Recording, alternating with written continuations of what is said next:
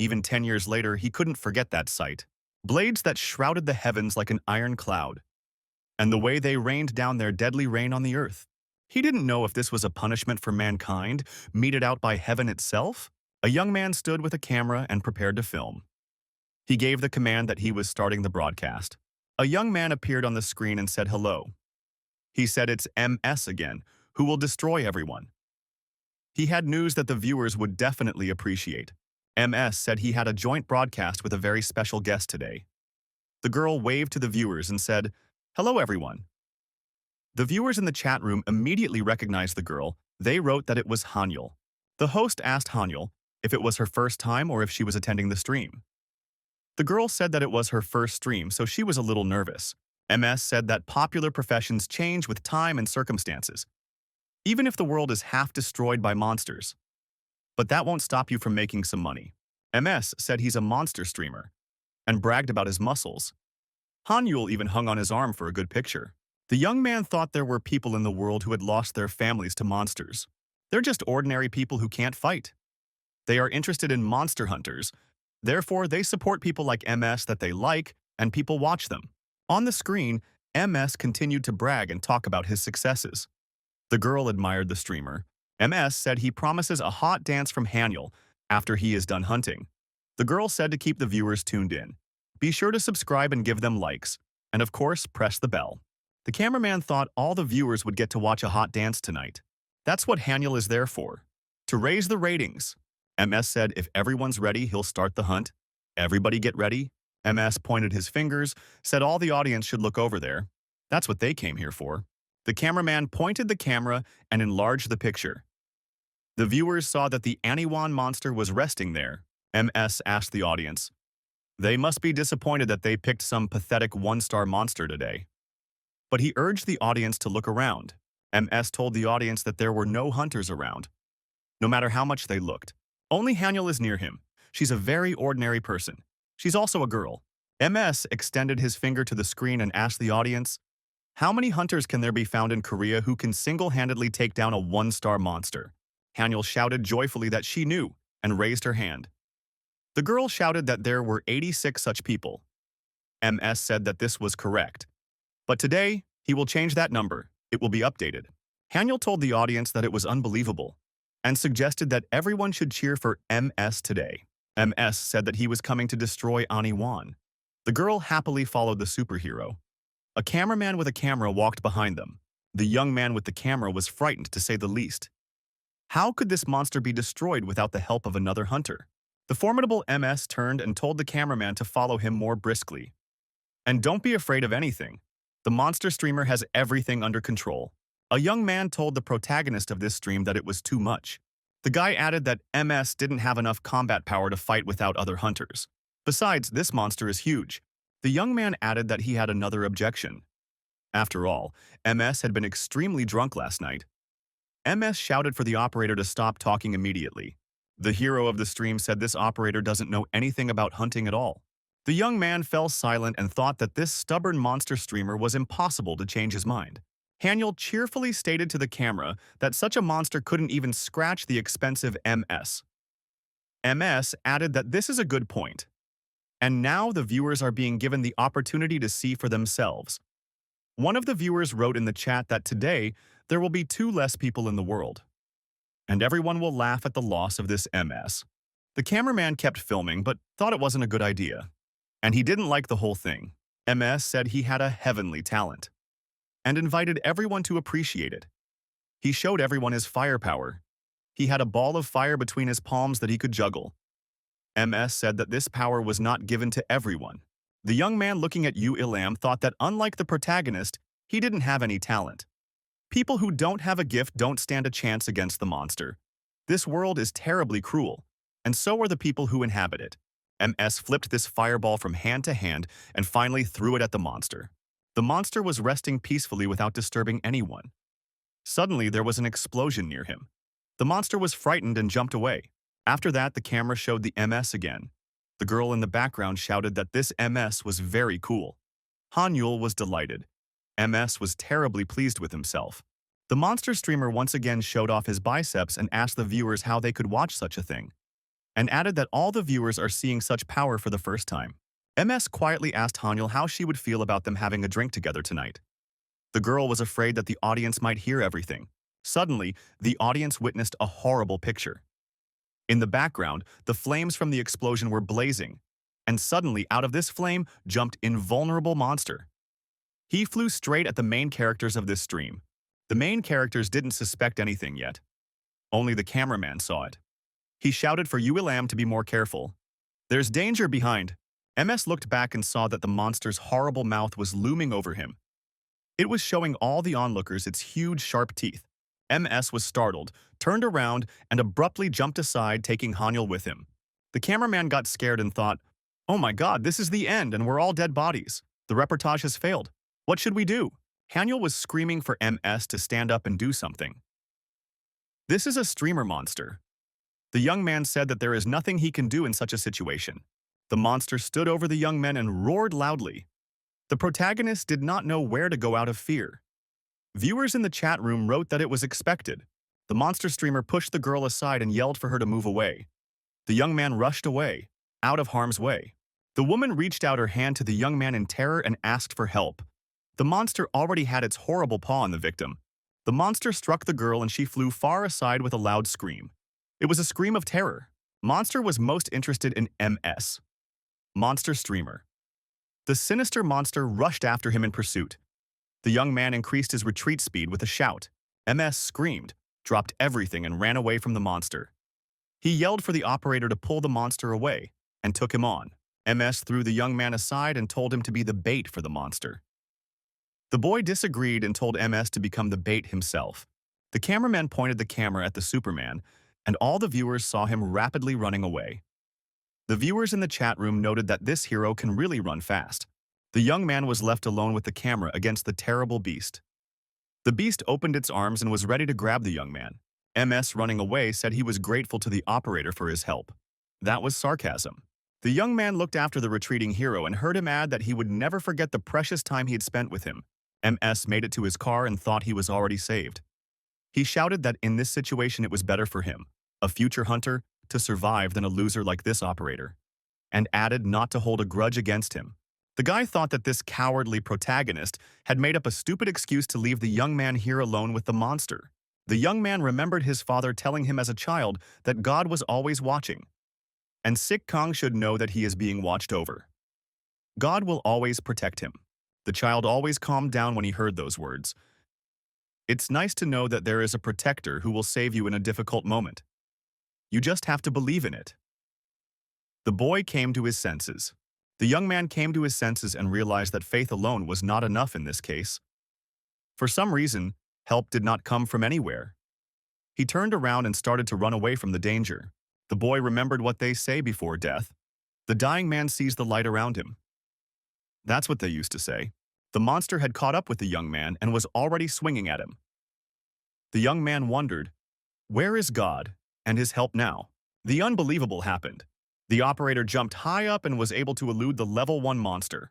The jump was so strong that the young man landed away from this monster. The boy didn't understand what was happening and how he had done it. The young man looked at his hand. Sik Kong saw that his hand was shining and couldn't understand what was wrong. There was an inscription on his palm that said, "God is very surprised." It was the young man's turn to be surprised. What do you mean God is surprised? The boy decided he was asleep. He couldn't explain what was happening any other way. The young man was brought to his senses and brought back to reality by the monster's roar. The danger was still near. The beast with burning demonic eyes looked around, searching for the young man who had disappeared. The guy hid behind a tree that was in close proximity to the monster. The young man thought that he wouldn't be able to anticipate the movement of this beast. Now was not the time to be distracted by anything. If the beast spotted him and struck him, he would not survive. A sign appeared in front of the young man's eyes. Someone wanted to continue watching with popcorn. The boy thought that God was watching all this with popcorn in such a situation. So God was just watching, seeing people die. Sik Kang was leaning against a tree with his backpack that was behind his back. He felt that there was something in the backpack. The young man removed the bag and examined its contents. There were a lot of weapons. Where could they have come from? He remembered that it was MS. He was the one who had given the young man his backpack to carry, and joked that he might need some support. The operator thought that Yu Ilam had at least taken care of him here. The beast continued its search for the man. Its eyes glittered in the darkness, and it was terribly aggressive. The boy decided that he could not die until he had dealt with this monster with his own hands. He jumped high above the monster and swung the shovel that was in his backpack. Sik Kang descended on the beast and shouted that the beast would get his now. The young man hit his opponent on the head with a shovel. There was no miracle. The beast remained unharmed. It became even angrier and growled louder. The operator did not know what to do next. Sik Kang decided that he had nothing to lose and shouted that he was ready to fight. The guy put his fists forward. The monster swung his paw at him, and the boy in his backpack flew off to the side. The forces were obviously not equal. Sik Kang didn't want to give up and started looking for some other way to overpower the huge opponent. Since the young man never had superpowers, he tried his best. He practiced every day to survive. At night he studied, mastering the strategies of a hunter. He processed a lot of useful information. A young man was running away from a monster. This is where he needed all his physical training. The monster screamed threateningly. The young man screamed in fear. A sign appeared before his eyes that a god was applauding him. The boy thought, what does applause have to do with it? Sik Kang didn't have time to think about hallucinations right now, and about those inscriptions in front of his eyes. Right now, he had to deal with this monster. He had to decide how to defeat it right away. The boy thought he had only one chance left. He couldn't escape from the beast. The young man stopped and turned around. He said they were going to play now. The guy had a spear that he took out of his backpack. He dodged the monster and ran around it from behind. He found a part of the monster's body that he could hit with the spear. The boy dodged and delivered a powerful penetrating blow to the part of the monster's body he had chosen to attack. 100% hit. The beast screamed in pain. Blood rushed in all directions. The beast had not expected such an action from his opponent. The boy saw that the beast was wounded, and he decided he couldn't miss the opportunity and had to keep going. So he swung again. The beast roared, spreading its front paws and intending to grab the young man. The boy struck another blow directly into the chest of his fearsome opponent. The gazes of the young man and the monstrous monster met. The young man had rage in his eyes. The monster had hatred in its burning eyes. Neither one was going to look away. The monster's blood rushed out from under the spear. The cameraman's camera was on the ground the whole time. He dropped it when he was retreating. The camera appeared to be on, and live viewers were watching what was happening. In the chat, they described the situation and could not believe that a simple cameraman coped with the monster. Is it really not a fake? The young man bent over the monster. He made sure it was a breathless body. The guy felt that he had no strength left. He had expended a lot of nerves and energy. Sik Kang lay down beside the monster on the grass and shouted, "I did it!" The boy couldn't believe this wasn't a dream. Was it really happening to him? In addition to this, the young man felt how, when his body recovered, the strength became much more. An inscription appeared in front of his eyes that the god was pleased with the result. New signs appeared. They said that the god had summoned another god, and now there are 2 spectators. God laughs. The spectators are added again, now there are 3. The Encyclopedia of Monsters lists it as an Aniwan giant ape. 1-star monster. A regular monster with the face of a monkey. Onlookers watching these events could not believe that this was available to the common man. The girl in front of the computer couldn't believe what she saw. She assumed it was a quality fake. I mean, that's impossible. All the viewers realized that the cameraman of this stream fought the 1-star monster and defeated him. The young people couldn't believe what was happening. Was it really serious? No one had ever thought of it before. Who is this guy? He's really not human. Sik Kang lay on the grass and thought that this should be put online immediately. The professional in him immediately woke up. This should definitely raise an incredible buzz because it's a phenomenon. The young man calmed down and picked up the camera. The young man saw that the camera was on and read the correspondence in the chat room. Everyone was crazy about this cameraman. The young man couldn't believe it. It was a jackpot. He had accomplished a feat, and everyone already knows about it. The viewers saw it live. The cameraman looked at the motionless monster with a bloody spear sticking out of it. Was all this really being broadcast live? The young man continued filming and showed the viewers the current situation. The guy looked that there were over 8,000 people online right now. That was 3 times the usual number. and it was definitely not a dream. The young man looked up, and a sign appeared in front of him that there were 3 spectators looking down on him from above. 3 gods. Sick Kang smiled. What gods can we talk about? No need to make him laugh. Were they also watching this streamer? The young man felt a surge of strength as the spectators increased. He was clearly getting stronger. The viewers were energizing him. I wondered what the chat rooms were saying about him and the night's incident. The young man looked at the camera and said hello to everyone. He said that the audience had already seen everything. No need for comments. Sick Kang thanked everyone for their support and good feedback. He said that he was happy about it. The young man said that he unfortunately won't be able to read all the comments right now because he's still busy, and added that ULAM left him here alone tonight. The young man thought that the rescue team should arrive soon. And the rescue team is also aware of what has happened. The guy thought that if it wasn't for the audience, he would have a much harder time now. ULAM, the coward, had already been detained in Seoul. This underdog embarrassed himself in front of the entire audience. And now he's in big trouble, because he shouldn't have legally provoked this monster on his own. Viewers in the chat asked the streamer, what happened to the girl? The guy remembered her and thought, how is Hanyul? The young man looked around and tried to find the place where the monster had pushed the girl away. He wanted to look for her. Sick Kang saw Hanyul lying motionless on the edge of the lawn. So he decided to check on her. Plaques appeared in front of the young man's eyes. The gods advised him to flee from there. The gods are concerned about his actions. The gods were asking him to stop. The boy thought that those who call themselves gods are no different from ordinary human spectators. The young man with the camera on approached the girl. The viewers noted that he was doing another noble deed. After all, he wants to check the well-being of Hanyul. Sick Kang approached the girl. He was a little tense. Reading the correspondence, the guy decided that people thought it was as if it was funny. It seemed to the young man that the current situation was not suitable for broadcasting. It was unethical. The guy thought, is the girl dead after the monster attack? There didn't seem to be any blood around. Plaques appeared in front of the young man's eyes. Some gods glared. Some gods are concerned. Some gods are excited. The lad couldn't understand what these reactions were. The young man thought that this girl was still alive after all. And that gave him hope. The boy heard a siren, looked around and realized that the rescue team had finally arrived. He decided that the next steps should be left to the rescuers. They're the experts. The cars stopped, and specialists in protective suits and masks quickly ran out of them. The commander told them to act according to the instructions in force. The older man walked up to the young man and asked if he was the hero everyone had seen in the streamer. The rescue chief shook the young man's hand and said, I'm glad you're safe. The rescuer was surprised that the young man had actually defeated the monster single-handedly. The young man replied that he was only lucky. He couldn't tell about the gods.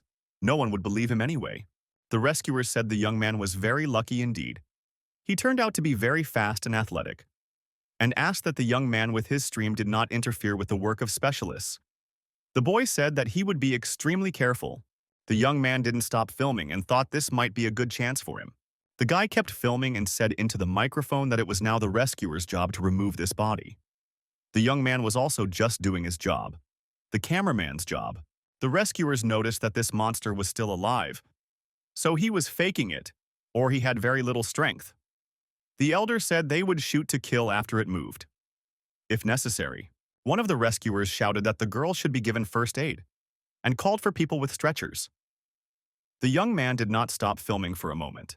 The young man saw that the number of spectators had increased, and for the new arrivals, he decided to make an explanation, to bring them up to speed. Sick Kang said that the main goal of the rescue team is to extract the core from the monster's body. It's not easy. This may explain why one of the rescue team was holding an electric saw. After the necessary procedures, the rescuer shouted out what he had found. They found a substance in the monster's body which is the source of the monster's power. The rescuer held a bloody saw in his hands. On it was the very crystal that was the target of these manipulations. If it was suddenly not removed, this monster would revive. Someone in the chat room asked, "What's wrong with the girl with Hanyul?"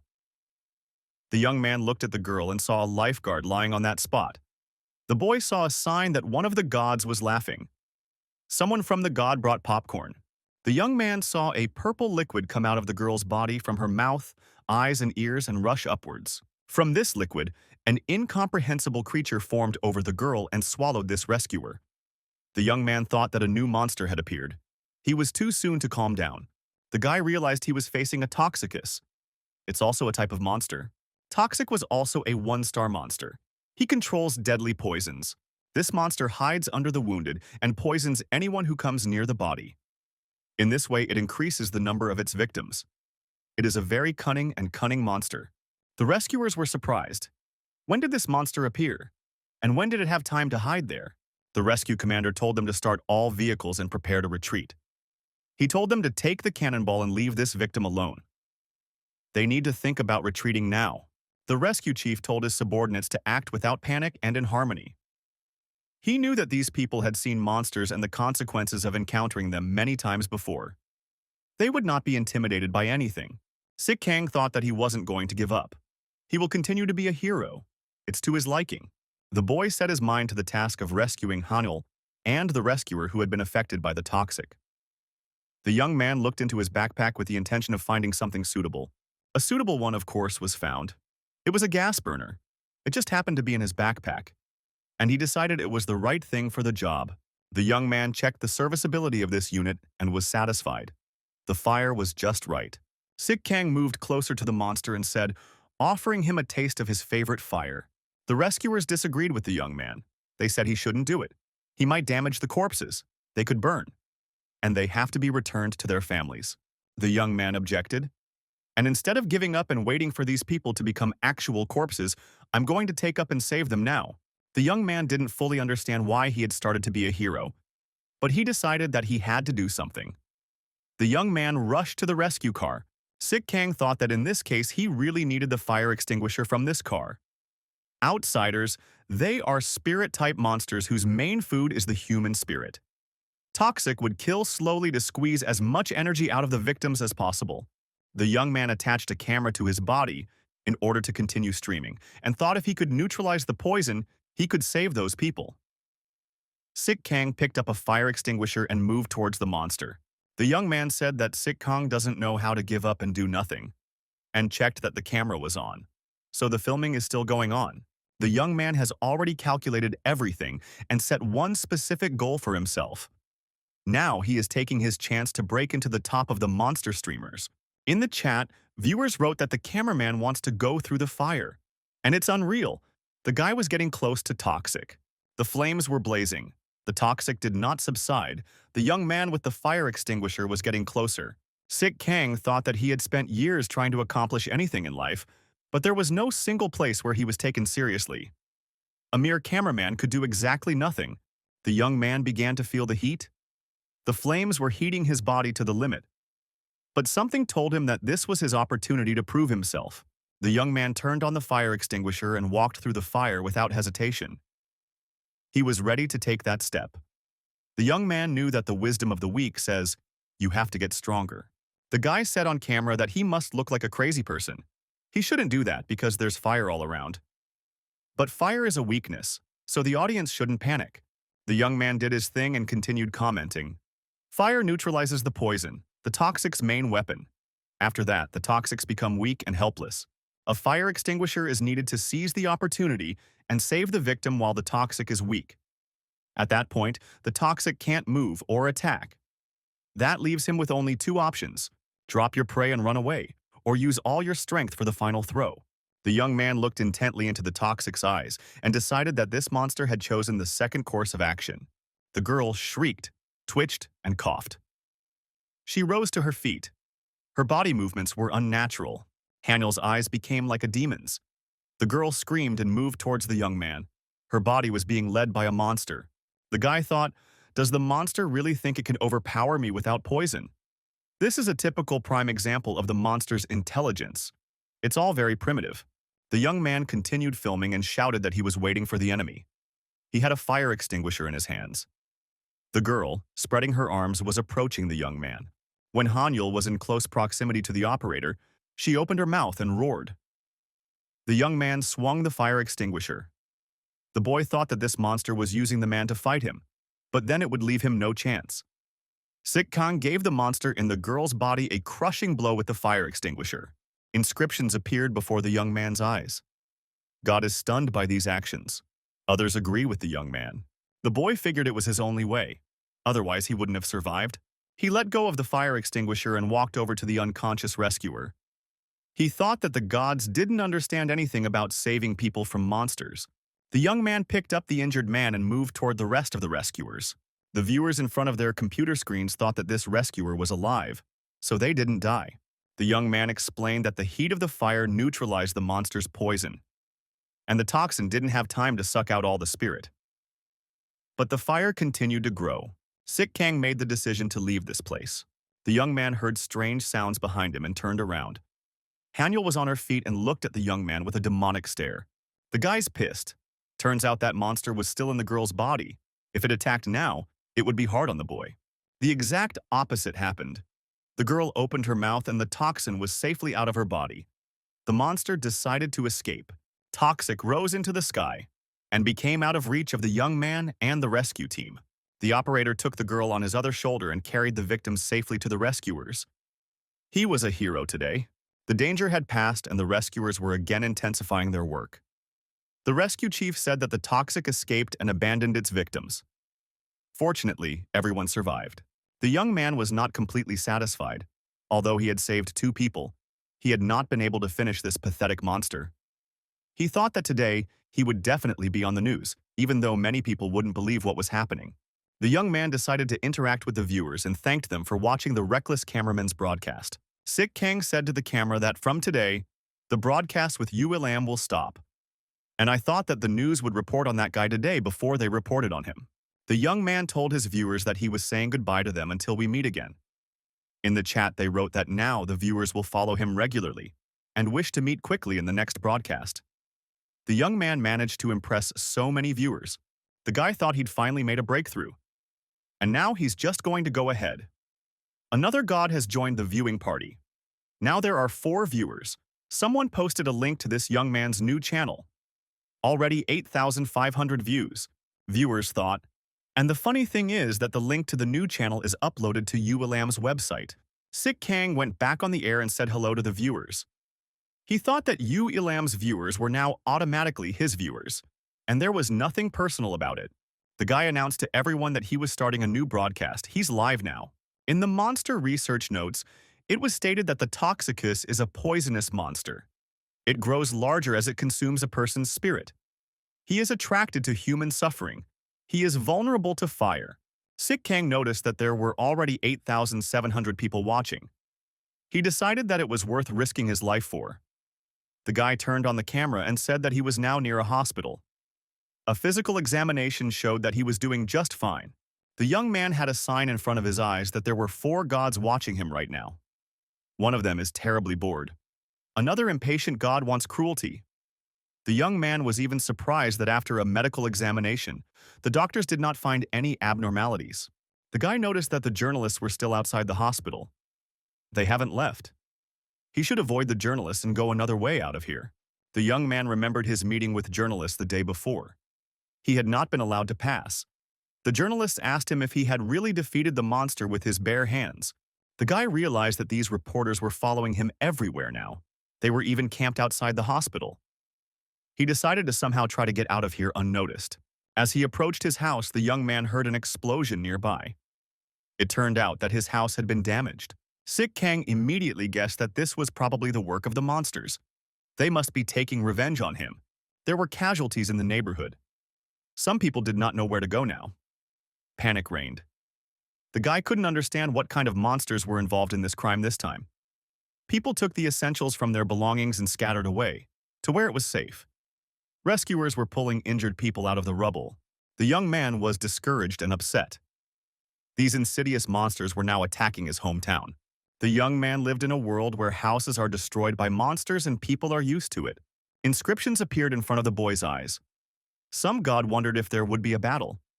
One god had passed out, and there were 3 spectators left. The guy wondered, what kind of spectators were these gods? It seemed strange to him. Sik Kang noticed a pattern. When the number of gods' spectators decreases, he feels that he loses his strength.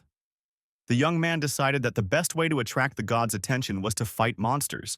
Siegfried killed the dragon and became immortal. Perseus defeated the Gorgon jellyfish. There are countless stories of heroes who defeated monsters with the help of some god. The young man wondered what would happen to him. What would divine surveillance of him lead to? The writings before his eyes appeared again. One god is irritated, one god is tired. The young man looked back. He heard a young man approaching him. He asked why the boy was sitting here. The stranger looked at the young man and recognized him. He said he was the cameraman in front of him. The stranger asked, was the monster streamer in front of him? The same one who took out Anya Wan. Sik Kang thought that just a few days ago, he was just a simple nameless cameraman. And today, Jung Sung Han himself, a famous streamer, recognized the young man. It was unusual. Jung Sung Han wasn't alone. He had a cameraman with him who was filming the streamer. The cameraman turned to his viewers and said that he had accidentally met a famous person who had recently been in the news. The young man said he was on a commercial break and asked the audience to stay tuned. Sik Kang thought he was a streamer to the core. Jung Sung Han asked the young man if he was willing to die just to catch monsters and get more views.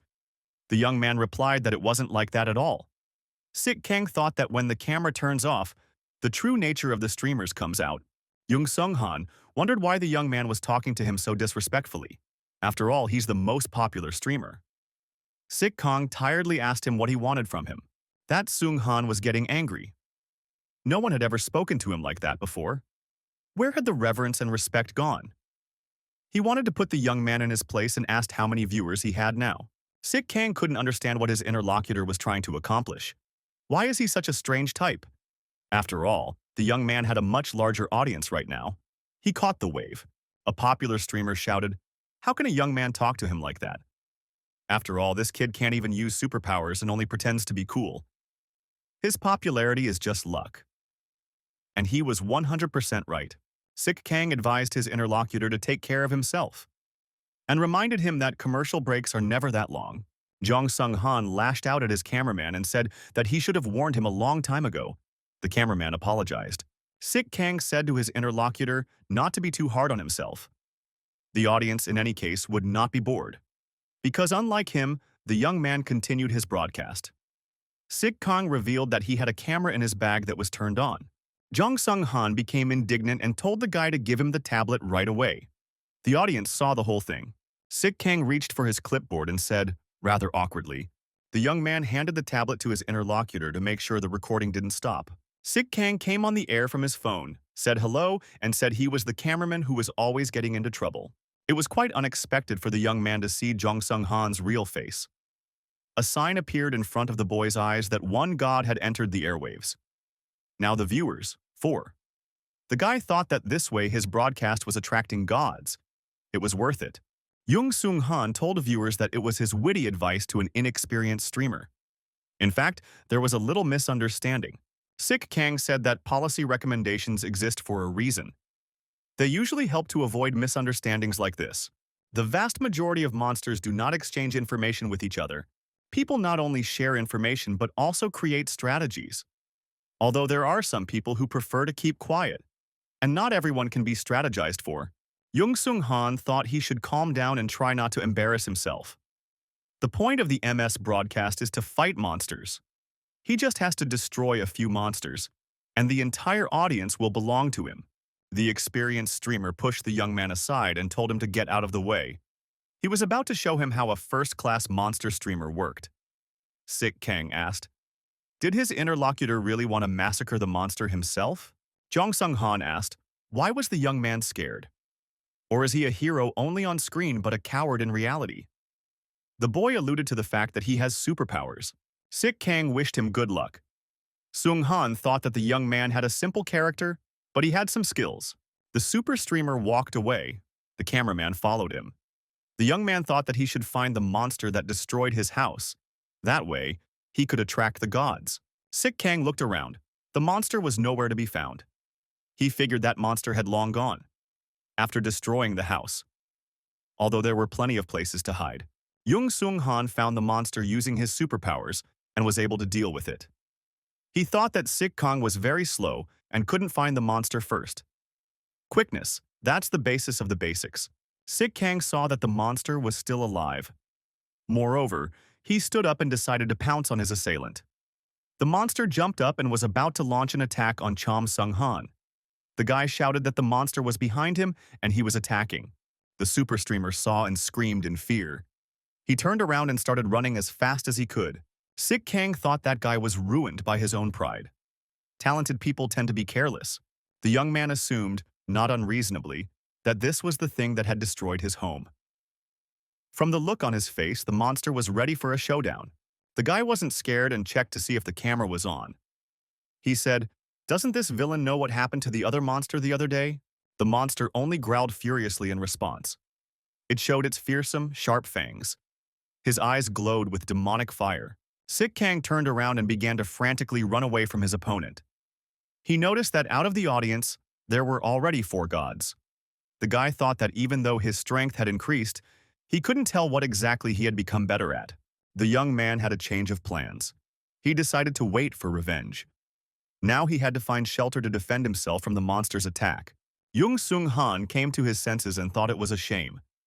He wondered where the monster and that young man had disappeared to. Super Streamer heard a loud roar and thought, what could it be? He thought it was a monster making such strange noises. The man ran to the church, assuming that this guy had gotten into a fight with the monster in that very room. Jong Sung-han shouted, if the young man was still alive, he should respond. And let me know about him. The man stepped closer, and a horrifying picture appeared in front of him. Near the wall was a monster that was bleeding. There were countless wounds on it, and its body was pierced by spears and a wooden cross. In front of the monster stood Sik Kang. The boy could not come to his senses and could not understand how he could have done it. Did God really help him? The young man remembered how it had happened. The monster had caught up and was about to destroy the boy. The beast stood on its hind legs and roared loudly. The guy dodged the monster and stabbed it in the eye with the deadly spear he always had on him. While the monster screamed and wriggled, the young man managed to hide behind a wall and realized that the monster had lost him. But that wasn't going to last long. There was something else to think of. The guy saw a wooden cross and thought, that's what he needed right now. The monster ape was twisting its head around and trying to spot the young man. The boy climbed the wall and dismounted the cross. He put both hands around it and lifted it up. The young man swung his cross and jumped on top of the monster, wanting to strike it down. Sik Kang shouted that this would be the end of the monster. After the young man stuck the cross into the monster's body, he stabbed the spears into the monster in several places, and the monster was finished. It was at this moment that Jung Sung-han discovered them. Sik Kang realized that this situation was to prove that his victories were not a fluke. They are the pattern of a confident young man. Jong Sung-han found nothing else to do but ask why the guy was using the cross. The young man ignored him and wandered on his phone. What was the audience's reaction? The super streamer shouted that he couldn't be ignored. Guy had read in the news feeds about the desperate story of an ordinary man without an ability. There was nothing more exciting than that. The young man told the camera that he managed to survive this time too. Sik Kang thought that it was easier for him this time, thanks to the increase in the god's audience. The young man said on camera that this all happened only because of the support of his favorite viewers. He offered to stay with him on air and follow the progress of the MS operator. In the chat, viewers wrote that they couldn't believe that the cameraman was a normal person. How is this possible? The young man's eyes were filled with inscriptions that the gods were interested in him. They were wondering if he had a plan.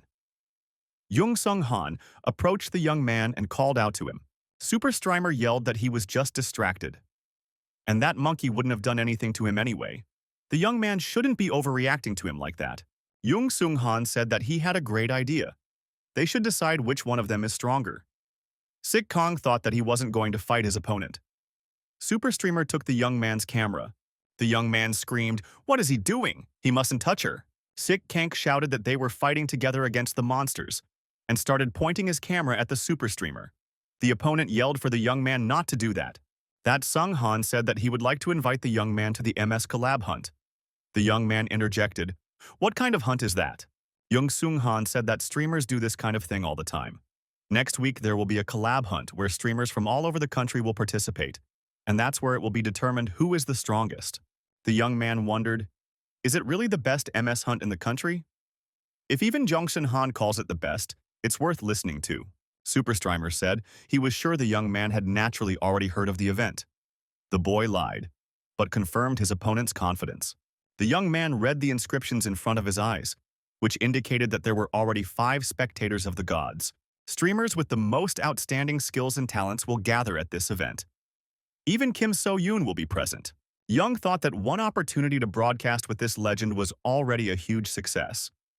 The young man said that he agreed. A young man moves along an abandoned road. He knows what he's after. The guy came to the agreed-upon place. It's the place that Jung Seon-han indicated. The young man approached the abandoned airport. It was the danger zone of the old airport terminal. Sik Kang remembered that he had been here as a child. The young man stood silently at the broken window and looked at the abandoned area. In front of him was a tent city and several airplanes. Near the tents were cars spread out. It was not a deserted area. Every now and then some people were moving between the tents. Suddenly, Yong Sung-han appeared and told the young man to follow him. The young man walked between the tents. Sik Kang looked inside and thought that there was some serious equipment in here. The young men approached the girl. Super Strimer apologized to his sister for being late. He said it was because of his co-worker. The girl said it's fine. It's not a big deal. Sik Kang noticed that this girl was floating in the air. The young man noted that this girl has a real superpower. Moreover, she uses this superpower in everyday life. It must take a monstrous amount of energy. She is clearly different from the rest of the MS. The girl turned to the young man and asked, "Is he just going to stare at her like that? And why doesn't he say hello?" From the first minutes, he behaves rudely. The young man apologized and said hello. The girl said she was Kim So-yoon's cameraman. She hoped that the young man wouldn't call her sister or goddess like a brainless person. The girl decided to cut to the chase and explained that this program lasts 3 days and 2 nights. If the guy thinks he can't handle it, it's better to let him go home now. Jung Sung-han wondered, why did it take so long? Sik Kang thought his interlocutor had already given up. The young man said he was fine with everything, and that was fine. He extended his hand to the girl to greet her. The young man said he won't let you down and can be counted on. The girl shook the young man's hand and said she hoped the young man wasn't throwing words around. The young man read the inscriptions in front of his eyes, the heart of one of the gods fluttering sweetly. One god is worried. One god is ready to wait. It's been 2 days. The young man thought that this girl was definitely different from Jong Sung-han. She has a professional approach to things and an elaborate schedule. The young man figured it was all because she'd had army training. The girl asked if Sik Kang wanted to become a soldier. The boy said he would think about the proposal. Kim So-yoon stated, she can make the young man work under her command. The boy thanked and said that he was more MS than a soldier. The girl was upset. She had expected that the young man might agree.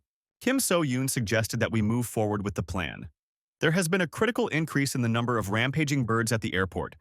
This situation has only recently begun to take dangerous proportions.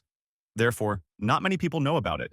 Jung Sung-han asked if she really wanted to monopolize the hunting grounds. The girl replied that she wasn't going to monopolize anything. Kim So-yoon added that the official announcement was delayed because a thorough investigation was required. Yoon decided that the investigation is now complete. The girl informed that there were about 100 buffalo now. Her team had been working non-stop all this time to find out if there were any more nasty surprises in the area. The young man thought that this girl's operator must be having a hard time. He mentally wished him luck. Sik Kang remembered that he too had to risk his life when Yu Ilam sent him on a scouting mission. The young man climbed the rocks all alone, looking for buffalo. And one day, he almost died. The budding streamer reminded the girl that bufflehead hunting is extremely dangerous. These monsters are very violent, and they express that rage to each other. The rampages themselves are essentially no different from an ordinary cow or buffalo. However, the more of them there are, the more difficult it is to deal with them. You have to get them to put a rampage on one bull and take the opportunity while they're exhausted to put a buff on them. This is why it is so difficult for people with no experience to deal with these animals. Jung Sung-han told his sister that it was better to destroy one buffalo after another with long-range attacks. The boy thought that a streamer without superpowers should sit tight. The girl said it was too slow. If they take out one buffalo at a time, other monsters will appear, and the situation will become more complicated. The opponent objected and said that he was Jung Sung-han. One shot, one less buffalo. The girl remarked that it would be difficult for Sik Kang to get involved in such a case. The young man thought they had made up their minds for him. They're going to use him as bait. The boy said it was okay. Kim So-yoon was evading the rampaging attack. Her great looks and hunting ability were her two main advantages. Viewers discussed MS Kim So-young's MS broadcast with interest, and noted that the MS operator is there too. It looks like they all joined together. The young man realized that it is impossible to hunt with the same strategy time after time. The guy thanked for his viewers for coming to watch his stream.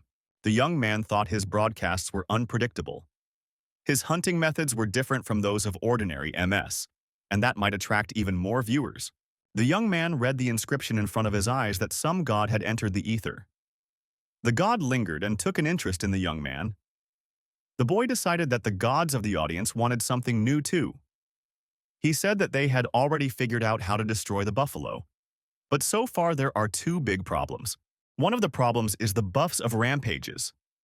A rampage cannot buff himself, but he can easily focus his rampage on another person. And after that, the herd can buff one individual at a time. There's no telling how powerful a monster with 100 buffs on it will be. Secondly, because of the recent territorial skirmish with another herd, they are constantly on guard. The young man decided to take the airplane door with him. As expected, his intuition did not fail him. The young man asked his viewers if they were ready to join the hunt with the desperate MS cameraman. MS Kim, So Yoon, and Jong Sung Han, experienced hunters, veterans among veterans. They are excellent at their jobs. Instead of worrying about them, the young man suggested worrying about their MS operator. The guy was using the airplane door for a specific task. He had enough strength to move it with him. The monster increased in size, and the experienced streamers acting in concert attacked it effectively. Their operators showed marvels of courage and bravery. The young man decided to tell his subscribers about why he took this big door with him. The guy promised an invention surprise to the one who would be the first to guess the purpose of this thing. Sik Kang looked at his phone and noticed that the chat room was running at breakneck speed. He had to be on time, so he wouldn't miss the first one. The young man said he already has a winner. The correct answer is camouflage. The first answer was the polka dot princess. The young man said he would send the girl a buffalo horn as a present. If she survived, the herd put buffs on one buffalo, and all the others rest behind him. Anatomically, buffleheads are built in such a way that they are always looking at the ground. Because of this, they develop astigmatism. If you cover your body and approach it from the front, it will mistake the hunter for part of the landscape. A one-star monster. It's about the size of a small bus. But only because of the buff, in reality, it's just a big buffalo. The boy decided that if he could handle the monkey, he could handle the cow. He jumped high above the animal. The young man delivered a mighty blow with his camouflage door on this fearless poor animal. But that blow didn't kill it. It only broke its horns. The boy thought that, although it has not been scientifically proven yet, the modern high-tech weapons of mankind are powerless against the core. Only such direct attacks and the hunter's superpowers could destroy the core. This method is barbaric, but very effective. The animal was struck, and the core was removed. The chat room said that camouflage is a new kind of weapon. In fact, the situation was not going well. The MS operator only knocked out one rampage, and the two MS streamers are about to run out of steam. Their key is the strength of Kim So-yoon and Jung Sung-han. If the young man's co-workers retreated from fatigue, the buffalo would definitely trample him. So the young man decided that he had to hurry. The boy reads that some god is annoyed. Another god asks if the young man is weak to fight all the buffalo at once. Some gods suggest that the young man is too weak. The boy became nervous. He didn't want to lose his audience. He has to come up with a new strategy. The young man read that some god was making a big decision. After that, there was a message that the young man had received a donation. The guy wondered, what kind of donation are we talking about? It had never happened before. Viewers on the air saw a shovel appear in the hands of a young man. Was that shovel inside the monster the whole time? It looks like a cheap sci-fi movie. Sik Kang held this shovel with both hands.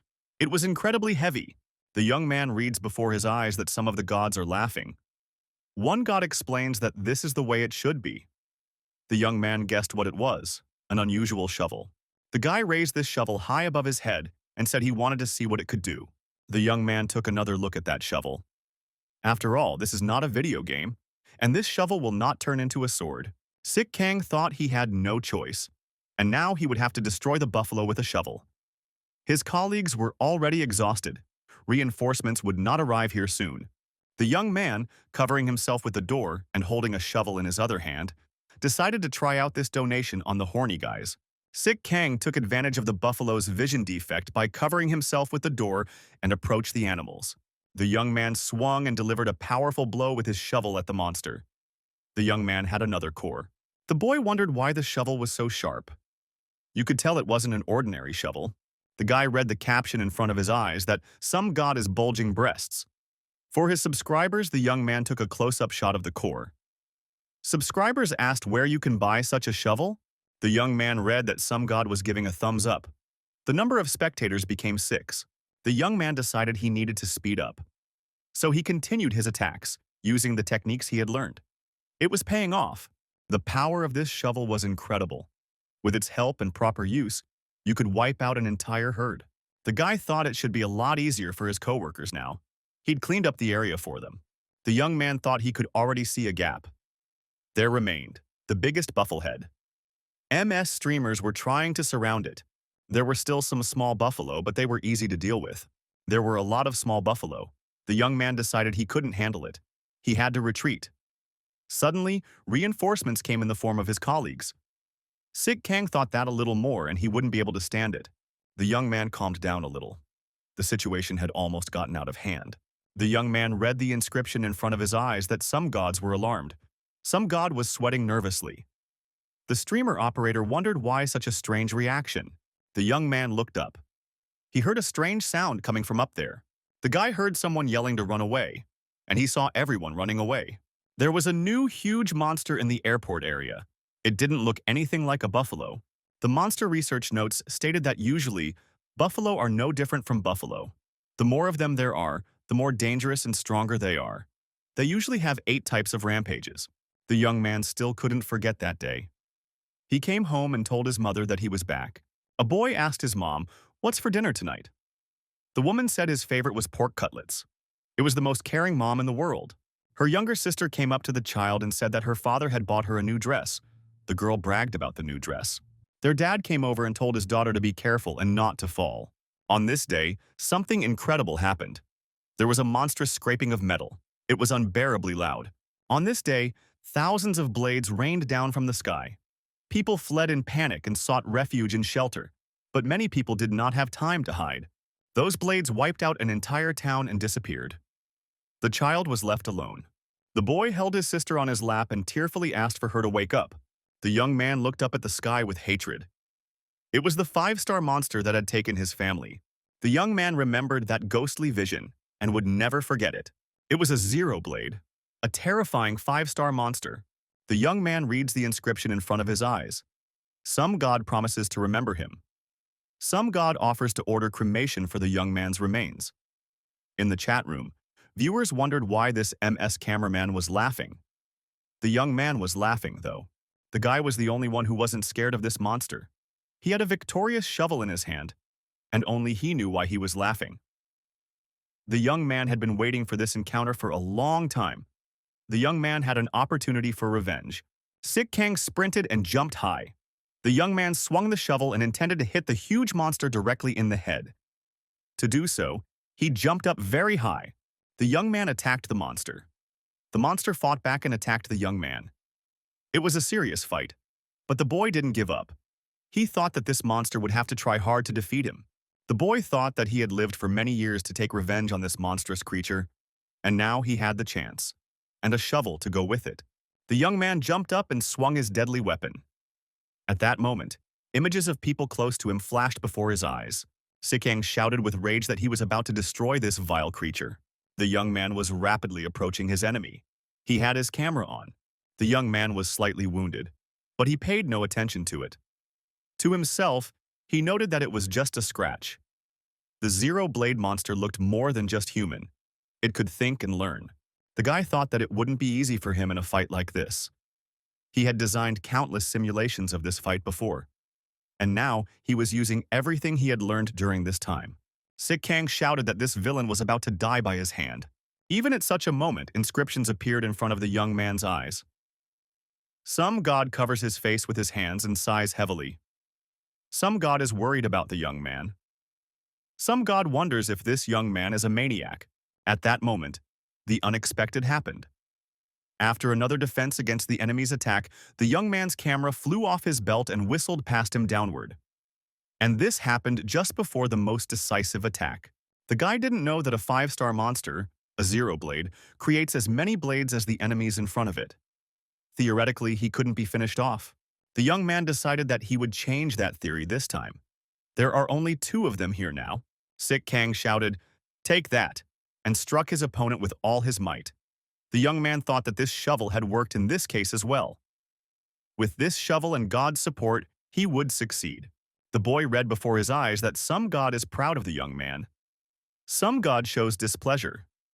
The young man screamed with all his might. The monster began to retreat. The young man was not satisfied with this. The MS operator shouted for the cowardly monster to stop. The spectators in front of the monitors couldn't believe what was happening. Is the Zero Blade really escaping? Surely this is not a fake. The young man continued to run after the monster and shouted for it to stop immediately. Was the 5-star monster really retreating from him? The monster that had killed so many people. Right now, it was running away. The monster scurried away to a safe distance, stopped, and turned around to face the young man. The monster had once again decided to take the fight to him. The young man thought that he would finally be able to deal with this beast. The boy was very surprised when he saw that another opponent had appeared in front of the monster. The young man shouted, "What is he doing?" Jung Sung Han said that he too has the right to fight that monster. Jung Sung Han started to use his superpowers and threw lightning bolts at that monster, and offered the opponent to taste them. Sik Kang realized that his plan was going sideways. Now the monster is fighting 2 opponents at once, and he can produce more blades. The guy thought that if this villain increased the number of blades, he would be much harder to defeat. The young man had no choice and began to deflect the blades flying at him. It was the only right thing to do in this case. The young man saw a huge bolt of lightning in the sky, and he realized that it didn't happen the way he planned. The monster had escaped. Jong Sung Han told his followers, looking directly into the camera, "Did he really mess this up?" Viewers wrote that he was brainless and stupid. The guy said regretfully he'd counted on them working together. The young man with the shovel was very angry with his colleague. He'd been planning this for years, and this brainless guy had ruined it. Jung Sung Han shouted in fear that the young man would succeed next time. Streamer excused himself and said he really didn't mean to, offered some kind of compensation. Sik Kang steps in and lands a left hook to the body. Streamer fell over. The young man cursed menacingly at him. He thought it was a good thing he hadn't hit it with a shovel. Guy read the inscription in front of his eyes. Some god disappointed. Another god joined the broadcast. There were already 11 viewers present. The young man was in a hospital bed. The guy had expected to meet this monster since he was a kid, but he didn't think it would happen so quickly. Apparently, he wasn't very strong. Sik Kang knew that this shovel would definitely help him deal with the monster in the future. The young man remembered the past fight and decided that he would definitely destroy this beast in the future. The young man pulled himself away from his thoughts and looked out the window.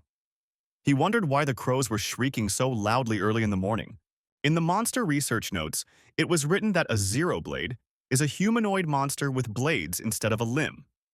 The number of blades increases with the number of opponents. There is no limit to the number of blades.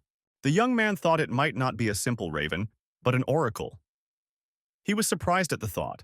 There are 2 types of monsters in the world. One type is the dangerous monsters. The other type is the harmless monsters. The second type is not particularly interested in humans, so these monsters are called harmless monsters. One of the harmless monsters is the oracle. It is a fortune-telling monster that reads the fate of an area. The cry of the left head marks trouble, and the right prosperity. People observing this oracle have noted that the right head screams for happiness. A young man read the signs that some god is bored. Some god is not happy. The young man thought that these gods act like ordinary people. The young man remembered and worried. What happened to his equipment? It's his tool of production, his parental capital. The guy looked in the closet and saw that everything was there, and he said it was his favorite. The young man decided to check on the internet to see what had happened while he was being diagnosed here. Sik Kang read that the Zero Blade had escaped to the south. This monster no longer existed in their region. This monster is not notorious for nothing. It destroys hunters on the spot. A simple cameraman's battle with this monster. This monster escaped in the middle of the battle. Zero Blade, it's still a monster that mankind can't defeat. The boy thought that without the help of the gods, he'd probably die, without accomplishing anything. The situation became much more complicated when Jungsun Han got involved in this battle. But even without him, the young man would probably have lost. The young man was glad at least that he had survived a direct confrontation with an invincible monster. The guy thought he wasn't hurt too badly after that collision. Sik Kang jumped up in fright. He was curious about where his battle shovel was now. It was an incredibly valuable artifact. The young man looked around and saw that his shovel was nowhere to be found. This made him extremely upset. The boy read the tablets in front of his eyes. Some gods took offense. Some gods suggested that the young man look for a shovel himself. The boy thought that there would be no easy solution yet. Sik Kang decided to have a change of scenery. A young man started the stream and said hello to the audience. He reminded that he is an MS operator. The young man noticed that he was already collecting donations, and that seemed to him like a rough start. The MS operator said that subscribers seemed to have a lot of questions. He said he would now answer the most frequent ones. The young man had no superpowers. The reason why he was able to go into battle alone with a zero blade was because he had been living for this day all along. He wanted revenge. The young man calmly and coolly told the audience his past and what helped him to endure and live on. The young man wasn't the only one who had lost loved ones to monsters. That's why he didn't give up. Guy urged all who see and hear him to never give up hope. The young man told the camera that he was a normal person like everyone else. If it worked for him, it meant that it would work for everyone. Some god asked if the young man had a conscience. Some god called the young man an actor. The boy didn't talk about the situation with God. No one would believe him anyway. The door to the room opened and the man said the young man dared not call himself normal. A doctor entered the room and apologized for interrupting the broadcast. The young man thought that the doctors had found something in his body after all. The intervention of the gods had made some kind of change. The doctor repeated and said that the young man was definitely unusual. How can you call a man who rushes at a monster with only a shovel ordinary? The doctor stated that there was nothing wrong with the young man's body. The young man is highly trained, but he has no superpowers. The doctor kept broadcasting to the camera and said that they were now in a special monster disease hospital. Sik Kang didn't understand what was happening. Doctor continued, "The clinic takes excellent care of patients, thanks to 15 years of experience, great equipment and friendly staff." The doctor stopped and said, "I think he was overreacting." But he didn't just say that. The doctor said off camera, "The young man is fine, and now he can talk to him seriously." A lot of people want to give the young man an autopsy. The boy is scared. What kind of autopsy are we talking about? The doctor stated that this should not be allowed to go unchecked. While the young man was asleep, the clinic ran some tests. The results showed that he was a normal person. But the people in the government don't believe it. The young man reads the inscription in front of his eyes. Some god is displeased. Some god suggest that the young man do away with the doctor. Sik Kang asked the doctor if he knew where his shovel had gone. The doctor replied that the government was curious about the object, so the shovel was sent to the lab. The young man snapped back. This government never changes. Instead of rewarding him, they took away his shovel. The doctor was just leaving. He stopped for a moment and said he had something else. The man said they did find something unusual with the young man after all. The kids alert, "What are you talking about? He's clean." The doctor tossed the young man a box and said it was all here. The doctor explained that it is a recycled core. The core can be called the foundation of the monster. People who can resonate with it and extract energy from it are called superhumans. The guy remembered that he had been tested for this when he was a kid. The results showed that he was a normal person. Each person has a monster core suitable for them. People can only use the power of one type of core. If the core type doesn't fit, the superhuman can't use their superpowers. Each person knows what kind of nucleus suits him. But Sik Kang didn't fit any of the known types of nuclei. In other words, the core of a monster that hasn't been destroyed yet might be suitable for a young man, the doctor added. Now the young man was intrigued. Doesn't the young man want to become a superhuman? After all, he did want to avenge his family. Superpowers are just one way to take down a monster, and they don't always work. Sik Kang thought it was time for him to check out of the clinic. The doctor confirmed that since the young man is absolutely healthy, he can go for discharge. but he would have to come back in a month for a second examination. The doctor promised to check all the databases in the world. But to find the young man a suitable core, Sik Kang asked, "Why is the doctor so insistent on this?" The man replied that the young man had incredible hidden potential. If he could get superpowers, that would be great. Wouldn't the boy be interested in that? The doctor was disappointed. What had happened to the youthful romanticism of a young man of his age? The doctor saw a shovel standing in the room and asked if this was not the shovel the young man was looking for. And how could it be here? The young man saw his shovel and thought that it hadn't been there a second ago. Inscriptions floated before his eyes. Some god shrugging his shoulders. Some god telling me to be more careful next time. A new god appeared. Now there are 12 spectators. The young man dressed, threw his shovel on his shoulder, said goodbye to the doctor, and said he would be in a month. Korean branch of the Monster Study Association. The Monster Research Association is an international organization created by mankind to confront monsters. This is where the young man was headed. The young man used to come here often when he was just an operator. Usually after battles, there are spoils left over that can be recycled and used for domestic purposes. Such items included bones, hides, and skins that were used as equipment for hunters. Even monster meat could be edible and used to make food. There has always been good money to be made from destroyed monsters. If you're creative. Sik Kang walked up to the girl cameraman and said that he came here to collect his reward. The girl said out loud, "Is this really an MS operator?" Many of those present heard this and looked back at the young man. Everyone was interested in this young man, but a lot of people commented that he was kind of puny. Wasn't that a fake? The guy said it was him, a normal usually operator. The girl smiled and asked how she could help such a famous young man. Sik Kang said that he would like to receive payment for the monsters he destroyed on the recent hunt. The girl asked him to wait for a while. She will organize everything now. The guy was reading a message in the air. Some god is terribly bored right now. Some god is asking to be quick. The young man realized that he needed money to live. There is no way without it. One of the visitors to the association put a hand on the young man's shoulder and told him to look back and look at him. The boy replied that he was busy right now. The young men were outraged and couldn't believe that this young man had frightened the Zero Blade. This is a clear deception. Sik Kang didn't react, but thought that these people were already annoying him.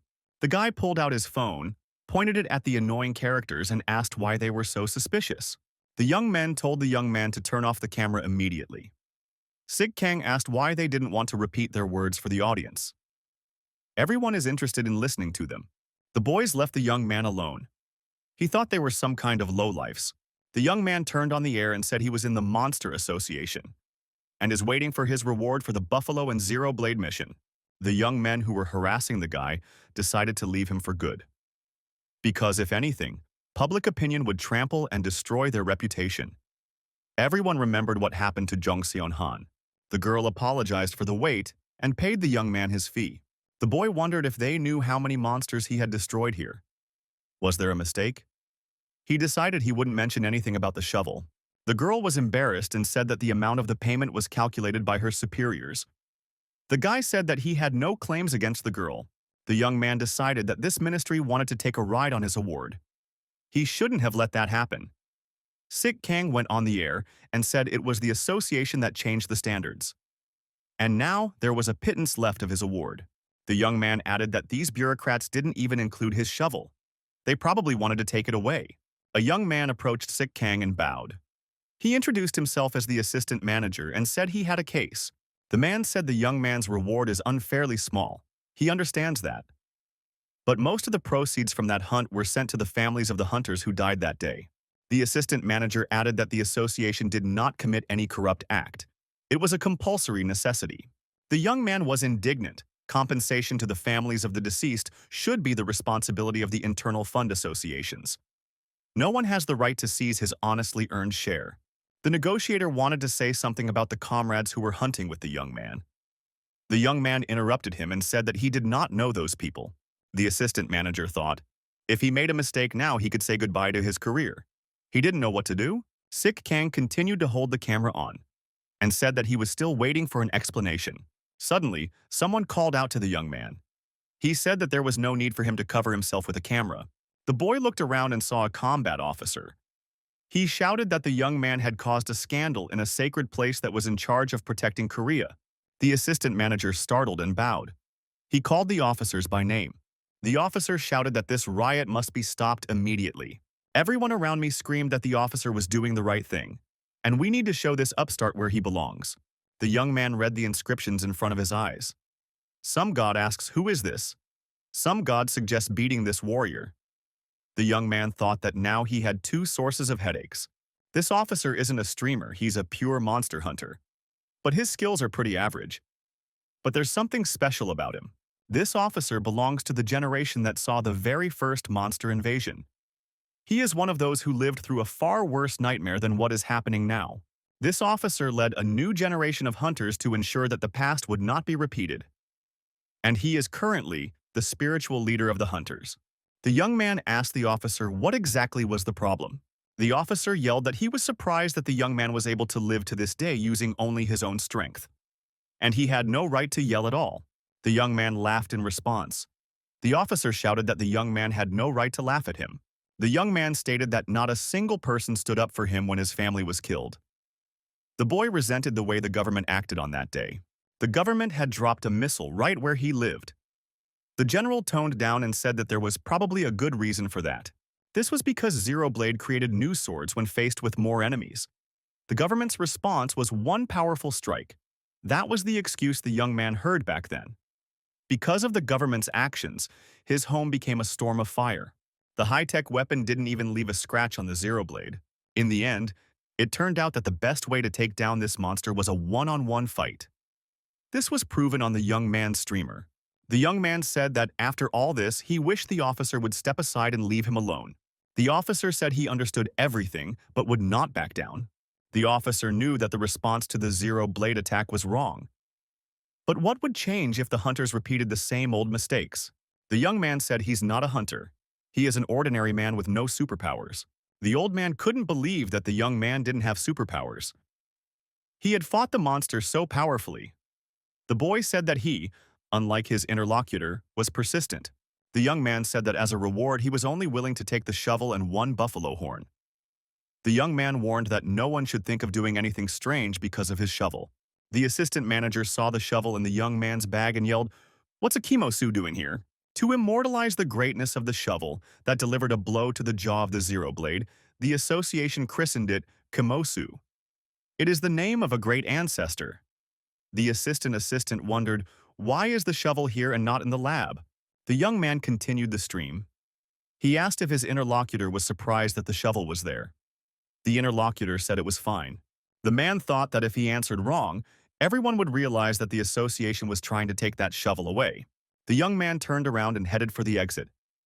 The assistant manager, having talked to his boss on the phone, asked the young man to wait. The man said the manager wanted to meet the young man in person. The young man would receive his reward in full. The boy replied that he did not have time to wait. The young man read the inscriptions before his eyes, the gods wondering when the adventure would begin. The young man saw Yu-Il-Am walking towards him. Streamer walked with a determined stride and called the young man by name. The MS operator noted for himself that the appearance of this young man could make his stream even more interesting. The young men stood on the lawn facing each other. Yu-Il-Am said he would never believe it. The man continued. There could be no such thing as his rogue operator, scaring off a Zero Blade.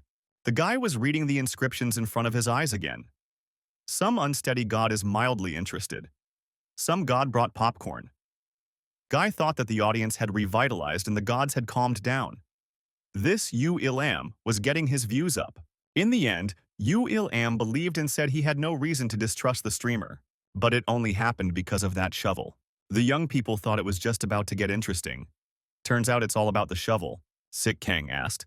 Who had any questions for his shovel? The young man turned to his opponent. Had he really come here just for that? The young man menacingly held the shovel in his hands and asked why this rascal needed to come here to say just a few words. Yu-Il-Am couldn't understand what had happened to his cameraman. Why was he scaring him?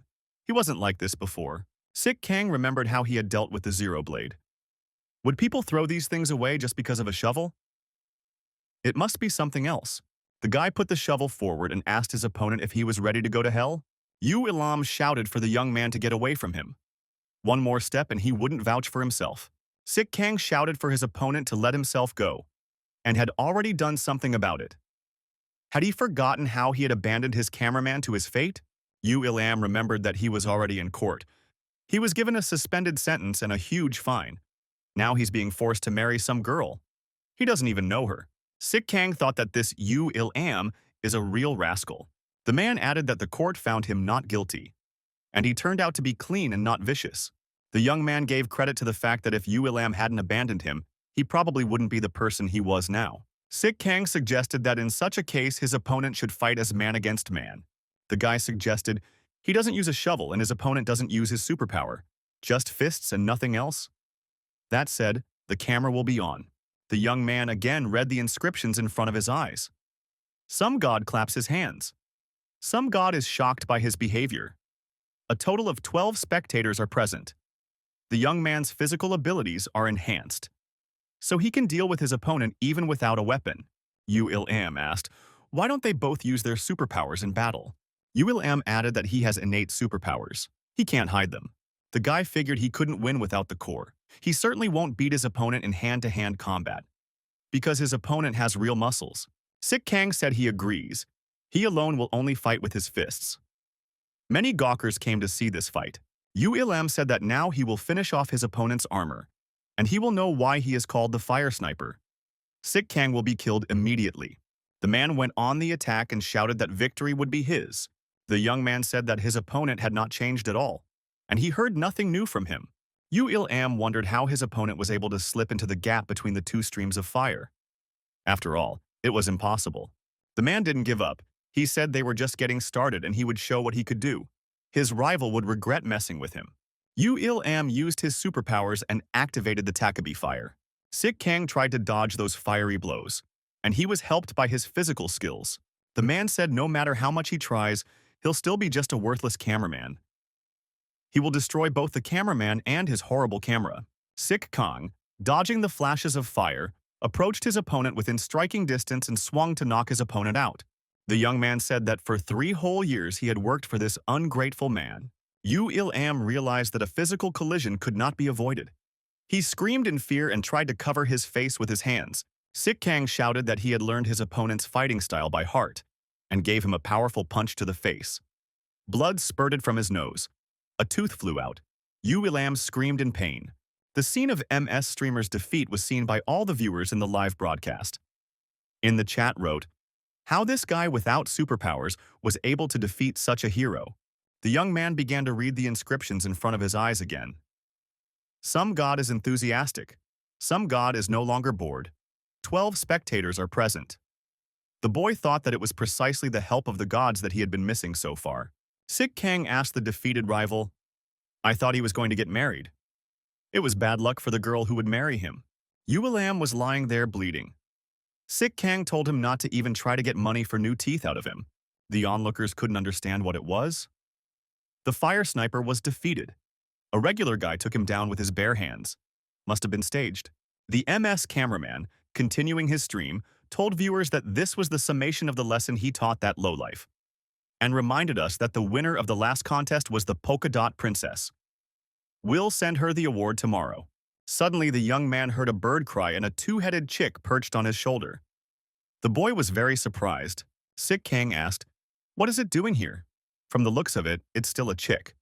The viewers in the chat room wrote that it's a monster that can predict. It's the oracle. The young man thought it meant nothing less than good luck. Something good was definitely waiting for him. Sik Kang decided to keep the chick about him. This bird is much cuter than the picky gods. Besides, she's never wrong.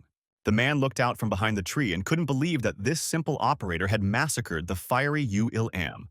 The unusual young man has even befriended a monster. Now, the oracle is his friend. The man thought, you can't just stand there and stare at him like that. This young man must be apprehended immediately.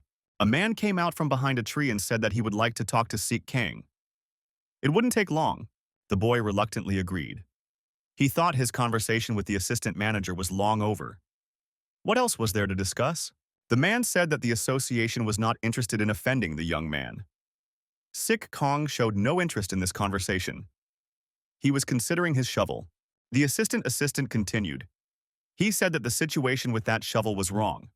The culprit has already been severely reprimanded, and the association apologizes. The young man said that this whole conversation, a waste of time. The man did not stop and asked the young man not to leave. He tried to stop him by any means possible. The man said he was aware the young man was having housing problems. He sleeps in the bathrooms of spas. As an apology, the association could offer the young man a place to live. The man asked if the association knows how much money he makes. The young man wanted only one thing from the association. It was a buffalo horn. He needed to send this horn to the winner from the streamer, the polka dot princess. The man said the association could help the young man. The boy stated that he is not chasing money. A large fortune will not help him defeat a zero blade. The assistant manager did not stop talking. He said that he understood his interlocutor quite well. But the association wanted to help the young man. The man asked Sik Kang to accept at least a house as a token of gratitude. The association doesn't ask for anything in return. One head of the monster cartured. The boy thought it was the head responsible for the bad predictions. The oracle senses something bad from the association's proposed house. It seemed to the young man that the oracle was only predicting events that would happen in the near future. The guy thought to himself, what bad thing could happen in the near future? In the monster research notes, it was stated that the oracle foreshadows upcoming events. It looks like an ordinary raven, but with two heads. The oracle's predictions are accurate. The right head screams, a good omen, and vice versa. Hunting them is forbidden. Sik Kang thought that he was tired of getting into trouble all the time. He needed to get out of here as soon as possible. The young man decided to stay away from here. The young man was attracted by a noise from above. He raised his head. Some horrible feathered raptors appeared from above. What kind of monsters are these? The young man thought. When one of the raptors descended lower, Sik Kang looked at it. It was a pigwing. The security guards were yelling for everyone to hide in the shelter faster. The guy wondered if the Monster Association was sufficiently protected from the attack of various monsters. The young man noticed how everyone was running away from these monsters. No one tried to fight them. Some people suffered. The monsters grabbed them with their sharp-clawed paws and carried them into the sky. But unfortunately, most of the hunters were now outside the city. Sik Kang thought that it could be quite dangerous without these hunters even in the association. People were screaming as they tried to take cover from the airborne danger. Association command ordered the door to be closed immediately. And no one was to be let in. Everyone was only concerned about their own safety, so they left all these people here to die. The people demanded that the doors be opened and they be rescued. There was fear and terror in the eyes of the unfortunates. The young man thought that nothing changes in this world. It was good that he had a shovel with him. The young man's attention was caught by the horrible scream of a lonely girl. She did not know how to escape from these monsters. The girl was lying on the ground, screaming for someone to come to her aid. One of the pigwings noticed the victim and started diving straight at her. Suddenly, Sik Kang, who had arrived just in time, dealt a stunning blow to the pigwing and saved the girl from imminent death. The stranger recognized the young man and asked if he was the MS operator, and thanked the guy for saving her. The young man said that there was no need for gratitude, and it was urgent to leave the place. The guy, knowing that the association gate was closed, said that it was not safe near the shelter now. He told the girl to retreat to the forest. He grabbed a shovel and prepared to fend off the monsters. The young man did not forget about the camera, which was on his shoulder.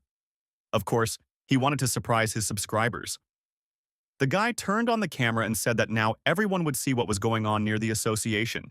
The young man stated that the second part of today's stream begins. And so that the viewers do not forget about the likes. Close-up showed his subscribers a powerful tool, an invincible shovel. He is an ordinary MS operator who fights for the lives of ordinary people. The inscriptions appeared in front of the young man again. Some god got confused. Some god pulled out the popcorn. Some other god peeked into the stream. All in all, 13 viewers. The guy reminded his subscribers that they could like, comment, and press the bell. Sik Kang pushed back hard and jumped high up to strike the monster in its territory. This the young man succeeded. He was rapidly approaching the nearest pigwing. The young man delivered a crushing blow to the feathered predator with his exceptional shovel. The young man noticed that the clouds above him were thickening. A huge pack of pigwings is trying to attack him. Even he can't cope with so many monsters. On closer inspection, the guy thought that each of these pigwings was the size of an elephant. It would be difficult to deal with each one at a time. Sik Kang decided to take a different approach and find a weakness in these predators. Pigwings feed on waste and can smell odors even from high altitudes. We should try to use that to our advantage. The young man was not afraid of so many monsters and boldly met them with a shovel in his hands. The boy decided to resort to trickery. He thought that if he could cut off at least one paw from each of the pigwings, it would make his job much easier. With the nearest pigwing, the young man did just that. The boy thought it was incredible. It is very easy to chop the bones of pigwings with a shovel. The heavy bodies of these monsters maintain their balance thanks to their massive paws. If you take away their support and balance, they are much easier to neutralize. Kang thought that the pigwings should take some time to recover, and that would be to his advantage. A sedentary pigwing posed no danger. The young man, wielding his shovel, struck one predator after another. The boy thought he needed to keep up the pace. The live viewers saw how the severed legs of the feathered birds flew. Everyone wondered how this young man could achieve his goal so easily. Kang noticed that the oracle's left head cocked its head. This foreshadowed some sort of threat. The young man abruptly changed the trajectory of his movement, and it was not in vain. Immediately, a huge monster flew in front of him. It was of unimaginable size. The boy thought it was incredibly accurate. The oracle saved him this time. The young man thanked the bird for its help. Something caught the young man's attention. He was no longer expecting to see it. Kang thought that Am had long since escaped. However, this man, spewing flames, waved away the predators and shouted for them to get away. The young man continued to read the inscriptions in front of his eyes. Some god is smirking. Some kind of god is interested in continuing. The young man thought it was strange that there were so many monsters circling around Am. The young man had a hunch. Maybe the predators, who love garbage dumps, appreciated the smell of this garbage. The young man shouted that even the pigwings realized the first-class shit in front of them. Am only shouted and asked for help. The guy pointed the camera at a struggling Am. The viewers heard him asking for help. Kang thought he had an idea. The boy bent down and took in his hand a handful of earth and stones. The young man threw these stones with great force, and they hit the raptors. The raptors were startled. The pigwings were frightened and decided to leave their victim alone. The man could not believe his salvation. Am cried out. Had he really been saved by Kang? Am turned around and ducked. He thought he had a chance to reach the shelter now. He didn't understand why the young man had helped him. The association behind closed doors couldn't figure out what they should do with this streamer. Why was he approaching them? The man replied that the door should be opened immediately. He was told there was no room. He would have to find another shelter. And he's a very provocative person. A man from hiding looking out the window shouted for Am to be more careful. There's danger behind. The boy looked around and saw a flock of pigwings dive right at him. It was indeed a real danger. Kang thought that he was right.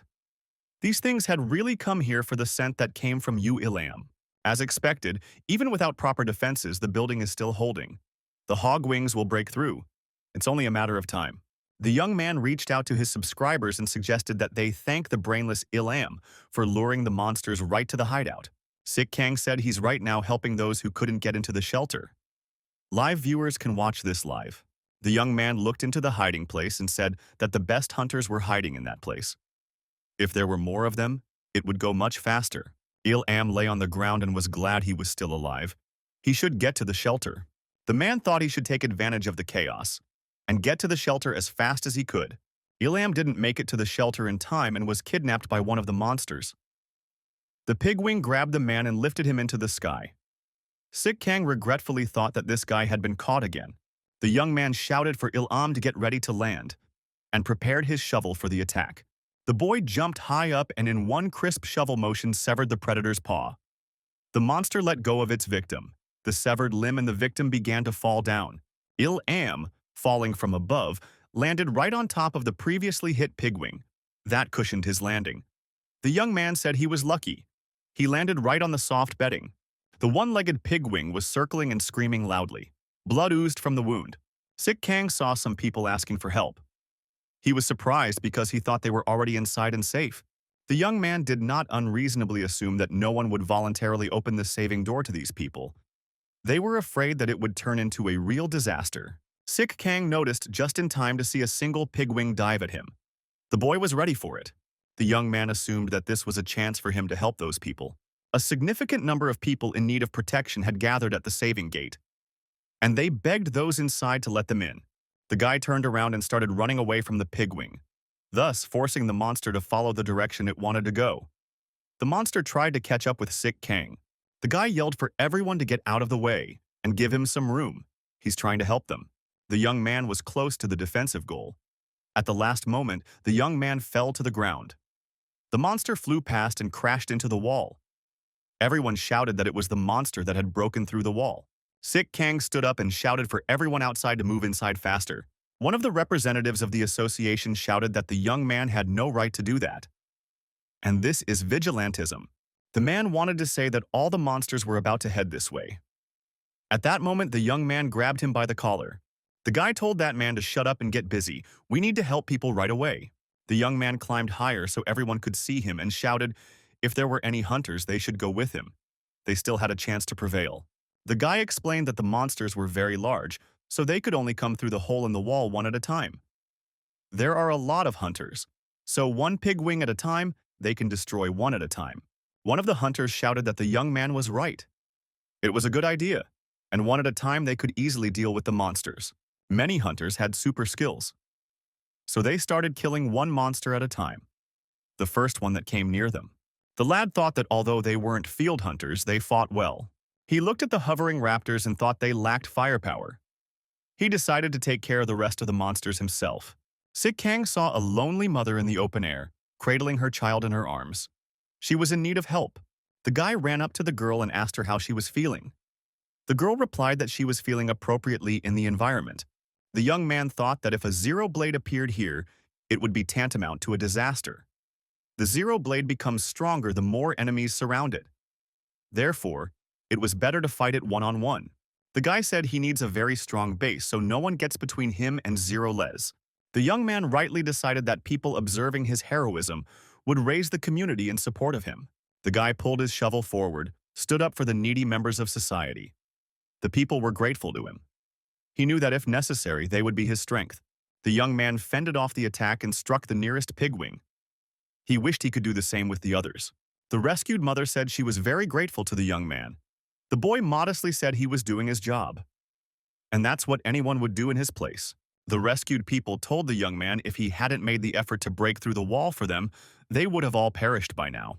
The young man replied that he was madly glad that no one was seriously hurt. The guy thought that this slight note of humanism would raise his stream to the top. The oracle made a sound. The boy became frustrated. It was the left head again. So we'd have to expect trouble. Trouble didn't last long. A pigwing of unimaginable size appeared. It was a terrible beast. The predator intended to attack the young man. The boy turned around and went on the attack himself. When he has a shovel in his hands, nothing can scare him or stop him. The claws of this beast were the size of a man. Its eyes glowed with demonic fire.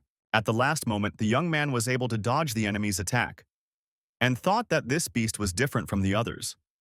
It must be the leader of the pack. The great and terrible pigwing.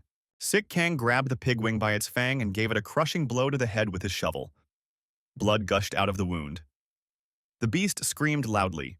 The monster flew upward, taking the young man with it. The young man dangled in the air, holding onto the fang of the monster with one hand. They climbed higher and higher. The boy saw where they were going and shouted that it couldn't be. The monster tumbled down onto the platform and punched the ground. It continued to fall lower and lower, punching level after level with its body. It turned out to be a deep basement. The guy snapped and fell. The height was enormous. The chance of survival was slim to none. The people from above looked into the resulting hole and thought that the young man had not survived. The height was enormous. However, a miracle happened. Sick Kang was alive. A young man's hand emerged from the rubble. The young man climbed out of the rubble. He was pretty banged up. The young man had taken a good beating and was struggling to keep his balance. In the chat below the stream, many viewers asked how the main character feels. Maybe it's time for him to leave the game? If he hit his head, it's serious. Sick Kang was not the only one who had survived the fall. The young man noticed that not far away from him, the body of a pigwing began to rise. It turned out that the beast was also still alive. The monster screamed loudly and jumped out from under the rubble. The young man managed to bounce aside at the last moment. He wasn't hurt. The clawed paw of the predator slid in close proximity to the young man's head. The boy barely had time to dodge. The young man heard someone call his name and say that the guy was in trouble. The young man could not believe his eyes. His fellow MS streamer descended into the hole from above. The girl asked if the guy was going to dump all his work on her. The viewers of the streamer saw Kim Soo-won appear in front of them. It was unbelievable. The girl asked if the young man needed her help. The guy got excited and said that he would try to handle his job successfully on his own. Still, it's good to see her. The girl knew her job, and in this case decided to use her superpowers. She was as serious and focused as ever. The young man once again dodged the sharp claws of the predator and gave his opponent a serious blow with the shovel. There was blood on the young man, but it was the blood of a wounded monster. Kim Soo-hee looked into the young man's eyes and said that they were now even. The guy cheerfully replied that he was satisfied. Now no one owed anything. The inscriptions appeared in front of the young man's eyes again. One god's heart fluttered sweetly. One god smiled. One god was pleased with the atmosphere created. The boy thought that these gods were at it again. Kim Soo-hee, he said there were rumors that the young man was in the hospital. She didn't expect to find him here. The young man said that he had recovered very quickly. The girl replied that, judging by his appearance, he was. Kim Soo-hee, he looked at her interlocutor for a while and said that he was basically good. The guy was surprised and asked what she meant. The girl apologized and explained that she was thinking about her little brother.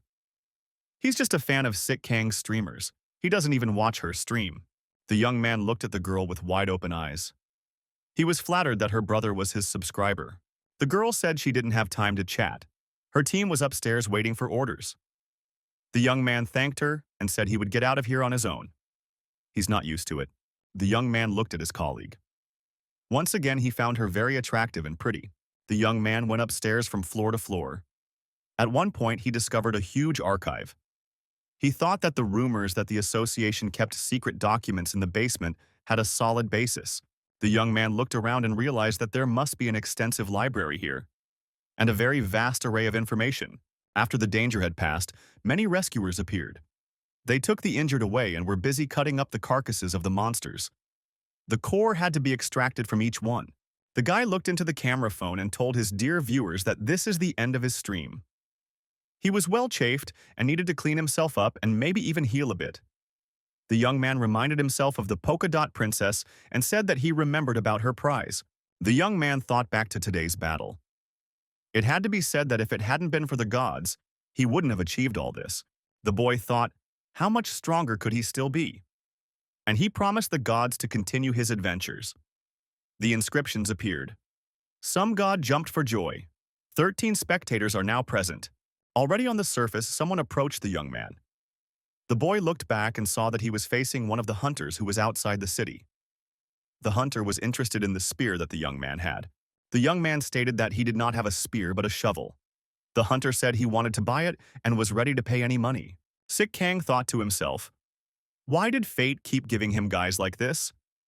He mentally told the gods that the adventure might be delayed a bit. Inscriptions appeared in front of his eyes. Some god is making a decision. Some god is thinking.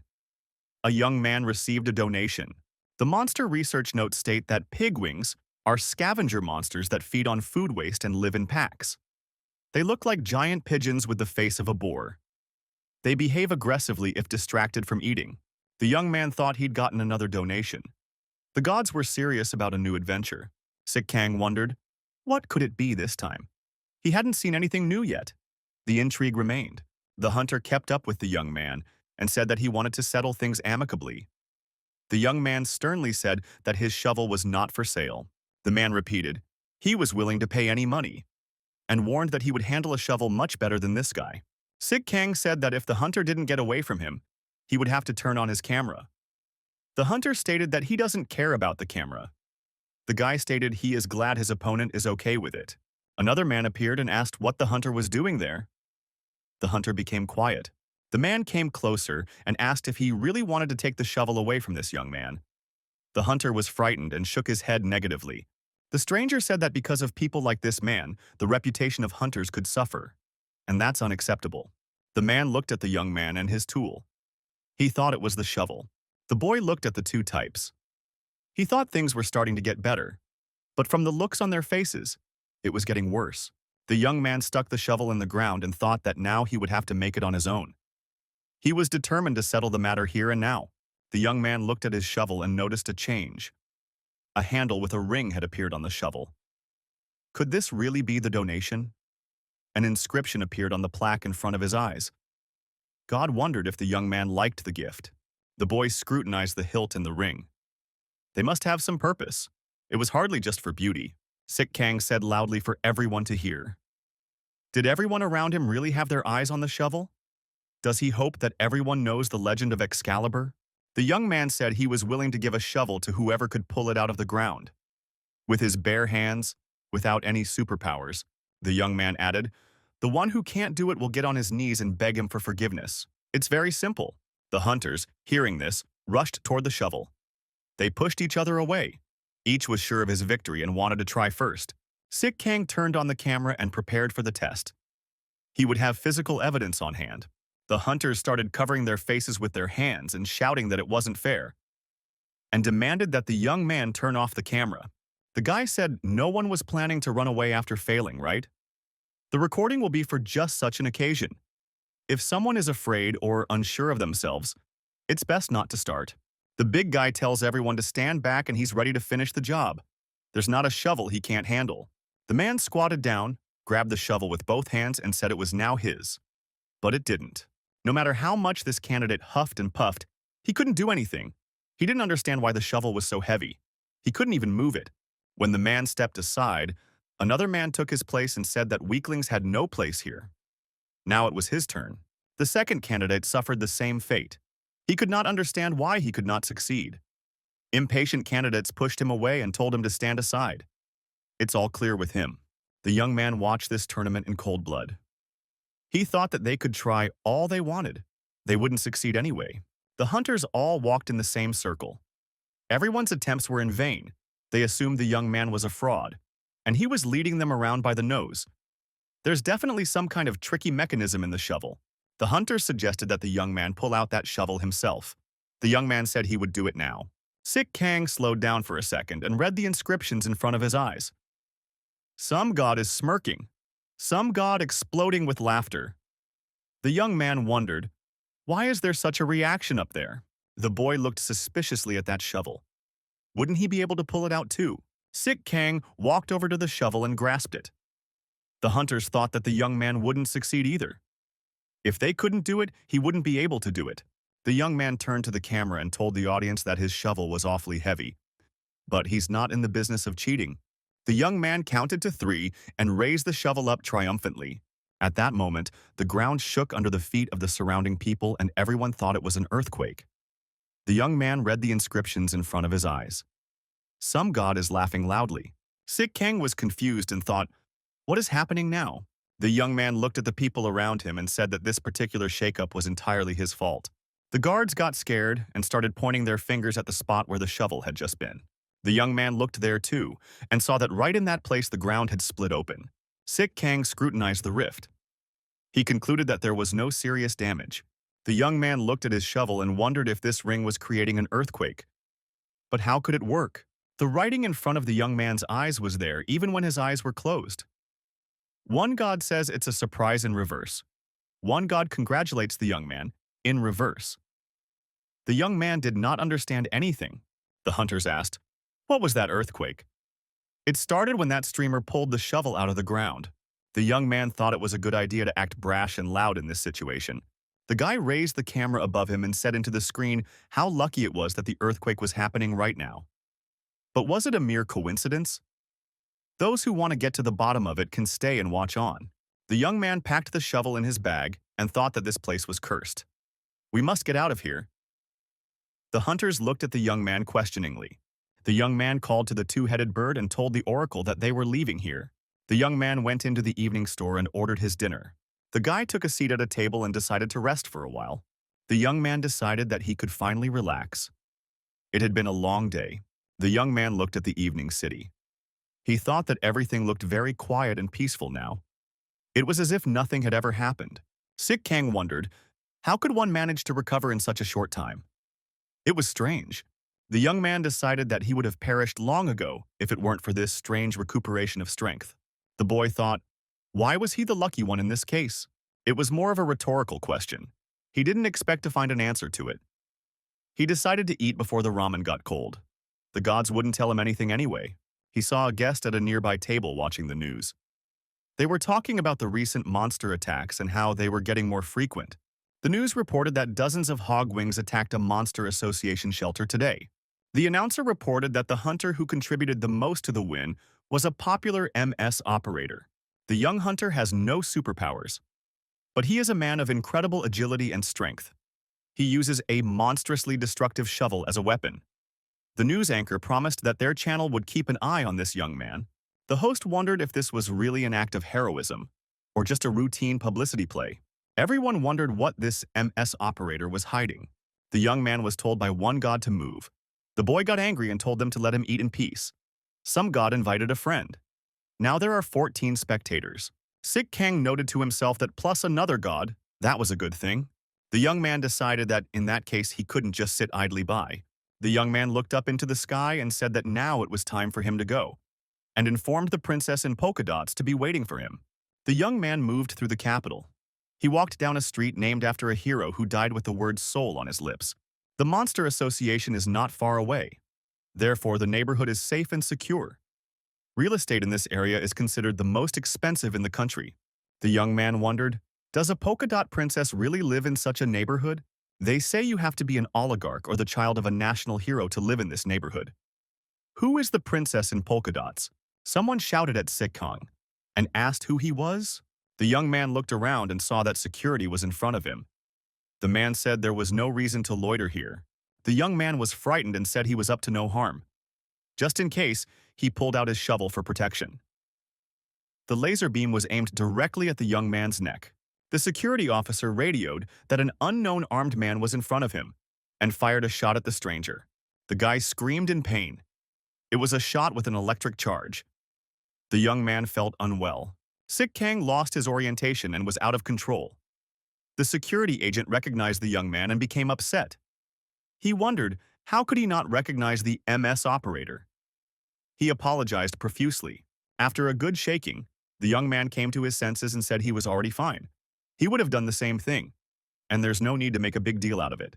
The man said he's a big fan of Sik Kang and watches all his streams. Sik Kang said he came here on a personal matter. He asked for permission to enter the building. The security agent was on duty and asked what the young man's business was. The guy pulled the thing out and said he had a buffalo horn. The person he was talking to was terribly surprised. The man said it was a prize for the winner of the streamer. Does the MS streamer himself deliver the package to the fan? Turns out the young man is a very nice man. The man said you can't come in here without permission, but this time he'll make an exception. For the hero who saved the people from the monster invasion, an exception is possible. The guy was already in the elevator thinking that his fan helped him now. His life is changing for the better. The young man couldn't believe his eyes. Was he sure he was in an apartment building and not in a palace? Sik Kang stood outside his subscriber's door and wondered what she might look like. Inscriptions appeared before the young man's eyes. Some god longed for romance. One god's heart fluttered sweetly. The young man thought that he must be serious, because if something goes wrong, a stun gun might not be enough. Sik Kang decided to leave the gift in front of the door and leave. It turned out that the young man was shy. The young man rang the doorbell, left the horn under the door, and disappeared around the corner. The young man from behind cover watched the girl who came out to the call.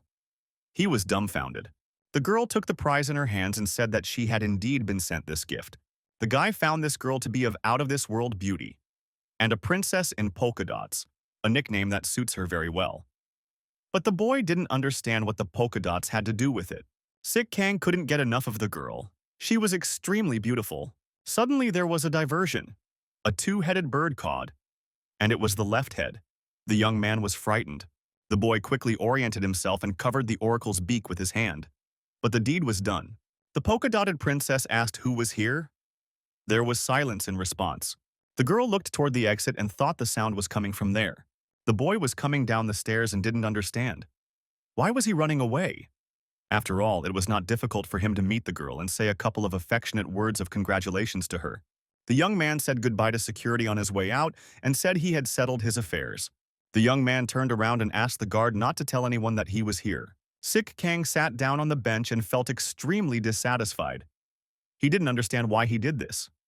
From the inscriptions in front of his eyes, it was clear that the gods were laughing at him. The young man thought that the gods were not only laughing but also mocking him. Someone called out to him. He looked up and saw Kim Seo-yoon standing in front of him. She was beautiful in her military uniform. The girl asked, "What is this young man doing here? Does he really live in this neighborhood?" The guy smiled and asked if the girl was too interested in him. Kim Seo-yoon said she lives nearby. The young man should stop fooling around and answer her question, because he's always getting into trouble. The guy asked the girl to calm down. He said he came here to give a prize to a female spectator. Kim Seo-yoon stared intently at her interlocutor. The young man was embarrassed and told her not to look at him like that. Kim Seo-yoon told the young man that when he met with the Zero Blade, it felt like he didn't care about life.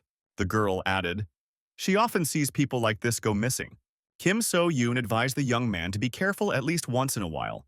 The young man responded by saying that he would try his best, if he had that choice. The guy let the two-headed bird go and apologized for the incident near the polka dot princess. The bird did not accept the apology and started flapping its wings and pecking the young man in various parts of his body. The young man decided to compliment the oracle and said he looked different somehow, just glowing. It must have been something he ate. Sik Kang asked, "What do oracles even eat? Maybe the bird would settle for sausages." The boy wondered where the monster's core had gone. The inscriptions in front of his eyes said that it was definitely not an oracle. Sik Kang gave an interrogation. The bird turned away and pretended not to hear. The young man repeated his question several times. The bird flapped its wings and flew upward. The young man told the oracle to spit out that cannonball immediately. "It's worth a crazy amount of money." The young man shouted that if he caught this bird, it wouldn't just get away. The chase continued. Somewhere from her floor, a polka dot princess was watching the scene. Suddenly, an alarm sounded over the city. Everyone was asked to evacuate to the nearest shelters. Pig wings were spotted over the city. It was quite unexpected. They didn't usually come here. As happens in such situations, one girl with a small child did not have time to hide in the shelter. She was shouted at from the shelter to hurry up because the doors were closing.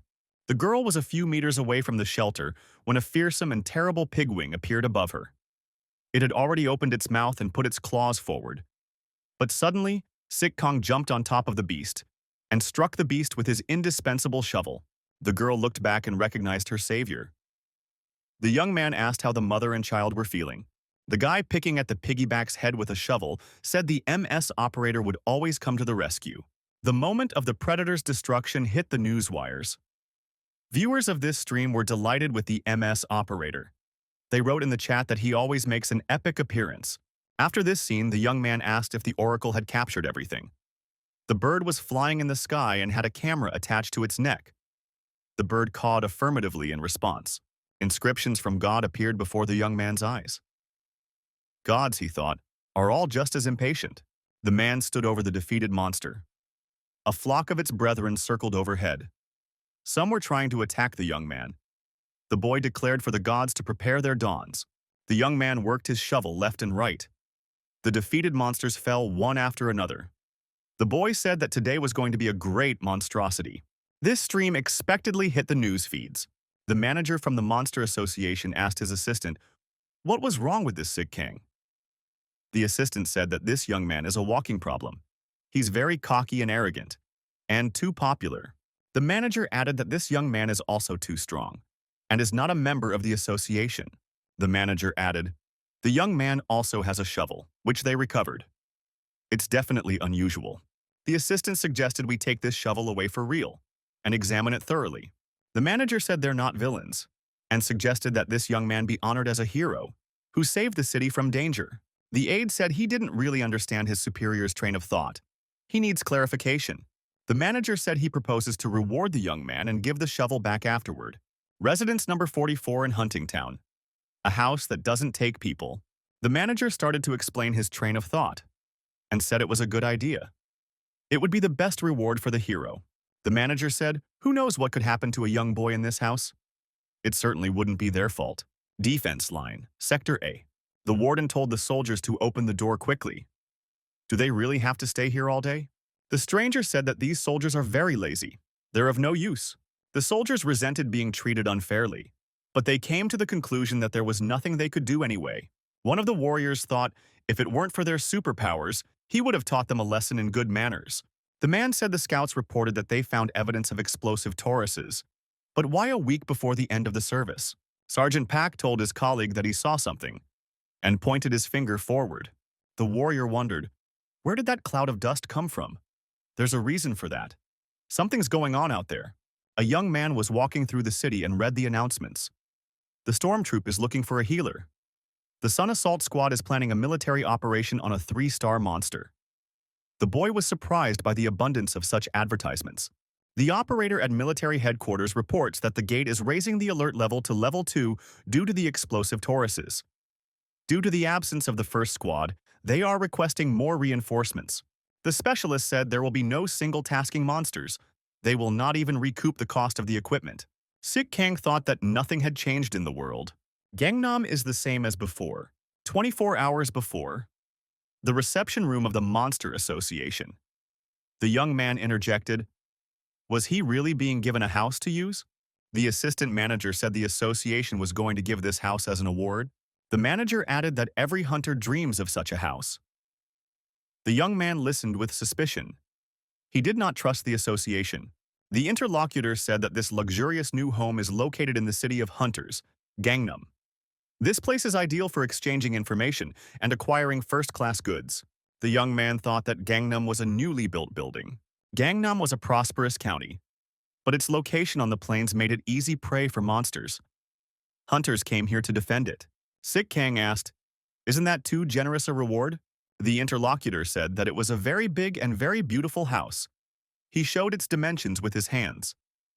The young man smiled approvingly in return and thought that the association was obviously up to something.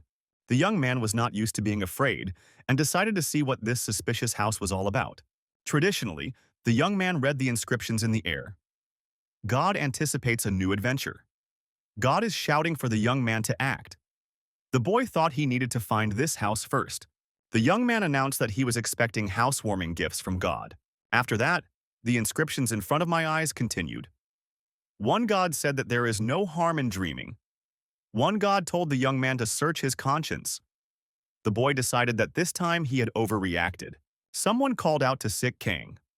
The young man looked back and saw a young man and his cameraman standing behind him.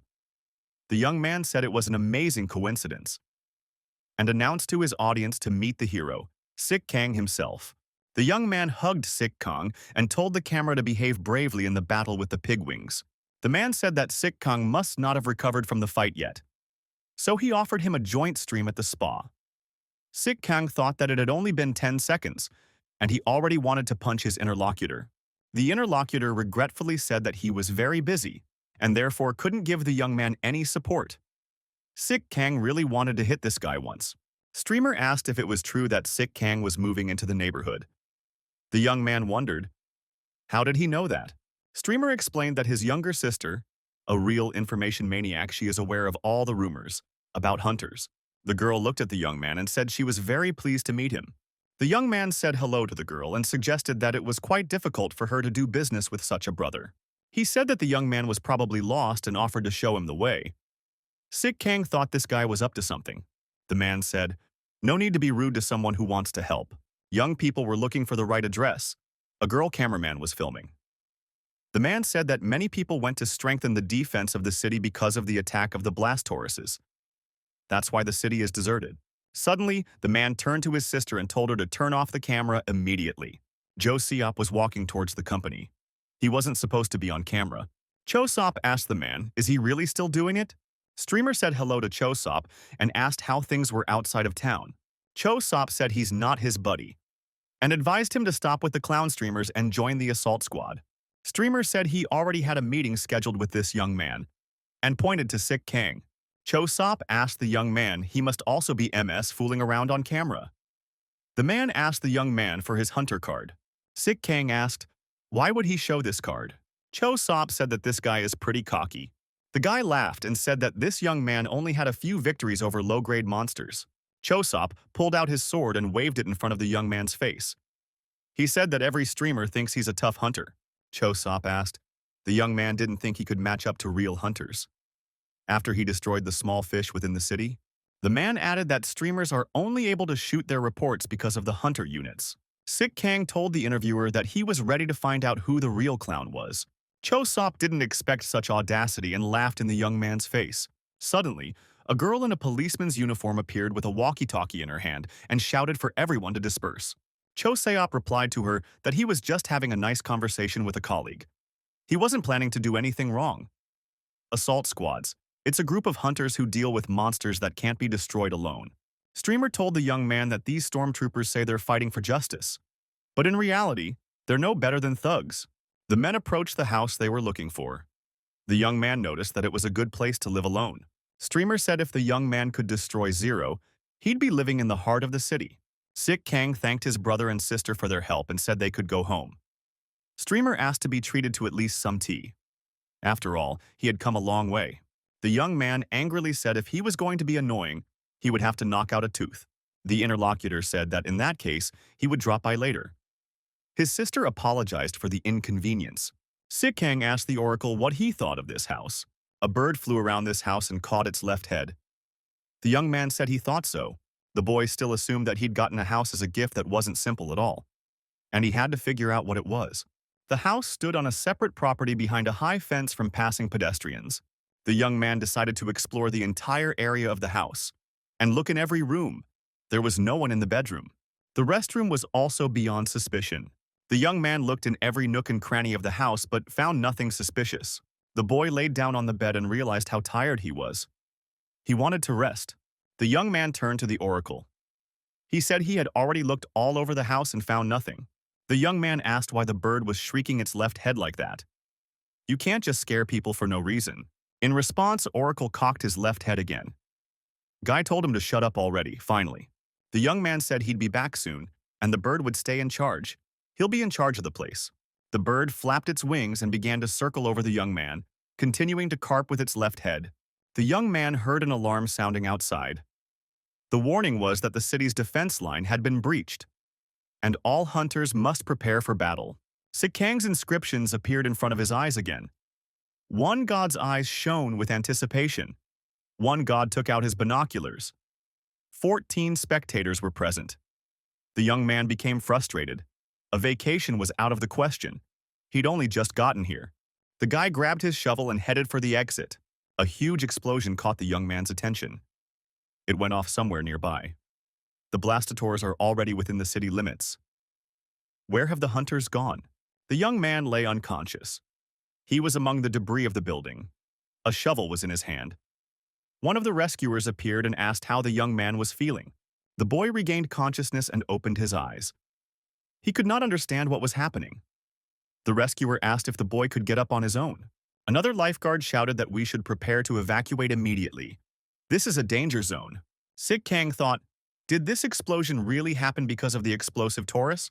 The guy realized that it was too late to retreat because one of the explosion Taurs was in close proximity to him. And now he had to think about his defense. At least he had a shovel handy. The monster screamed and a source of explosion formed in its mouth. It was unbearably horrible. The young man replied that they had just met. And suggested that they start by getting acquainted and shaking hands. Blastator didn't appreciate the joke and attacked the young man. The boy flew backwards. The blast wave was very strong. The young man managed to stick a shovel in the ground and holding onto it, tried to get a foothold and not to fly further away. The boy held on with all his might. His strength was leaving him. He screamed that he couldn't do it anymore. Suddenly the oracle was at his side. The young man looked at the oracle and realized that there was wind dispersion going on. Therefore, the bird could stay in the air. Sik Kang thought that maybe oracle, it was a fledgling, but it was still a 2-star monster. The young man shouted for the oracle to keep it up. It was a surprise to the young man. The bird still had the camera around its neck. And the stream continued. The bird flew around the explosion Taurus and scattered the wind. The young man stealthily crept up to the monster and attacked the monster. Blood rushed in all directions. The young man, running aside, said that the overgrown bull in front of him. The young man shouted that it was the monster getting payback for destroying the new house. The boy dodged and launched another attack. He jumped over the monster and brought his shovel high above its head. Sik Kang gave a crushing blow and said that it was to the monster for almost destroying him. The young man was incredibly angry. He had just checked in. Why is this happening to him again? The young man extracted the core from the monster's body. The young man lifted the crystal high up and said it was food for the oracle, and he thanked the bird for its help. The bird flew toward the young man. The young man held the crystal in his hand. He saw what was happening in front of him and froze for a second. There were several of these same monsters approaching the young man. This was too much. Streamer watched from afar through binoculars. He said that a huge number of explosive Tauruses were approaching the MS operator. Would he be able to survive such an attack? This young man's cameraman turned off the camera and said he'd had enough. The young man was indignant. What was he doing? This is about to be the most interesting thing ever. The operator said it doesn't matter at all. Sik Kang needs help. The streamer showed that it's very dangerous around the young man. There are 3 2-star monsters. You can't last 1 minute against them. The young man took the camera away from the cameraman and said that besides, you can't take someone else's prey away. Streamer added that with these setups in his life, the operator won't live long. The young man then threw the camera back to the cameraman and told him to shut up and keep filming. Sik Kang prepared to face his opponent and thought that more interesting than the birth of a hero, maybe only his downfall. Sik Kang stood in readiness to face the monsters. The oracle circled above him, doing his job. The inscriptions in front of his eyes said that one god thought the young man was a good guy. One god hoped to meet him in the next life. The young man, after reading the ethos, decided that he wasn't going to give up, and there was no need to have a wake. Sik Kang rushed towards the monsters and said that gods shouldn't be so heartless. The boy devised a plan of action. He decided that he would deal with the monsters one by one, and he wouldn't miss a single one. The blastators tried to blast the young man. The young man dodged these fiery attacks. It was hot and heavy all around. The young man thought his life was hanging by a thread. He was indignant. Why don't the gods help him? The boy, reading the inscriptions in front of his eyes, realized that one of the gods was ready to help him. That gave him hope. One of the inscriptions said that the young man had almost unlocked an effort bonus. There were now 14 viewers present. The boy thought, what's with the effort bonus? He needs help fast. The young man thought about the last time he got a shovel for a donation. He shouldn't let go of the opportunity to get something else. Sik Kang shouted that he would fight until his last breath. The young man read that another god had joined, and now there were 15 spectators present. The boy thought that the chances of survival had just increased. The young man shouted to the bird to stop the monster's breath attack for at least a second. The bird did as the young man asked, and the boy instantly went on the attack. The young man was waiting for the right moment. He had to wait for the right moment and attack the beast. The sign said that there were already 16 spectators present. That was the maximum number allowed. The boy received an incentive bonus. The boy looked up and didn't realize what was going on up there. He shouted loudly. The young man turned his attention to the oracle hovering in the air. The guy looked at the monster and saw that the explosion tour was not moving. The young man couldn't believe his eyes. Had time really stopped? The young man continued to follow the events. Cubes with numbered faces appeared in the air. The sign in front of his eyes said that the god was offering to choose a number. The boy wondered what kind of lottery was being played. The young man held on with his last strength. Sik Kang shouted out that he was picking 8. The young man was surprised. The dice showed 8, exactly what he had in mind. The young man read before his eyes that some god was lending the young man his powers. Chakra is temporarily available to him. The young man was ecstatic. He was overflowing with energy. It seems like he could do anything right now. Chakra, it's a great power. Sik Kang said that he was now definitely determined to deal with these 3 monsters. The guy picked his first victim and went on the attack. The young man struck one after another. The victim suffered countless wounds, and she was bleeding all over. The other 2 blastators watched warily. They thought their opponent was very bloodthirsty. Thanks to the power lent to him by God, the boy knew no fatigue. The chakra helped him interact with the cosmos and choose the most optimal techniques to achieve his goal. The young man learned to see his opponent's every move and anticipate their next strike. The young man came to the conclusion that it was time to finish them off. The young man gripped the shovel tighter and prepared to strike a decisive blow. Streamers watching couldn't believe this was even possible. The cameraman said his streamer was disturbing people watching. The streamer asked, "This isn't a dream, is it?" The young man was dealing with the last monster and swung his shovel at it and gave it a crushing blow. The guy shouted that it was time for this beastmaster to go to hell with his fellows. The final blow in this battle was the most powerful, and the most important opponent was finished. The young man dismembered the monster's body and thought that was the end of it. The case was closed. The young man said to the camera that everything was ready. An inscription appeared in front of his eyes that the chakra had expired. In the monster research notes, it was stated that a zoo Taurus is a land type of monster that can blow a veritable hurricane out of its mouth. Zoo Taurus feed on carbon monoxide and reproduce quickly. The young man noticed that the hunters were beginning to gather. He assumed that the entire area had already been cleared. The arriving hunters couldn't believe their eyes. This young man had single-handedly defeated the Blastotaurs. How could this be possible? The young man continued to read the inscriptions in front of his eyes. One god is preparing fireworks. One god advises the young man to be ready. Streamer became jealous of this upstart MS operator. How does he do it? The young man thought that everyone follows the rule of safe long-range attack. Hunters have the standard protective equipment. How does this young man manage to deal with dangerous monsters without following these rules or having such equipment? If misbehaved, an explosion Taurus can turn a hunter into a corpse with a single blow. How can this young man use close combat techniques against explosive Tauruses?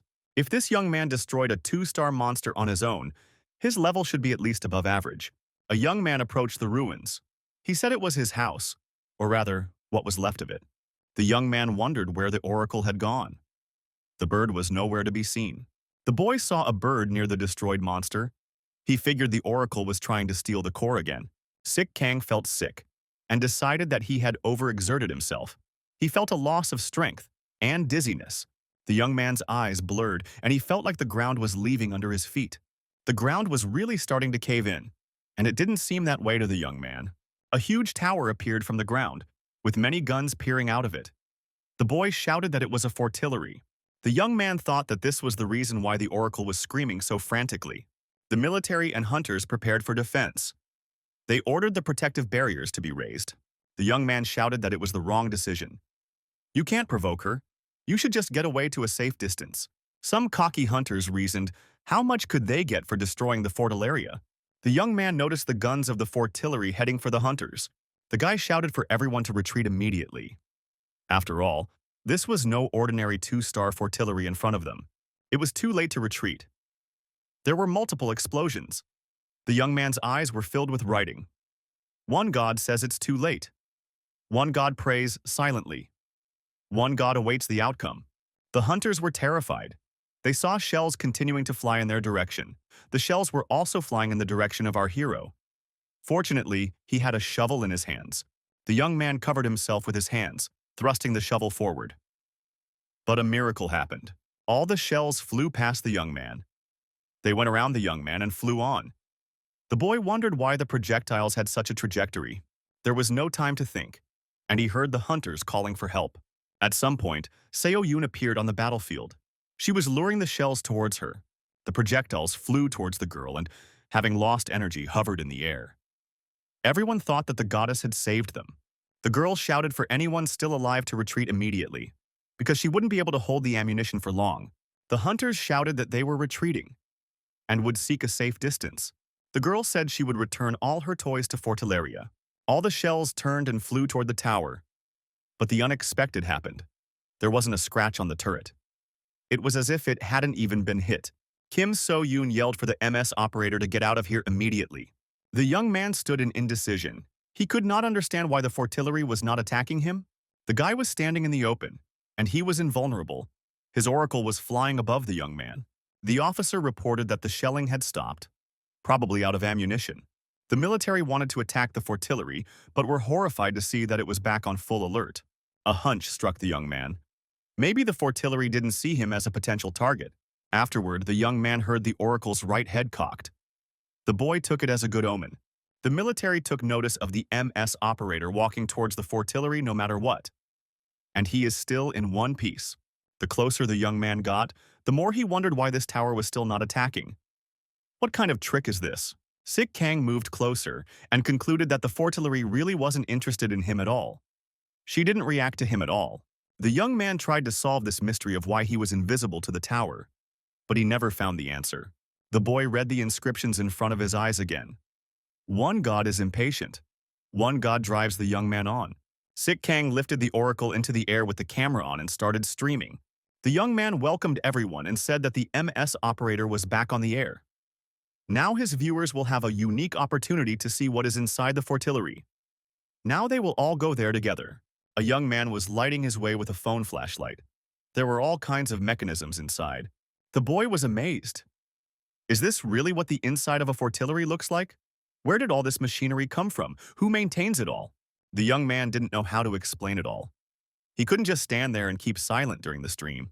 The young man decided to say something, and said it was a house, a nice house, and he invited everyone to visit the MS operator.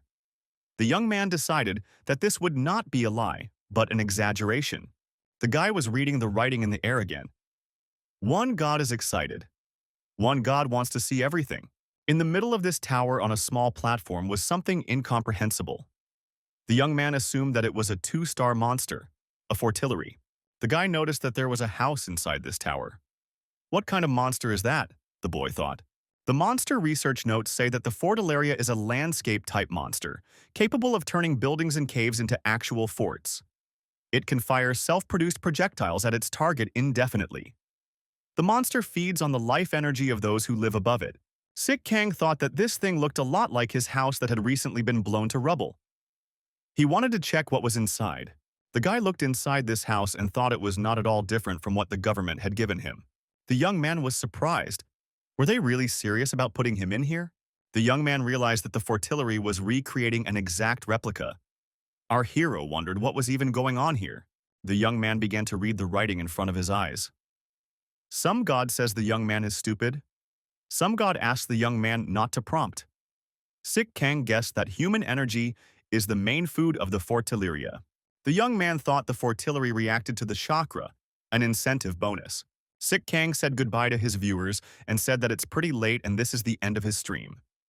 If subscribers are interested to know about all the secrets of this place, they should put likes and follow the continuation. The young man went to sleep. But even in his sleep, messages from the gods came to him. Some god is bored. Some god is singing a lullaby. While Sik Kang was sleeping carefree inside the fortillery, a significant change was happening to his body. Donations are something the gods give on a whim. But a bonus for effort is a more serious act on the part of the gods, putting their pride and honor on the line. In the morning, after waking up, the young man looked in the mirror and could not believe his reflection. What had happened to his body? What a gift from the gods. The boy experienced the power of the gods this time. His body transformed to accept the power of chakra. The young man thought that the incentive bonus was over, but it wasn't. Moving around the fortilleria, Sik Kang was testing the limits of his strength, testing the strength of his new body. After a series of tests, the young man came to the conclusion that his body was now simply unrecognizable. Sik Kang left the fortillery and said that Oracle was staying in charge. The two heads would look after the territory as before. After the young man appeared in the city, he was surrounded by many streamers and journalists. People asked if it was true that what was happening in the stream was not fake. The young man wondered if they had been watching him all night. Sik Kang apologized and said he had nothing more to add. Any further news will be reflected in his streamings. The young man thought it was time for him to get out of here, because he's wasting his time. Maybe someone needs his help right now. The young man felt that he could no longer use the full power of his chakra as he had during the battle with the blast wings. But his body still remembered that state, and could reproduce some things. The young man quickly left the area. The people around him couldn't understand how the young man managed to move so quickly. Is it true that he doesn't have superpowers? The young man looked back and said, he didn't think it would be this easy. The guy was suddenly confronted by a huge man. He was unbelievable. The young man apologized and introduced himself. They shook hands. The big man also introduced himself and said his name was Kang Ho-hyun. The new acquaintance said he was the deputy commander of the capture squad. He has an offer for a young man. Kang Ho-hyun said that he would give the young man an outfit made from the body of a 4-star monster, and the position of commander of the capture squad. The man said that for this, the young man should join the squad. Everyone in the neighborhood who heard this suggestion envied the young man. Everyone could use such an outfit. These invaders are well paid. Everyone assumed that the young man would certainly agree to such an offer. No one would refuse. People around me said that such equipment doesn't even have a price. Not every stormtrooper has such equipment. It was nothing compared to his shovel, the young man thought. Sick Kang realized that equipment alone wouldn't be enough to deal with the Zero Blade. The young man believed, not unreasonably, that in order to deal with this monster he must act alone, to limit the number of blades. The young man said he was grateful to his interlocutor for such a generous offer, but he had to decline. To defeat the Zero Blade, he must act alone. Everyone around him was astonished. How could this guy give up the title of commander of the invading squad? He doesn't know what he's doing. Kang Ho Hyun was not upset. As a hunter of hunters, he understood the young man. The boy was thinking very sensibly. The events take place a month earlier at City Hall. The mayor told the guest that he was ready to get right to the point and explained what was required of him. The guest asked how everything is going in the mayor's office, what progress has been made. The management explained that thanks to their secret cooperation with the relevant ministry, things were going great. Everything is going according to plan, but they are concerned about land, infrastructure, and transportation. The visitor said they're just 3-star evil carps. Or does City Hall have no confidence in the assault squads? The man said the mayor's office has absolute confidence in the assault squads. That's why they're meeting. The official said that according to intelligence, the Malacarps are showing mutation and strange behavior. In addition, they have tripled in size. The stormtrooper said it's still within expectations. He doesn't see anything critical. The ministry's main task is to keep the information from spreading. It's a good deal, especially since there are more and more hunters refusing to cooperate with the government. Hunters prefer to work alone, and they succeed. Such individualists carry even more danger than the monsters themselves. Such hunter behavior threatens an uprising. Recent events are proof of that. Independent hunters are becoming a problem. Their numbers must be reduced. The official turned to Kang Ho Hyun and said, well, he was the one running the operation. The man added that the ministry will make sure there are no problems, and they hope to cooperate with the captain. The captain said officials can prepare hymns of praise. They won't regret cooperating. Sick Kang hooked the camera around the oracle's neck and went on air. The young man greeted his viewers and said that the MS cameraman was on the air. The young man said that today there is something unusual for his subscribers. The guy recalled what happened last summer. Thousands of mutant fish were spotted in the upper reaches of the river. The task of the hunters, to destroy them. The mission difficulty is rated 3 stars and above. That was the official message from the Monster Association. Every year around this time, the 3-star Malacarps get out of control. The young man said that he was not interested in carp in principle. His main task is to learn how to deal with 3-star monsters alone. Before Sick Kang could finish his sentence, there was a huge explosion somewhere nearby. The young man was surprised and alert. Questions began to be asked in the chat room. What was that? The young man looked back and saw the car that had just gone to the river. It was coming back at a great speed. This machine was trying to break away from the evil carpets attacking it. There were endless numbers of them. They were all over the road, and they were trying to attack this car. The hunters in the back of this vehicle wondered, where did these monsters come from? After all, these mutants should be at the headwaters of the river. The hunters feared that if the mutants caught up with the car, they would not survive. They demanded that the driver speed up. The young man couldn't understand what was happening. How could he stop this invasion? The young man thought he had only one way out. He walked to the middle of the road and faced the car that was coming to meet him. The driver yelled for the guy to move out of the way. Sick Kang pushed off and jumped over the car. The young man landed right in the epicenter of the monster's location, and with all his might, he jammed the shovel into the ground. He wanted to activate the shovel's special function. There was a localized earthquake caused by the shovel. The young man thought how good it was that everything had worked out. He was afraid the earthquake might not work. An inscription appeared in front of his eyes. God asks you not to underestimate his donation.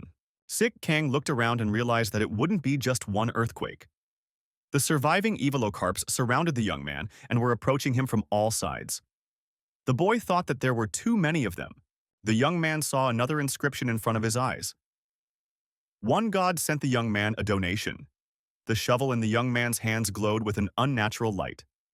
Another inscription appeared before my eyes. One god asks to answer the phone. The young man fought off the monsters as best he could. The forces were unequal. The boy was wielding the shovel left and right. He thought, what kind of call could he possibly be talking about right now? Are they up there messing around? The young man read the new messages. One god says it's urgent, and asks the young man to look at the handle of the shovel. The guy saw the innovation and wondered, where did this thing come from? And what should he do with it? At this time, the monster in the tower was waiting for a command. The monster pressed the red button. This action was planned. Sick Kang looked up and shouted, what should he do now? The beast cars were everywhere. The young man thought that the handle of his shovel appeared to have an answer button on it, like on a telephone. How could he fall for that? After pressing the red button, there was a huge explosion.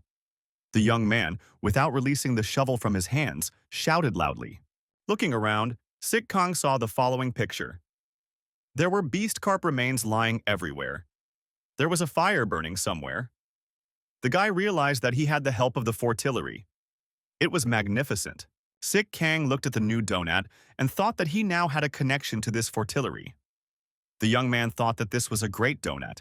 Sick Kang thought that this button could help him many times in the future. He would definitely use it on occasion. The young man reasonably decided that if there was such an invasion of beast carp in the center of the city, the situation by the river was much worse. He had an idea. What if the MS operator showed up in the middle of the battle and saved everyone? He'd be exalted to the heavens. The surviving hunters from the back of the truck asked the young man what those explosions were. And where did the shells come from? The hunters were very surprised. This guy who had destroyed the monsters was just leaving like this. Isn't he taking anything for himself? The explosions may have destroyed the monsters, but these remnants were still worth something. The hunters saw one still sort of alive monster not far from the car. It moved its paws and opened its mouth. One of the hunters thought this monster might help them make some money. A colleague said he'd better get out of here for good. He had a bad feeling. The men decided to do just that. The upper reaches of the river. Explosions are heard in different places. There are fires in some places. There is an intense struggle with beast carp. The beast carp are advancing on the humans in organized columns. They're coming out of the water. The monsters are being fought by hunters. They say that such an invasion has never happened before. They have to fight back with their best efforts. The girl says it all looks very strange. There are several times more monsters this year than before. The huntress added that there were strange mutations present this time. There were no such varieties before. The girl urges other hunters to intensify their activities and destroy the bulk of the monsters. Before the situation gets even worse, the hunters realize that the girl was right. If they didn't destroy the monsters now, they would be impossible to deal with after a while. The hunters teamed up and used their superpowers to activate the barrier. Stormtroopers recalled that it had been much easier to deal with such an invasion last summer. There were many more beast cars. They kept coming and coming. The hunters thought that at this rate their advance party would go first. The hunter asked the officer if management had figured out what was wrong. Why is there such an extreme invasion this year? The officer said the government has not given a clear answer. There is probably a disagreement or not enough information. The man asked angrily, what is the meaning of all this? What were they fighting here for in that case? Would there be help from the association? The hunter urged his military colleagues to pay attention to what is going on among the beast carp. They sometimes devour each other. Hunter added that this is for a reason. This is how the beast carp evolved, when they eat each other. And then there's the speedy species. And there are more and more new mutations. One of the carp, just belonging to the speedy species, lunged forward and captured one of the military men with its mouth. The man screamed loudly and asked for help. Kim Soo-on reacted instantly and wrestled her co-worker away from the monster.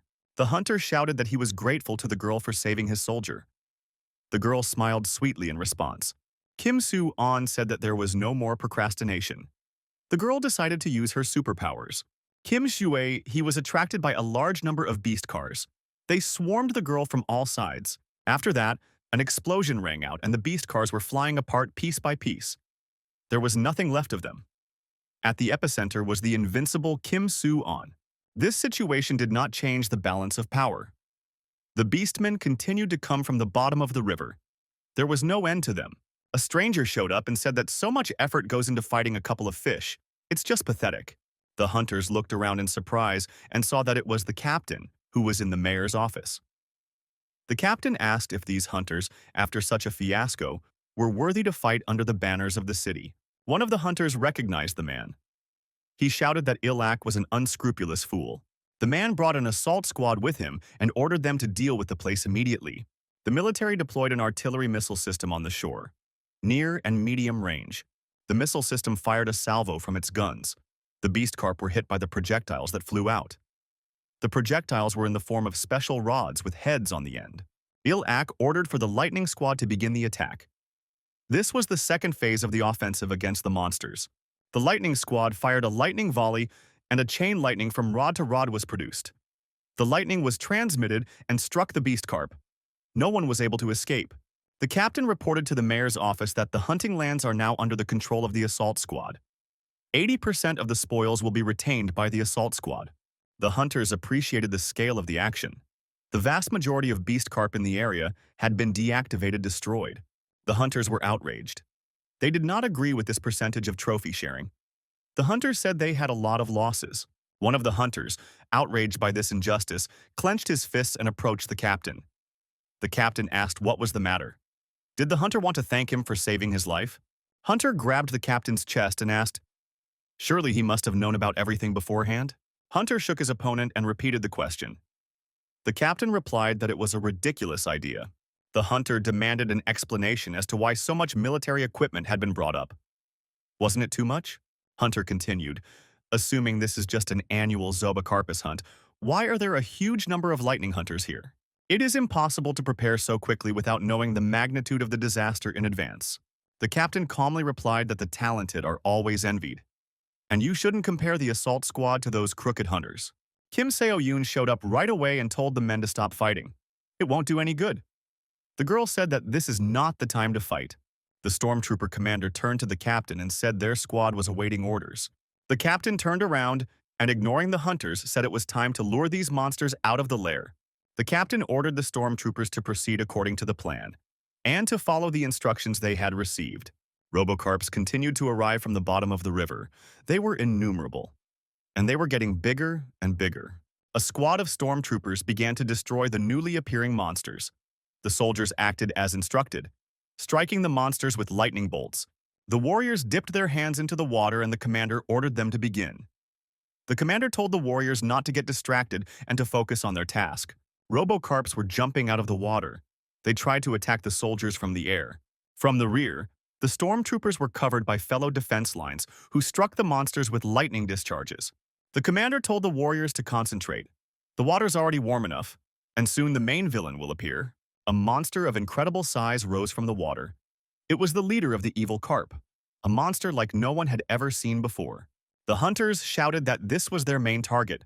The captain ordered the assault squad to move to the second stage of the operation. The evil carp's eyes burned with demonic fire. The stormtrooper commander ordered his subordinates to prepare reinforced harpoons. Everything was ready for the attack. The commander gave the order, and the stormtroopers fired harpoons in the direction of the super monster. The monster experienced a massive attack. Many harpoons sank into the body of this monster. Harpoons pierced through the body and into the flesh of this monster. Blood gushed out. It was a bloody sight. Hunter cried out in bewilderment. What are these stormtroopers thinking? Where is their command looking? Hunter continued that this action wouldn't help them. The mutant would simply drag all the stormtroopers underwater. The captain calmly observed what was happening and at one point ordered a lightning discharge to be applied. Simultaneously, all the stormtroopers activated their lightning bolts, and that monster glowed like a Christmas light bulb. Beast Carp screamed in pain. Kim Seo-on said that those military men want to fry the monster by electrocuting it with harpoons. But that might not be enough. The captain sprang into action and said that he was about to show something to those around him. The man said he was ready to demonstrate the power of the storm. He fired a huge bolt of energy directly at the giant monster. The hunters wondered, where did the captain get such destructive power? Kim Seo. He assumed that the man was using some equipment to temporarily enhance his abilities. The leader of the beast carp was deactivated. The captain said to take out the core before regeneration could begin. Everyone knew that the situation this year was very different from last year, and perhaps there was more than one such giant present. No one had done the relevant research. The captain said they would always be ready for new monsters of this size. They have the equipment at the ready. It was exactly as the hunters had anticipated. The second giant had already appeared, and out of the water. The captain stated that there would be another performance coming up. He told the hunters to watch what was going on. A second beast carp of gigantic size came out of the water and roared loudly. It showed its sharp jaws. The captain said calmly that everything was going according to plan. Viewers watching the stream wrote that this captain is a true patriot and the pride of his country. The man stated on camera that he has shown his strength to the masses, and he is proud of his accomplishments. The captain thought to get his father's recognition. He needed to prove that his second squad was doing a good job, even without him. The stormtrooper commander commanded the warriors to hurry. The core must be extracted before regeneration could begin in the body of the giant. The captain turned to the assault commander and said he had a small errand to run. The man said he was leaving the command to him and expects it should go smoothly. We just have to follow the plan. The captain asked that this squad show the other squads that it was the most advanced squad. The stormtrooper stated that the second assault squad would now be under his direct command. The captain turned around and walked away. He said he wanted to get out of this dump as soon as possible. The man got into the car and stated that he wanted to meet his father as soon as possible. The driver knows where to take him. The interlocutor on the phone told the man that the colonel would be pleased with the results of the operation and brought his congratulations. The captain said to report the situation to him. The stormtrooper commander reported that they were now working on extracting the core from the first Zlobacarp leader. The second mutant was already almost defeated. The assault squad applied harpoons to the second monster in the same volume as the first. The second monster was almost ready. The commander ordered the warriors to urgently deal with the core of the second monster. He reminded them that as long as the core was inside, the monster was considered alive. The stormtroopers surrounded the monster and came closer and closer to it. They could see that the monster was still moving. That means it's still alive. The stormtroopers had already climbed directly onto the monster's body, and they were discussing among themselves what role the second unit of the assault squad would play. One of the warriors pulled out a cannonball and reported that the cure was complete. Suddenly, there was an emergency. Another giant appeared. It was the third monster of gigantic size. No one expected to see it here. The hunters watching from the sidelines shouted that it was impossible. Where did he come from? The monster jumped out of the water and attacked the stormtroopers. The warriors did not expect such a development and rushed to retreat. The hunter shouted that the leader of the beast carp evolved. Kim Soo-on was horrified. The super monster rose from the water and everyone saw the incredible size it had reached. No one had any idea how to fight it. The stormtrooper commander ordered the warriors to gather and attack this monster. Everyone fired harpoons at the monster. The harpoon attack was followed by a lightning attack. The stormtroopers followed a well-practiced script. The monster remained invulnerable. It opened its jaws and greedily devoured the stormtroopers one by one. There was no escape. The hunters came to the aid of the stormtroopers. They couldn't do anything with the giant either. The hunter was able to hold back the monster's onslaught a little. Hunter shouted for the soldiers to unite among themselves and begin to work in concert. He would try to buy them time. Maybe they'd still have something to work with. The stormtrooper commander yelled that there was no way they could handle this thing. Harpoons can't take this monster. The stormtrooper turned around and shouted that if the hunter so desired, he could stay here. The warrior began to run away from the monster. The beast attacked the hunter, and the man, losing his balance, was thrown far back. The beast was ready to devour him. Suddenly, Kim Soo-on appeared above the monster and used her superpowers to attack the giant beast carp. The girl noted to herself that now she understood the power of evolved mutants. This is no joke. Kim Soo-on tried to use telekinesis on the monster, but she failed. The monster broke free from that attack. The beast turned around and tried to attack Kim Soo-on. The girl managed to avoid this attack. She thought that this monster might get her at some point. Suddenly, Sik Kang appeared on the battlefield. He stated that he was a two-core carp chief. Therefore, it is so huge and strong. The young man was on the air. A shovel was in his hands. The boy stated that his viewers had waited long enough for this moment. The young man showed his hunting skills and, using his shovel, swelled this monster's front paw. The monster screamed horribly in pain. Kim Soo-on was surprised. Isn't the MS cameraman afraid? The young man said into the camera that he is starting the real hunt. At this time, one of the hunters came to his senses and thought he had been unconscious for quite a long time. The girl said his co-worker was knocked out for 5 minutes, and it's unclear how he survived. The young men watched from the sidelines as the MS operator handled this monster. The shovel worked wonders. The monster had no chance of escape. The young man noticed that his body was moving differently now. His chakra must have returned to him. It inspired him to do the deed. The inscriptions in front of his eyes said that one god was impressed. One god shrugged his shoulders. The guy, performing another attack, thought it was a little different than the last time he had been with him. Sik Kang struck another blow on the monster's other paw and resolutely severed it from its body with his shovel. The young man scurried away to a safe distance and thought that should be more than enough. The most incredible thing happened. The monster's severed paw began to regenerate and reattached itself to the body. The young man wondered, what kind of monstrous regeneration was this? Was it possible? Sik Kang noticed that the monster was eating its fallen younger brethren. Why does it do that? Maybe cannibalism speeds up its recovery? The young man decided to test his assumption. The guy swung around and jammed the shovel into the ground with all his might, counting on the earthquake effect. The shockwave was so strong that the monster was thrown back. The young man asked how the monster felt about it. The monster steadied itself on its hind legs and continued to perform the act of cannibalism. To its fellow man, the young man noticed that the monster was becoming more dangerous with each regeneration. The young man noticed that the changes in the beast carp's body were no nonsense. One front paw had turned into a predatory fish. The other paw turned into a powerful stabbing weapon. The boy thought that this fish head was getting cocky. Sik Kang decided that he was at too much of a disadvantage in this case. The young man decided that he needed to change his position immediately.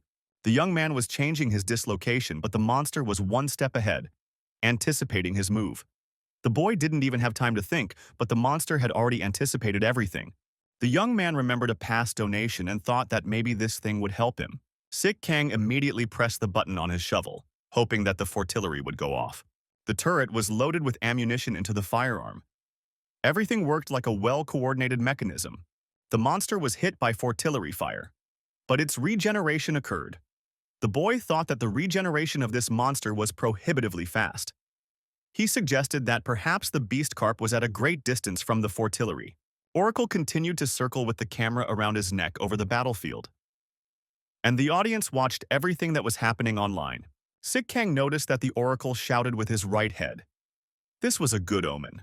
The young man stood boldly in a duel against the huge monster. His battle shovel was ready to deliver a devastating blow. Suddenly, there was a loud explosion. It was the arrival of a shell. The hunters wondered where the shell had come from. Everything happened very suddenly. The young man was leaning on one knee, hiding among the ruins. He thought he could have quietly not survived.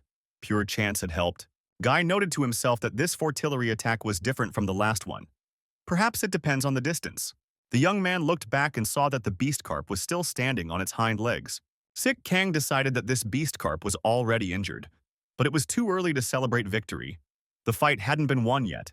The guy realized that this explosion helped him buy some time. If delayed, the regeneration process would restore the monster completely. The young man decided that now he would need the power of the core. Where could he get a power like that? To the young man's relief came the inscriptions in front of his eyes. One god advises to remember the action of the chakra. One god advises to concentrate. One god joins in. 17 spectators are present. The young man concentrated and tried to remember the sensations he had felt last time. Sik Kang closed his eyes. He needed those feelings. He needed to concentrate extremely hard, and he had to hold the shovel tightly in his hands. The huge monster partially recovered from the projectile's arrival and moved towards the young man. Sik Kang put his shovel forward and gave a crushing blow to his opponent. The shovel pierced through the monster's body. The hunters thought, is this the true crushing power of the MS operator? The young man looked at his hand. He hadn't expected that it could possess such incredible strength. It was grandiose. Streaming viewers watched the online defeat of the incredible monster. The core of the defeated monster went to the Oracle. The young man didn't even have time to warn the bird not to swallow it. But it was too late. It was lightning fast. The Oracle continued to make sounds with his right head. There was nothing the young man could do about it. The monster research notes indicate that the leader of the beast carp is a monster leader. He dominates the surrounding zwercarps. The kin under his command are able to evolve into different forms. If he is not stopped in time, it will lead to the emergence of a huge army. Assault Squad Central Headquarters. Management asks the second squad leader what really happened. The captain is sweating and trying to apologize. He says things didn't go according to plan. The warden is nervous. He says that the captain must have misunderstood the question. The captain states that some unforeseen factor has come up, hinting at an MS streamer with a shovel. The head of the assault squad recalls that there were an extremely large number of people involved this time, and the captain has a rather pathetic excuse for the disaster that occurred. The captain was extremely depressed. He realized that his father already knew everything. The captain looked at the girl who was the commander of the assault squad and thought that she was the one who had reported everything to the leadership. The head of the assault squad suggested that the captain's position was a burden on the man, and he would reflect on it. Yu Wang displayed an image on the screen and asked if this young man was the MS operator. The head asked if the captain thought this young man could replace him in that position. The captain told his father that this young man had tarnished the name of their unit. The father shouted for the captain to shut his mouth. His son had only himself to blame for this disgrace. The son got a lot of soldiers involved in this operation and ruined everything right away. And he also put on a cheap act. The girl looked at the boss and thought he was quite attractive, even when he was angry. The girl told her boss that his son had already realized everything. Kang Mi Yeon reminded him that the captain knows how to clean up after himself well and leave no trace. The man thought he should take steps to make sure nothing more damage was done to the squad. The captain turned around and walked away. He decided he wasn't going to let this one go. There would be a reaction from him. His father said his son's pride would come back to haunt him. He has a long way to go. The girl offered her services to restore order. The head of the assault squad said there's another assignment for the girl, also related to this guy. Yu Wan said for the girl to find out everything about this guy. It's better to have him as an ally than an enemy. The girl assumed that her boss had a very high opinion of the young man, and Wang said he probably did. But this young man reminds him of an old colleague. The guy doesn't have superpowers, but he can kill a 2-star monster with martial arts skills alone. That's saying something.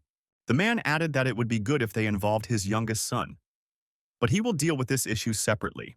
Monster Association, Korean branch. At the press conference, reporters asked if it was true that the leadership knew about the mangacap mutations taking place. Did the fortillery really drop a bomb on the river? The questions continued. Journalists asked what was planned to be done in the future with the fortillery. The man asked everyone to calm down and to ask questions one at a time. He will try to give comprehensive answers to all questions. The aide told his master that the MS operator had cut the connection and was not answering his calls. It is impossible to approach him because of the fortillery. He unfortunately does not want to answer. The man was furious. He didn't know what the rascal boy was thinking. Sik Kang plugged in the camera and went on air. He said hello to the viewers and said that this was the special edition of the stream that everyone had been waiting for. The young man said that today's hero of the day is Fortillaria and showed everyone the monster. The guy put his finger on the creature and said it wasn't just soft. The young man stated that the fortillery had a whole squad of clones. The audience watched these creatures with interest. The young man took one clone in his hands and said that it could be turned. The young man did not have time to finish the sentence because a message came to his phone. The young man was interested. After all, he had only put the notification authorization marked urgent. The guy read the breaking news and thought he'd finally shown up. It was about the Zero Blade. He showed up in Western China. The young man apologized to the audience and said that his plans had an emergency change. He now has to go to China. Because of the monsters, overseas travel is severely restricted. Air technology has become a rare first-class treat. The guy thought he needed an airplane right away. The young man announced to the cell that he needed urgent help with a flight to a neighboring country. The polka dot princess, sitting at the monitor, was interested in this information.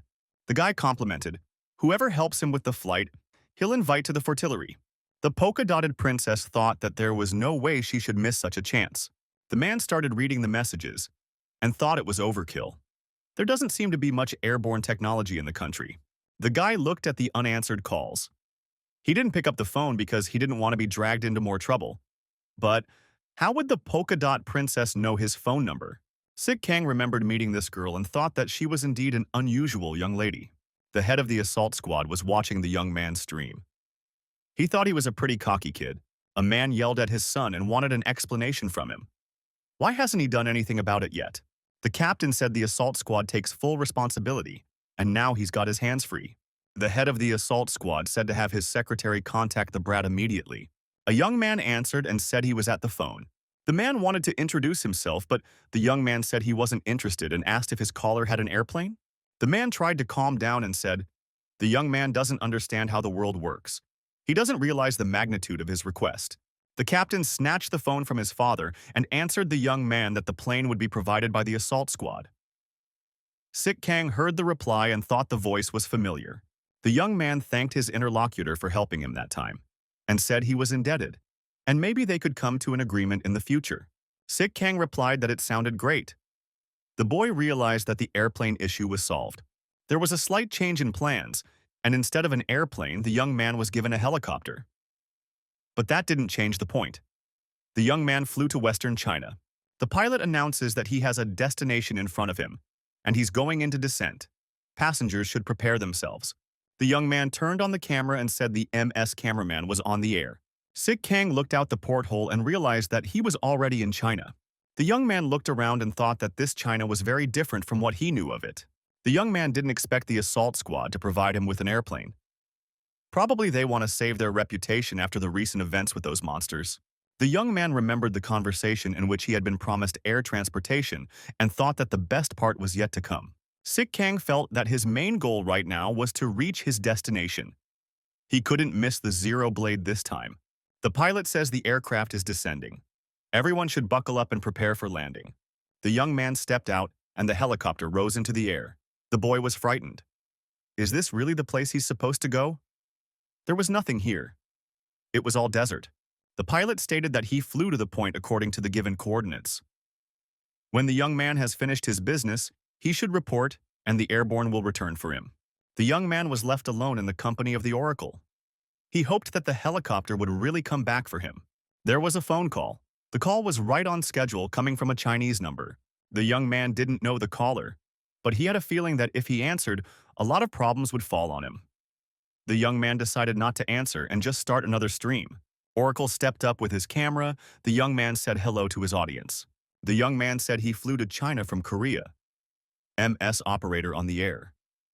An armed horseman was watching the young man from afar. Sik Kang cheerfully announced that he would go anywhere for a zero blade. In the background, a rider could be seen approaching the streamer. The rider slowed his horse near the young man and told him to stand still and not move. The rider said for the young man to confess immediately. What family would he be from? Sik Kang was nervous. He didn't understand a word. But this stranger had almost destroyed him. The rider shouted that he was giving a final warning. The young man asked his opponent to speak Korean. The young man read the sign in front of his eyes that he had received a donation. The rider became even more nervous and told this young man to report to him. Sik Kang was surprised. He now understood this rider. Apparently, the gods were pissed off by this situation of misunderstanding. The rider got tired of repeating the same thing and drew his sword. He declared that he would have to eliminate the stranger if he did not finally deign to introduce himself. The young man gripped his shovel tighter and thought that the Chinese man would not succeed. But if he wanted to, he could try. Sik Kang replied in Chinese and said that he was here to deal with Zero Blade, and he is not an enemy to the rider. The rider asked, "Is this young man really talking about the devil of heaven?" But he didn't look like a person skilled in martial arts. Sik Kang asked his interlocutor to just take his word for it. And he noted to himself that this monster is called a heavenly devil in China. The young man on the horse laughed. He wondered how his companion would fight a monster. But he has zeal. That was the only positive quality. Suddenly the Chinaman was silent. He remembered the elder telling him that a man would soon arrive from afar. The rider paid attention to the bird that was on the young man's shoulder. This bird is called a fortune teller in China. It's very revered. The rider asked the young man if he needed any help. He has a bird on his shoulder, to whose predictions his clan listens. If this bird predicts his fate, he will do his best to find the devil and heaven. The young man is wary. The stranger offers him help. Could it be a trap? The Chinese man said he understood the young man. It is difficult for him to trust a stranger. But he asks for forgiveness in advance and wants to say that he needs this stranger's help. The rider shouted, "Flaming sword of Sura," and pulled out his flaming sword to demonstrate it to his interlocutor. The Chinese man had a pendant of crystal on his chest. Sik Kang said that it was clear to him. This is the power of a 2-star monster. The Chinaman said if he wanted to get rid of the stranger, his sword would leave no trace of his body. There was no point for him to cheat now. The young man thought that it would be difficult for him to search for the Zero Blade alone in the desert. The two of them would be able to finish the job faster. The young men introduced themselves to each other. The writer said that he was the 13th son of the Ha clan, and his name is Ha Hujin. Sik Kang looked at his interlocutor's sword and thought he was in the Middle Ages. This was not the kind of China he had been told about. The young man thought, was it really true that he had gone to China? The young man looked around. There were primitive structures all around him. Weapons and armor were not up to date. The young man looked at the locals. They had looks full of fear of foreigners. The young man turned on the camera, showed the viewers the surroundings. There was bewilderment in the chat. Is this not staged footage? The young men arrived at the location. The writer dismounted, and a servant came up to him and said that he was glad to see the young master. Sik Kang thought it would be hard for him. The young Chinese man said that they were in place and in front of them was the pride of the Ha clan, which had been in existence for 500 years. The young man raised his head and saw that the royal flame pavilion was in front of him. It was a grandiose structure reaching into the sky. The guy couldn't believe his eyes. He said it was a completely different world. The guard asked who was accompanying the young gentleman. The young man replied that he was their guest of honor. Ha Hujin added that the guest would like to meet the clan head. The guards were confused. The young man wondered if they wanted to keep the dear guest waiting. The guards began to apologize and said they didn't want to keep anyone waiting. They are doing their service. A young girl appeared on the doorstep and said that the clan head had given permission to enter. The young men followed the girl and kept in her fairway. Sik Kang looked around and noted that everything inside looked amazing. The young man came across some pretty girls along the way. He wondered if all the pretty girls in the village were here. The girl said that they could go to the next room. Ha Hujin asked, did the clan head really let them use this? The girl nodded affirmatively and said, after all, the young man is a very important guest. The Chinese said, it seems the young man is really special. Not many people have seen this thing. The boy will be allowed to ride it some more. The young man took a ride on the elevator. When he got out of the elevator, the girl said that he was already expected here. The doors were opened in front of Sik Kang. The young man stood before the clan head. A man was seated on the throne, and he told the young man that he was very glad to see him here. The clan head said as he welcomed the young man into Ha Hu Chang's world. The elder sent the young man away and said he would be alone with his guest. The doors closed behind the young man, and he stood in front of the throne where the clan leader sat. The stream continued.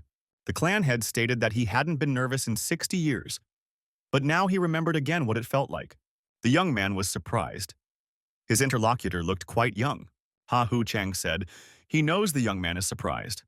In fact, he really does look younger than his years. The core of monsters, it's not just a source of superpowers. It's the monster itself. If it is processed, it can unlock the abilities of its own body along with other powers. Chang said Iwan, from the same area as the young man, and looks accordingly. The young man thought. So that means he controlled all the information and ran the village. Sik Kang said he wanted to ask a direct question. Can the elder establish the exact location of the monster, Zero Blade? That was the most important thing to him right now. The elder said he had forgotten that the young man was in too much of a hurry. It was all due to his carelessness. The elder said that his soldiers are now searching. They'll come back soon with a report. We'll have to wait a while. The head of the clan said that the journey had probably tired the young man. He added that his daughter would take care of him. He could rest in comfort. The girl said hello and introduced herself. She said her name was Ha Hu Lin. The young woman invited the young man to follow her. She showed him the direction to follow. Elder Chang said that a good rest is very important before a significant event. The young man didn't understand what his interlocutor was thinking, but he decided to play along. The boy decided for himself that he would do anything to catch the ruthless monster.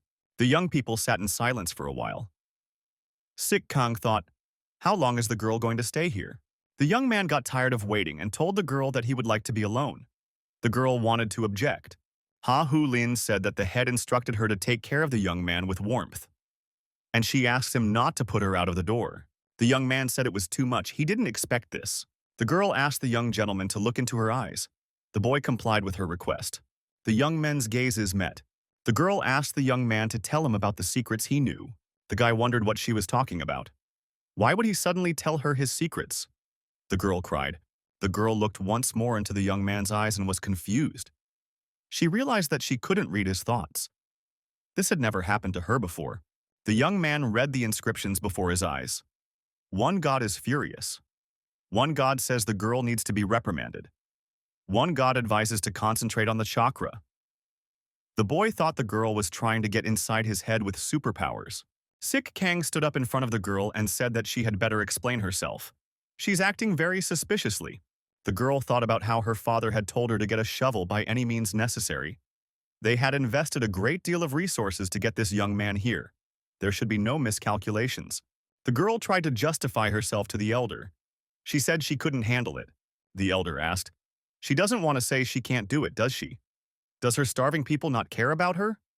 Her naive brother wouldn't be able to survive in that case." The man said it would be better if his daughter made the right choice. It seemed to the young man that the girl was asking to be saved. The young man could not understand what had happened to him. He had just seen the memories of his interlocutor. Sik Kang was surprised at how strong the chakra ability was. The young man asked Mrs. Ha Hu Lin to come clean. He said he would bring her out into the open. After talking to the girl, Sik Kang approached Mr. Ha Hu Chang. He said he wanted to talk to him frankly. The young man stated that he was waiting for an explanation, and there was no point in cheating now. Ha Hu Chang asked what the young man meant, and thought, didn't his daughter succeed? The man said that his daughter's hospitality didn't seem to reach the young man's standard. Elder Chang pulled out his gun and said that he didn't need to be nice now. Apparently, the young man had already understood everything. The gun was pointed directly at Sik Kang. The young man responded by taking out his shovel and holding it out in front of him. And said Chang, the first to start. Ha Hu Chang stated, no matter how strong the young man is, he is still human. Just one bullet and he will die. The man demanded that the young man immediately give him his shovel. The guy was holding a shovel in his outstretched hand and asked if his interlocutor thought a shovel would solve all problems. The elder told the young man to be quiet. He's seen it all himself. There is no hope here anymore. The man added that this land abandoned by the state will soon be taken away by starvation. Ha Hu Chang said they have tried to negotiate with the government, but it is not profitable for them to maintain them. The elder continued, if they had this shovel, they could defeat the devil of heaven. And then the state would hear their pleas. The young man thought that a lot of effort had been put in. For the sake of it, Ha Hu Chang spread false information that the monster was here. The man said that now the young man knows the whole truth. If he did not want to die here, he had no choice. The young man says that he is, in that case, willing to give this shovel. But he warns that it is heavy. The young man tossed the shovel up, and it spun in the air and fell, stabbing the elder in the legs.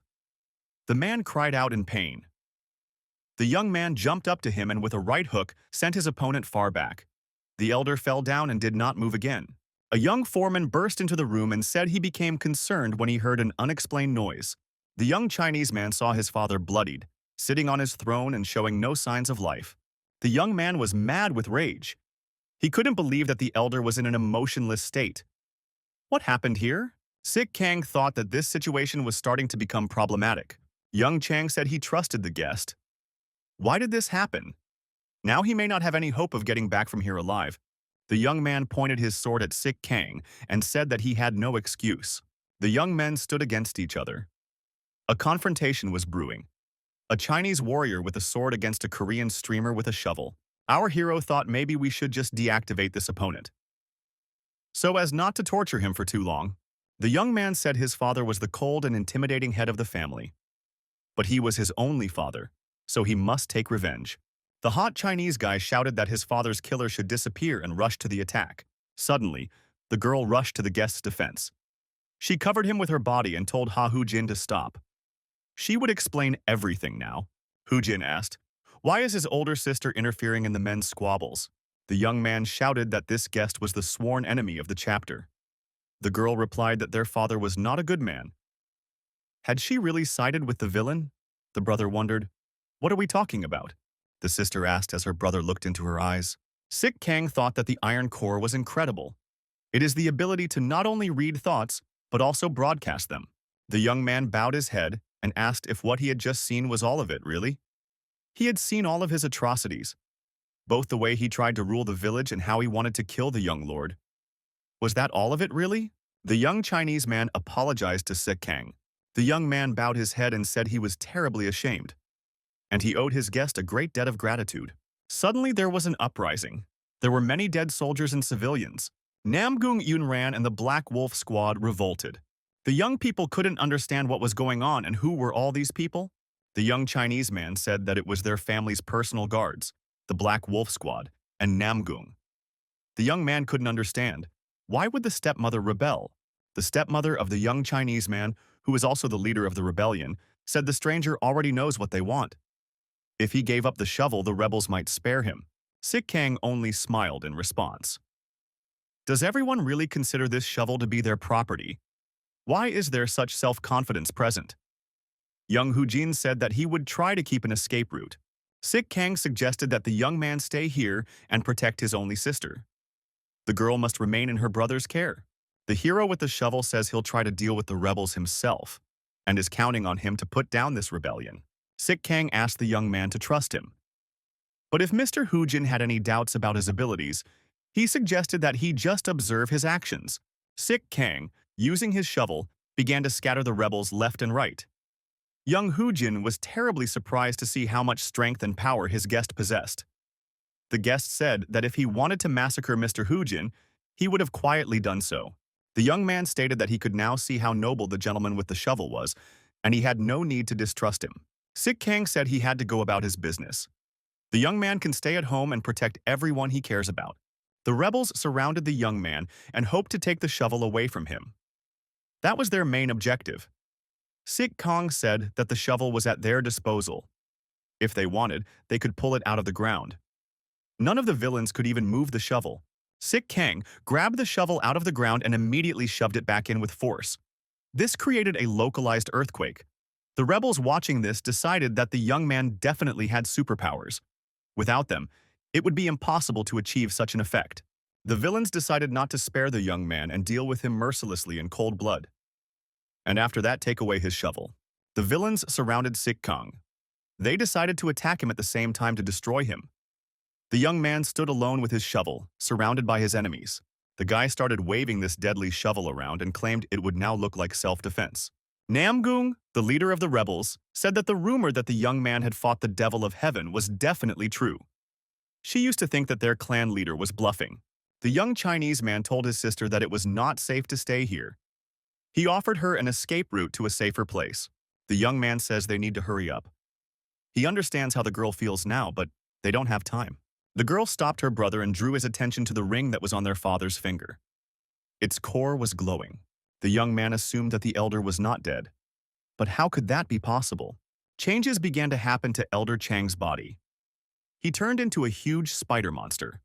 The true form of the core, it's a devourer. It used the elder as a vessel to awaken. Young Hu-jin shouted to his sister to immediately hide behind his masculine back. He would protect her. The young man drew his sword and swung. He said that this monster had just hatched. That means it hasn't reached its full 3-star strength yet, and it should be dealt with immediately. The girl shouted for her brother to be more careful. The young man engaged in a fierce battle with this insatiable monster.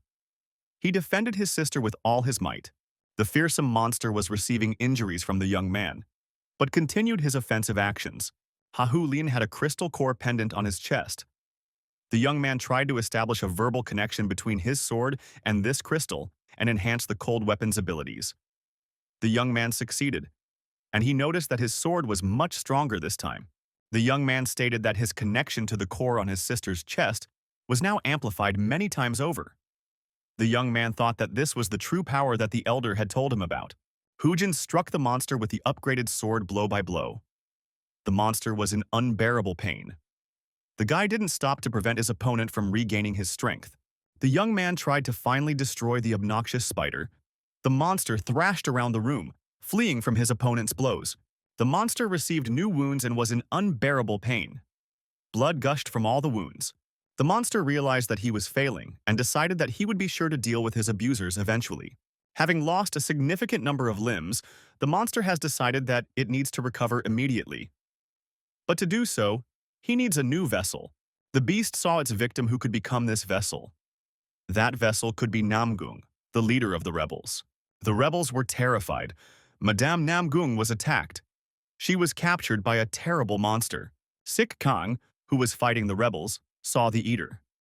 He wondered where the monster had come from. Madame Namgung was trapped in the cocoon that the monster eater had woven. The woman screamed, "Help, help, help!" The huge monster grabs the cocoon and decides that now he needs to keep it safe. He needs to get that cocoon to a safe place. The rebels decided to organize themselves and attack the spider eater. They needed to free their leader, who was trapped in a cocoon. The rebels decided that they shouldn't be afraid of this spider because it already has a huge wound on it, and this indicates that it has lost a significant portion of its power. The rebels decided to attack the spider immediately and surround it and take it prisoner. We must take advantage of our numerical advantage and superior strength. The monster realized he had to buy time.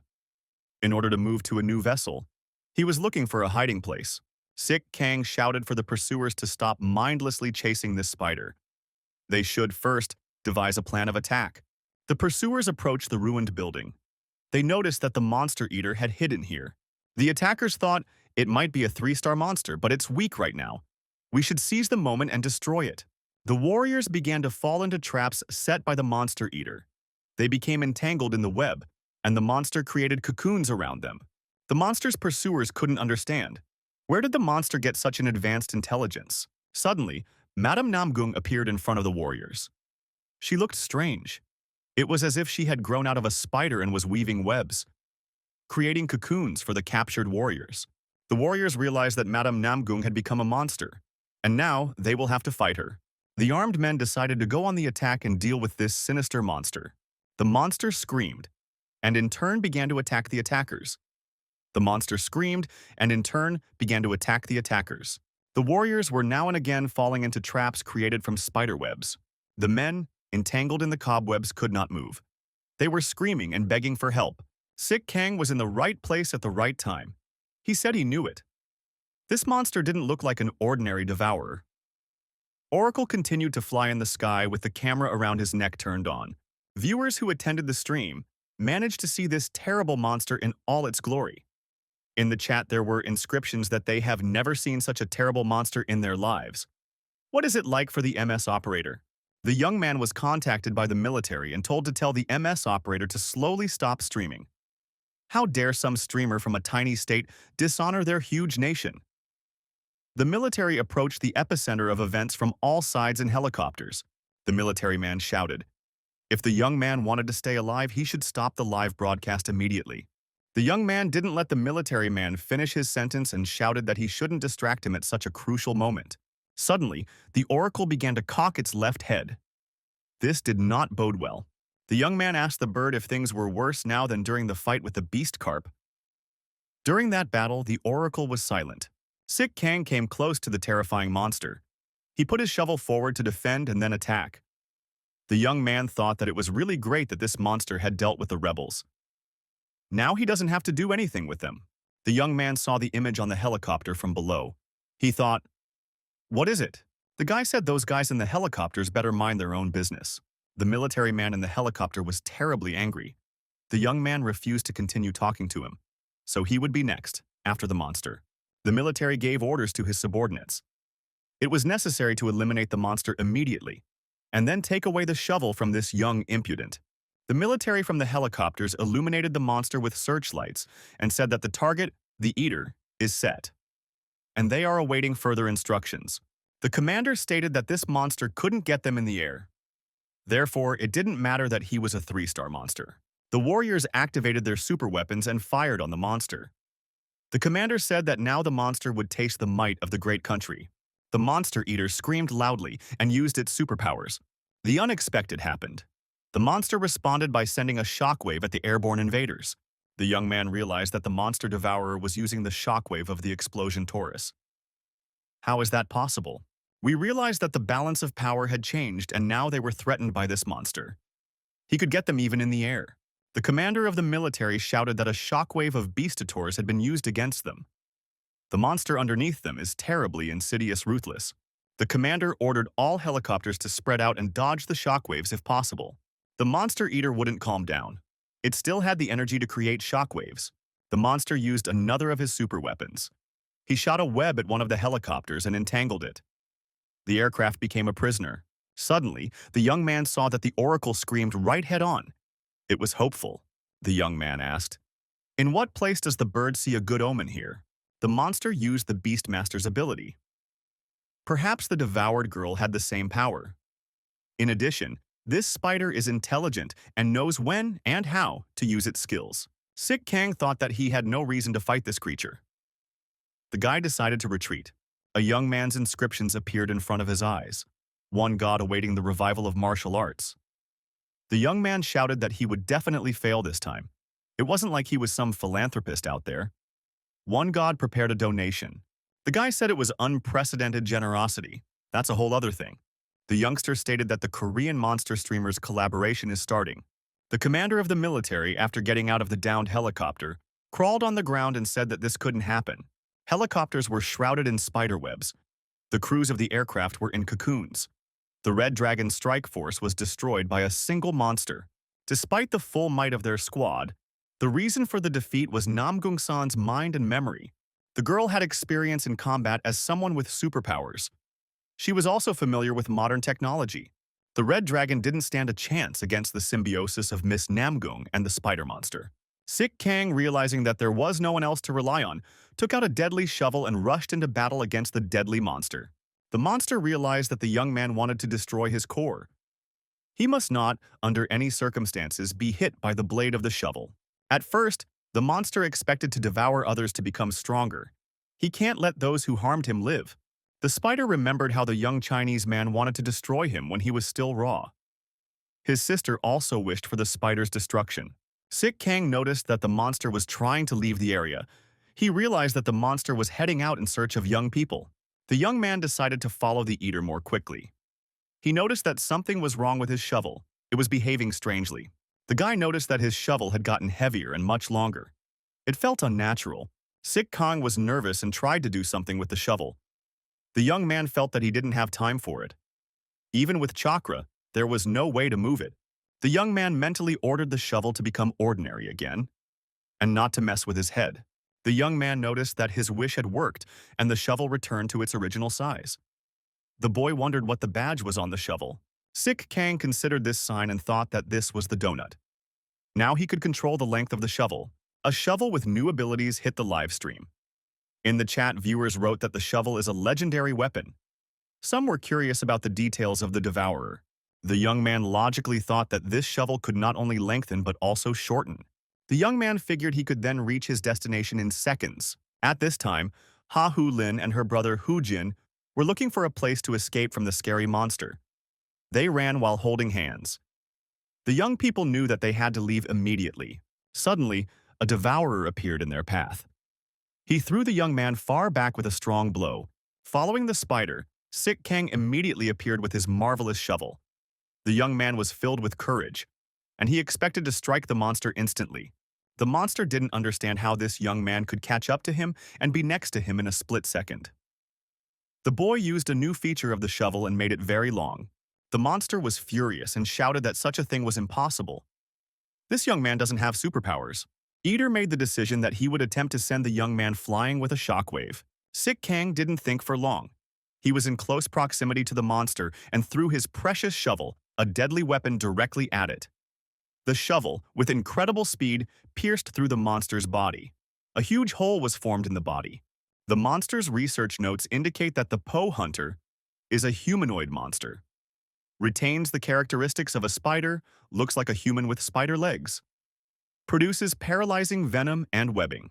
The military arrived by helicopter to the epicenter of events. They saw the defeated monster below and the invincible MS operator with his remarkable shovel beside him. Ha Hu Lin and her brother said that their guest appeared just in time. The young people noticed that the young man was about to leave. They asked why the guest was leaving so quickly. The MS operator said his work here is done. He has been cheated and is trying to figure out what to do next. Either way, the young man knew that he had gotten some useful information about awakening the core, and had gotten some good experience in the battle with the intelligent spider. This would certainly come in handy for him in his future life. The young man noticed that his shovel was ringing. Had something happened to the fortillery? That was all he needed. Ha Hu Lin said that she wanted to travel further in life with their dear guest. The brother was extremely surprised. The young man, after some thought, replied that he could not take the girl with him. He apologized. The path he would take would be very difficult for the girl. She needs a different perspective in life. Sik Kang said he was used to acting alone, and a rescue helicopter had already arrived to pick him up. The helicopter was coming home through the night sky. The news was on the air. There was an unexpected announcement that the MS Top 5 rating had changed. Sik Kang continued to listen to the news. The main reason was the recent incident that happened to the strike force, the Red Dragon. Despite the fact that MS Dragon, number 3 in the top, was not involved, the consequences of breaking through could not be avoided. The news anchor added what's bad for one is good for the other, and suggested looking at the updated ranking. The updated MS Top 5 appeared on the screen. In fourth place was Sik Kang. It was a big success. The news anchor said that the first place belongs to Captain Africa. He's the clear leader. This man, a great hero of his continent. He fights the Murop army single-handedly. As people often say, without this hero, all of humanity would soon become the food of the Murops. Number 2 in the top, a man nicknamed Man Army. That's MS Kaiser. In third place is Master Johan, the leader of the strongest strike force of the 6 stars. Thanks to his data, he was the one who was able to unite this famous unit. Shiro Yamato comes in at number 5. He is the strongest swordsman, able to cut through anything with his 2 swords. The presenter said that she is now ready to announce the person who caused the change in this top. It's the MS operator. Number 4. This young man did something that even the Red Dragon could not do. He destroyed a monster with a supernova mutation. A guest in the studio said he'd like to watch the young man's strength from a different angle.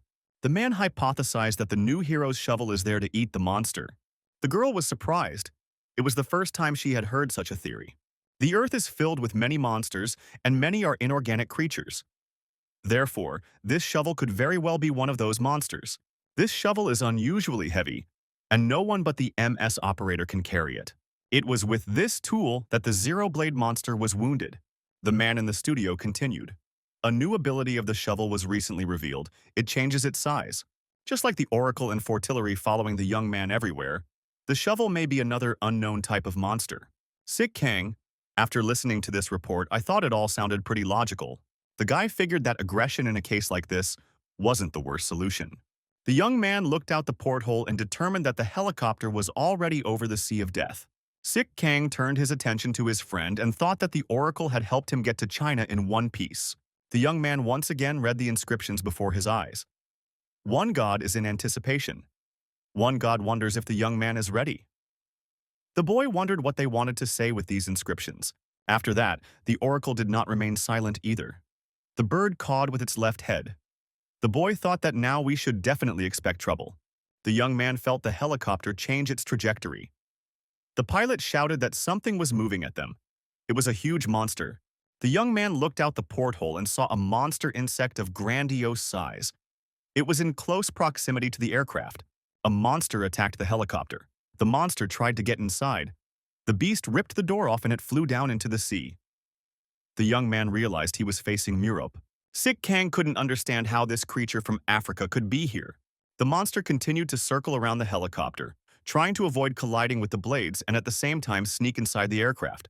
The guy thought it would be bad if this monster broke anything else in the helicopter. He decided to finish him off with one punch. Murop saw that someone aggressive towards him was trying to attack him from the helicopter. The monster reacted instantly and, changing its flight path, moved out of the MS operator's field of vision. Sik Kang calmed down and thought that the danger was over.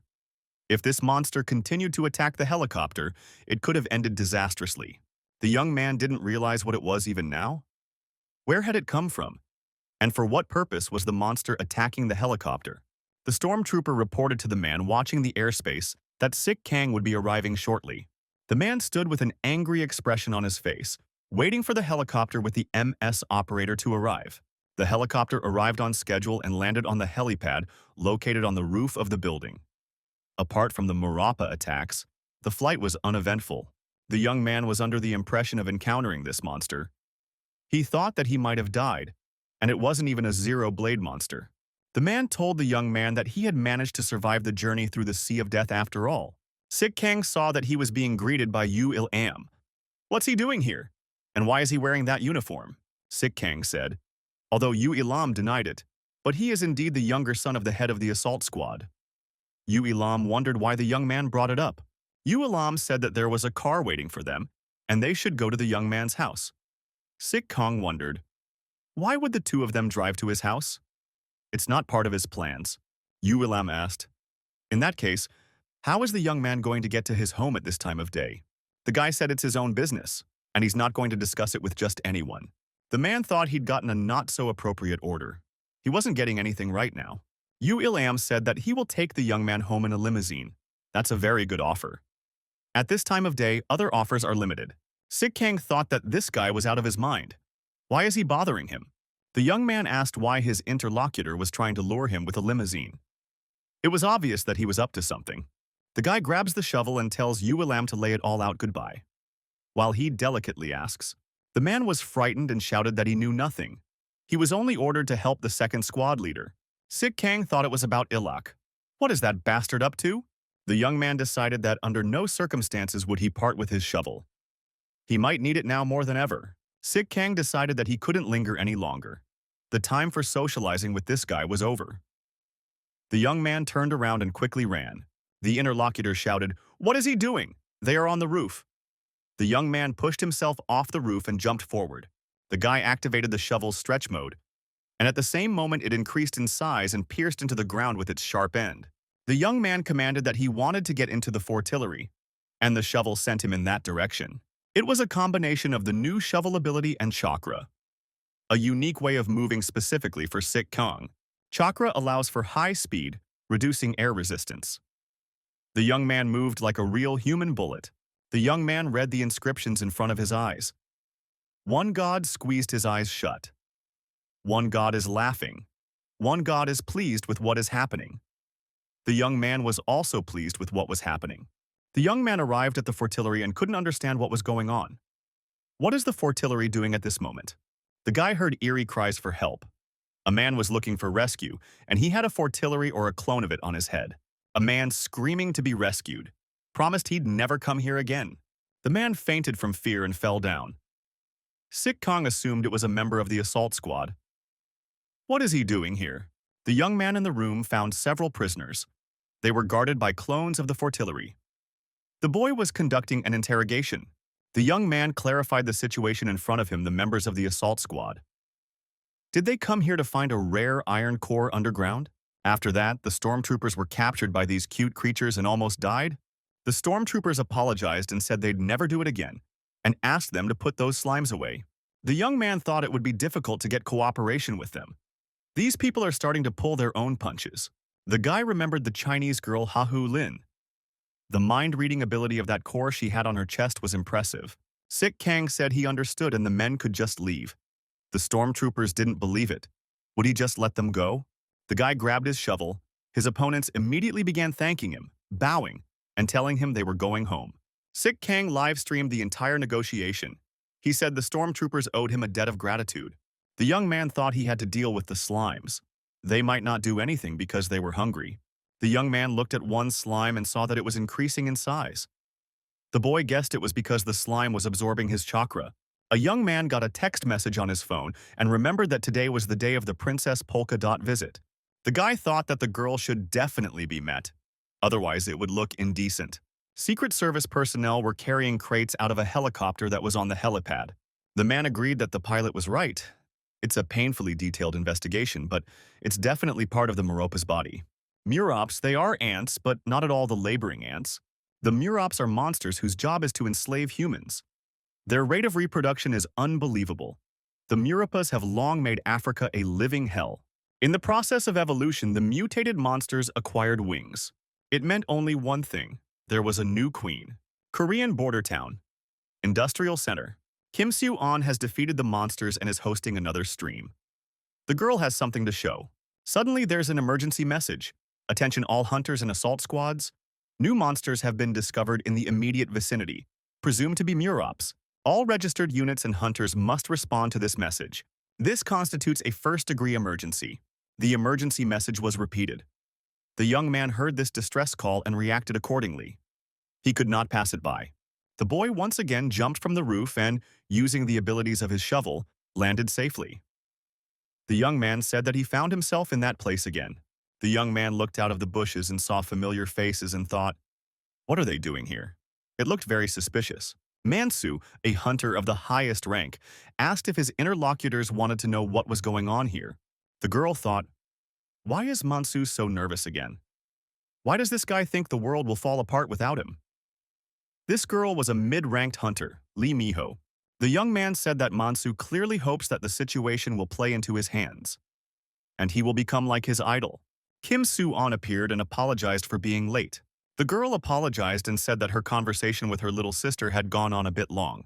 The young men pounced on Kim Soo-on. They were upset that they had to wait for her. The young man suggested moving out if everyone was already gathered. The young men were discussing who would get into the car first. They were being overly sensitive. The top-ranked hunter Mansu told everyone to shut their mouths and quickly settle down in the vehicle. Sik Kang looked out from behind the bushes and thought that these people had gathered because of the Maropas. The young man decided that they would take care of the matter themselves. The guy said he had his own personal business to attend to today and went further along the established route. The young man jumped high and decided to get to the balcony of one apartment. The young man successfully parked and thought he felt like a thief. There was something illegal about it. The guy had to read the writing in front of his eyes. One god's pulse quickened. The boy thought how noisy they were. A girl appeared on the threshold in front of the young man and asked who was there. The girl was frightened and confused at the same time. She said one name, Sik Kang. The young man said he wasn't a robber. The girl hid and asked, "Is the young man's name Sik Kang?" The guy said it was him, and he felt terribly awkward. He regretted taking that route. The girl stated. She didn't think the young man would be so quick. She would come out to him as soon as she was ready.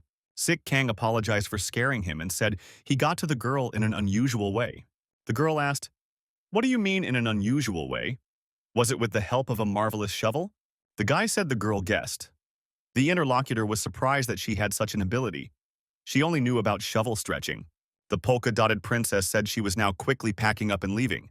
The young man was watching the girl, and the girl was considering what she should wear in this situation. The young man thought that this girl definitely reminded him of someone. The guy remembered how when he was a kid, his little sister would cry and ask his little brother to help her find her things, because she was late. The young man stood pensive. The girl came up and said she was ready. A beautiful creature appeared before the boy. The girl asked if the Murope the boy was fighting was very strong. Sik Kang said that he didn't expect such a question in this situation. The girl smiled and said that she was very interested in monsters. The pea-sized princess declared, since the young man is the same MS operator who defeated the spider eater with one punch, he must know a lot about monsters. The girl repeated the question. It must not have been easy for the young man to fight strong monsters. The guy said that even a strike force like the Red Dragon could be easily defeated by an unknown kind of monster. The young man continued, "This is why, no matter the situation, one can never be sure of the outcome of a battle." The girl replied that she thought so. The polka-dotted princess thought that a true humble hero stood before her. Inscriptions appeared before the young man's eyes. The gods wondered what the young man's plans were for his offspring. The young man mentally asked them to stop this nonsense. The guy said that he would, as promised, show the girl how the inside of the Fortaleria was organized. The pea-sized princess pointed to the shovel and asked if she had to use that thing too. The young man told the girl to hold on tight and put his arm around her waist.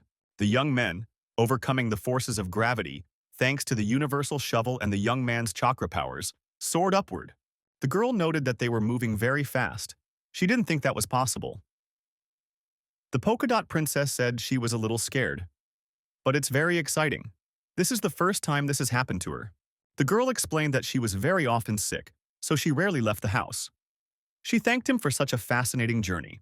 The guy looking at the polka-dotted princess thought, if his sister were alive, they would be alike, like drops of water. During this movement, Sik Kang heard the oracle shouting with his left head. Could it be that there was some bad luck ahead of him? The boy thought, not unreasonably, that some kind of trouble was coming. The young man noticed a Murup trying to attack him. Why would he be here? The young man pressed the pea-sized princess tighter against his body and blocked the dreaded insect's claws with his shovel. By doing so, he prevented the attack on him. If they fall now, the polka dot princess could get hurt. The best option is to quickly deal with the Murup and then land. But it's not that simple. The young man decided to see who would be stronger. He used the expansion mode in the shovel. The boy instantly struck the monster's head with his elongated shovel and split it into pieces. The monster's blood spurted out in all directions. The young man saw a cannonball fly out of the monster and decided that it was absolutely necessary to get hold of it. The young man and the girl were safely down on the ground with the shovel. The monster was lying in a pool of its own blood. The young man looked the girl in the eye and told her they had made it. It was a test. The polka dot princess said the MS operator was the best. Sik Kang thought that he had failed again this time. He saw that the core was in the oracle's beak. The MS operator looked up and realized that their ordeal did not end there. There were several more Murops circling in the sky. They saw in the young man their target. The boy said he was going to go crazy with these monsters. Wow, he went on a date. Monsters surrounded the young men on all sides. The ring was shrinking. The buzzing of their wings could be heard in the air. The boy thought, why is he in so much trouble? The young man told the girl when he gave the signal to run and hide behind those rocks. Guy told the girl not to worry about him. He still had unfinished business. The young man held the shovel tightly and rushed towards the bloodthirsty monsters. Sik Kang activated the shovel expansion mode. He decided not to get involved in close combat. The size of his weapon allowed him to do so. The shovel, like a powerful projectile, lightning-fast rushed towards the nearest Meropa and dismembered it into 2 pieces. Sik Kang thought that everything was going according to plan. The young man did the same with a few more monsters. He noted that 4 of them were ready. The only monster left was the one that was most aggressive. The young man wondered why this Murop ignored him and set his sights on the polka dot princess. The boy pointed his shovel towards the huge insect with rage and activated the expansion mode again. The young man was drilling the same question. Why did the monster fly towards the girl? The horrible jaws of the huge insect were already ready to pierce the body of the polka-dotted princess. The young man thought it was too late. Suddenly there was a huge explosion, and the monster was torn apart. The girl crouched down in fear and hid behind a rock. The boy thought, where could this have come from? Who had given him the support? Turns out it was the fortillery. This time, a telescopic sight was used to most accurately aim the weapon at the enemy. Sik Kang thought to himself, fortillery, a jack of all trades. The monster was lying not far from the girl, and barely showed signs of life. The boy decided that this monster was hard to destroy even with fortillery weapons. Sik Kang jumped up and smashed the bloodthirsty monster's head with a precise blow of his shovel. The young man turned to the girl and said that this monster was done with as well. Now they could rest. The young man, turning to the polka dot princess, said he was very sorry that his invitation had turned into such a nightmare. The girl stated to her interlocutor that it wasn't that bad. She had been a part of an incredible battle, and she saw how everything happens in reality. The girl added. Now she knew how the strongest hunter spent his days. The young man smiled and said he shouldn't continue. He was very embarrassed.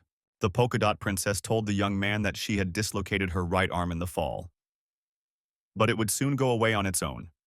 Sik Kang said that the monsters were finished and now they could go to visit him. The girl really enjoyed visiting the young man. She said that these toys were very soft and cute.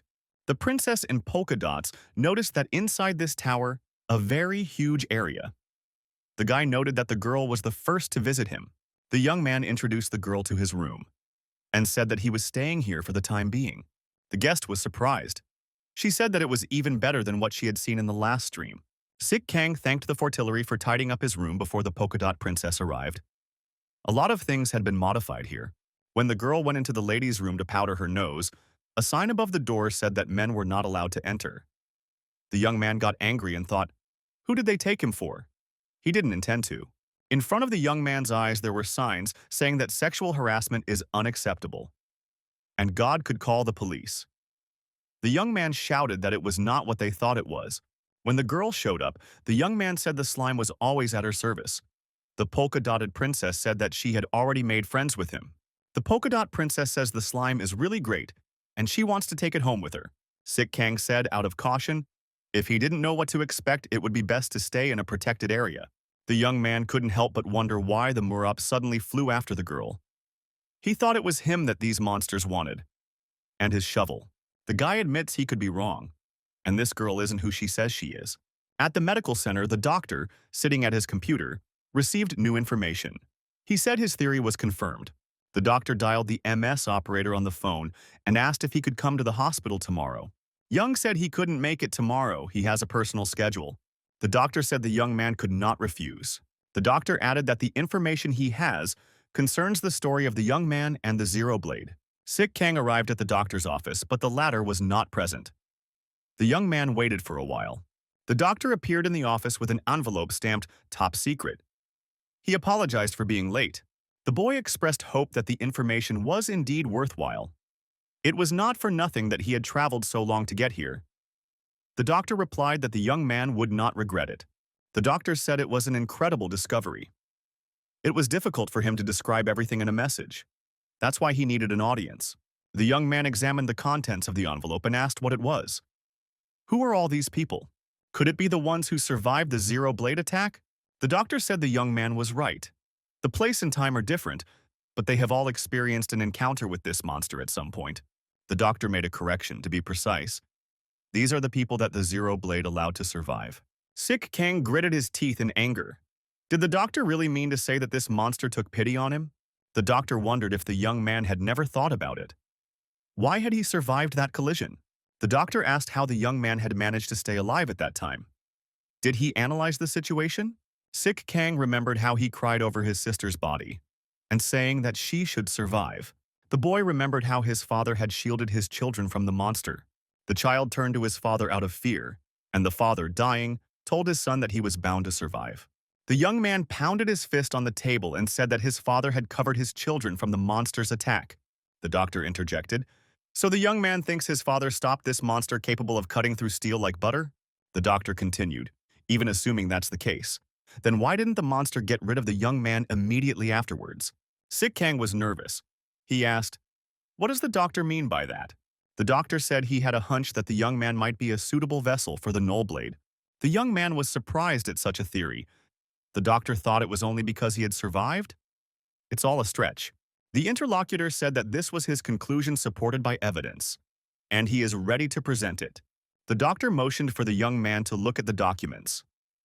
Each survivor cannot be linked to the cores of other monsters. Hence, there is a possibility that they are suitable for an unprotected core. The man said the decisive proof is now right in front of the young man. The man showed the young man some drawings, under which it was written that the match was more than 94%. The boy asked, "What does all this mean?" The doctor explained, "The internal skeleton and body shape are a 94% match. That can't be a coincidence." Sik Kang became even more nervous. What does the doctor mean by that? The doctor asked the young man to calm down and said maybe it was really just his theory. The doctor believes the null blade is purposely leaving his possible vessels alive. He may need them in the future. The doctor said he doesn't know what the monster's purpose is. He can only speculate based on his research. The man said he thought if the ability of the vessel wielded the appropriate core, it could turn into a null blade. Sik Kang finally boiled over. He pounded his fist on the table once more and said, "Does the doctor really think that the zero blade is a human? Is that his guess?" The doctor said that's exactly the point of his theory. The interlocutor asked. The young man had observed something like this before, hadn't he? The doctor continued, "The kernel, like a sprouted seed, turns a man into a monster." The young man immediately recalled the spider situation in China. There are organizations that are secretly researching this phenomenon. But it's classified. The doctor noticed that the monster's core held many secrets. Does the young man not allow even the thought that this could be true? Some survivors may actually be zero-blade. Sik Kang asked, "If this is true, then how do people without any abilities get his core?" The doctor said that a proper investigation should be initiated immediately, and to notify the competent authorities. Need to know what these powerful monsters might be hiding? The young man was leaving the hospital.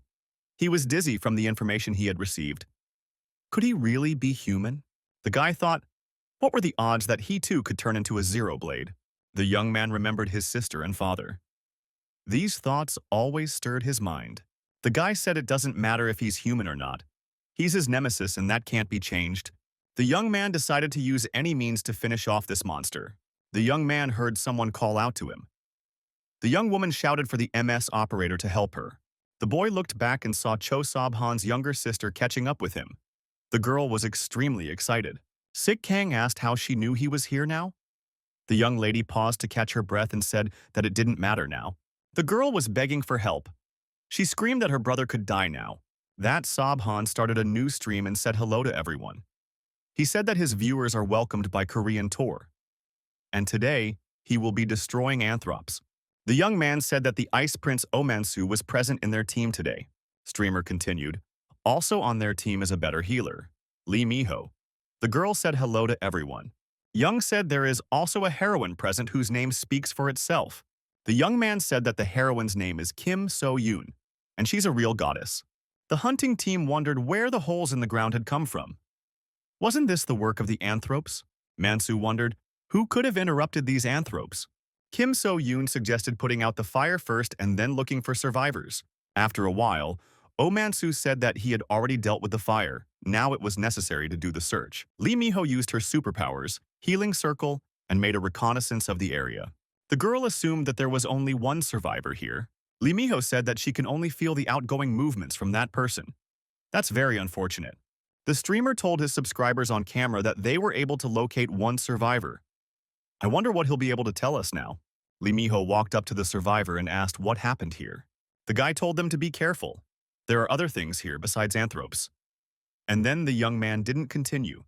He just kept moving his lips, without making a sound. Kim So-yoon thought about what happened to that young man. Why was he just moving his lips? The young man wanted to shout that everyone should run away, because it's coming back. But he only opened his mouth and said nothing. His sounds were gone. The cameraman was filming Kim So-yoon. It seemed as if the girl knew what the reason was. She was tense and looking in one direction. Streamer shouted, what was the girl gonna do? But he couldn't finish. He was losing sound too. And you could see that he was moving his lips. Why couldn't he hear his own voice? Suddenly, there was a huge explosion. The stones were flying in different directions.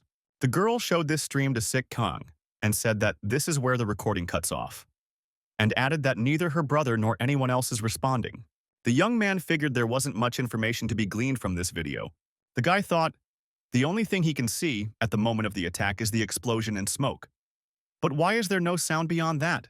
It hit the young man. There's probably no sound. The guy clarified, Cho Sobhan was heading towards the airport, the girl confirmed. Sik Kang said he has no certainty that those people survived. The young man said firmly that he would surely find these hunters. Inscriptions appeared in front of his eyes. One god shed a tear. One god bought popcorn. 22 spectators are present. The young man arrived at the airport area using the properties of his shovel. The boy noticed the overpowering silence all around. The young man also took up the question, where did these ubiquitous holes come from? The boy thought it was all the burrows of the very creature. Sik Kang thought that he should lure this creature outside. The young man turned to the bird and told Oracle to start the streamer. The guy greeted his audience and said that hunting time was starting. Suggested that everyone make a fuss here. The boy shouted that there would be a battle here today. And the next thing he knew, his voice was gone. He only moved his lips. The young man thought that the monster was here. Indeed, a very scary monster appeared from one hole. The boy thought it was, hush. The young man using his shovel began to strike. With a blow of the shovel, he cut the monster's head in two.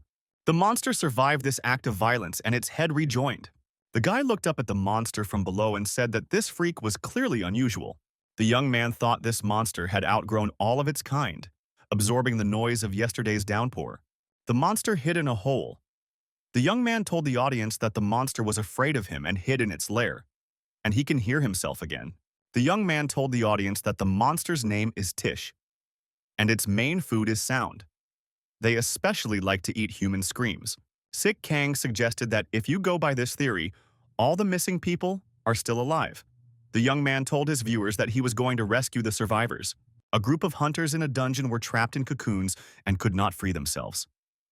This monster used poison to immobilize its victims. The young men were coughing and having trouble breathing. Kim So-yoon said it's too dangerous here. The poison creates fumes. Kim So-yoon said maybe she's been breathing poisonous vapors for too long and she's having trouble using her superpowers. The girl thought that there was no way she should die here. Kim So-yoon thought that she couldn't leave her sister alone without protection. The girl did not despair and decided by all means it is necessary to get out of here. Suddenly, a coworker appeared. She lit up in the dark with her phone and said she had finally found her. Kim So-yoon asked, how could Lee Miho be here? There's Tish's poison everywhere. Lee Miho said she has a double core. One of her abilities is resistance to this poison.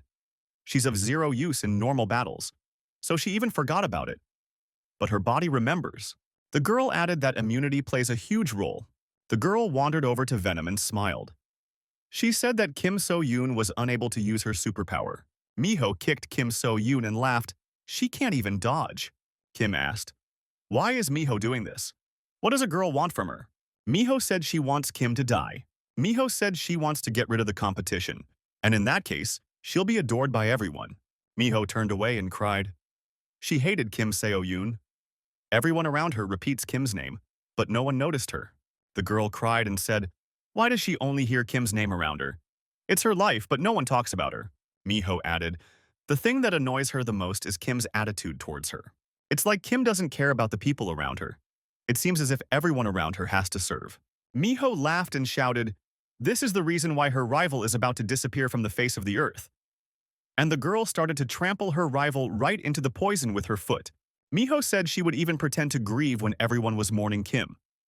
The girl thought that now the poison was seeping in. Suddenly there was some kind of explosion from above, and everything started to collapse. Miho looked up and saw Sik Kang and his magnificent shovel aiming to help. The young man continued streaming at this time and said that the MS operator was rushing to help, and he made it safely to the dungeon, and he thanks all the viewers for their support. The young man showed the audience the surroundings and said that apparently this is Tisha's lair. He will continue his actions. Sik Kang said he will help all the victims first, and will free them. Lee Miho threw herself on the young man's chest and screamed that finally the MS operator would save her. She hadn't expected this to happen. The girl tearfully pumped that she was very scared. The young man was surprised. The girl didn't look affected. Was her body resistant to Tisha's poison? Sik Kang asked the girl to stay put and wait for him. He wants to take care of the needy wounded and free them. The guy walked over to Kim So-yoon and asked how she was feeling. The girl was still conscious. The young man tried to bring her to her senses and told her that the monster could appear at any moment. It would be hard for him to save everyone alone. He won't be able to do it without the help of Mrs. Kim. Kim opened her eyes and said that it won't work now. She can't concentrate because of the poison. Its fumes have affected her psyche. The young man yelled for the girl to pull herself together. Now was not the time to give up. She has to remember who she is. She's the brilliant Kim. The boy continued. She's not like the other hunter slackers. A lot of people count on her for help. Kim tried to get up, but it didn't work. She said she lacked strength. The poison had damaged her nervous system and weakened her physical condition. The young man noticed that his voice began to disappear. He tried to shout louder, but he couldn't even hear his own voice. Sik Kang shouted to the young men to run away from this place faster, but the voice was still missing. Suddenly, the monster Tish appeared and grabbed Lee Miho. The girl screamed and cried for help, but no one heard her. Miho tearfully asked for help, but no one could hear her cry. She only moved her lips. Sik Kang and Kim So-yoon thought at the same time. Why did Tish grab Miho specifically? The young man swung his shovel and decided that now was a good opportunity to finish off this monster at once. The guy thought that right now he couldn't penetrate the core of this monster. He'd have to think of another way. The girl in Tish's jaws tried to scream for help. She was waiting to be rescued and did not want to die. But her voice was barely audible, and she could not finish a single sentence. The guy thought, "This isn't over. The fight is not lost. We must try to destroy the core of this monster with one blow." The young man was held back by one thing. If he missed, he could hit Lee Miho directly. Sik Kang tried to avoid the fate of the girl who was in the jaws of the monster. The young man thought that he should use the factor that there was absolutely no sound here. Maybe it would help him fight the monster. Unexpectedly, Kim found her power again, using her superpowers, and decided to help the young man to destroy the monster. The guy got excited and shouted that the girl could whenever she wanted, and she confirmed her status as a genius. Kim came fully to her senses and confronted the monster. The girl was the same as before. The energy effect on the monster that Kim created forced the beast to let go of its victim. The beast let Lee Miho out of its mouth. The girl screamed that she was falling, and fear reappeared in his eyes. Kim helped the victim avoid a hard fall. Miho thought, why is she saving her? Kim was the same hunter again as before.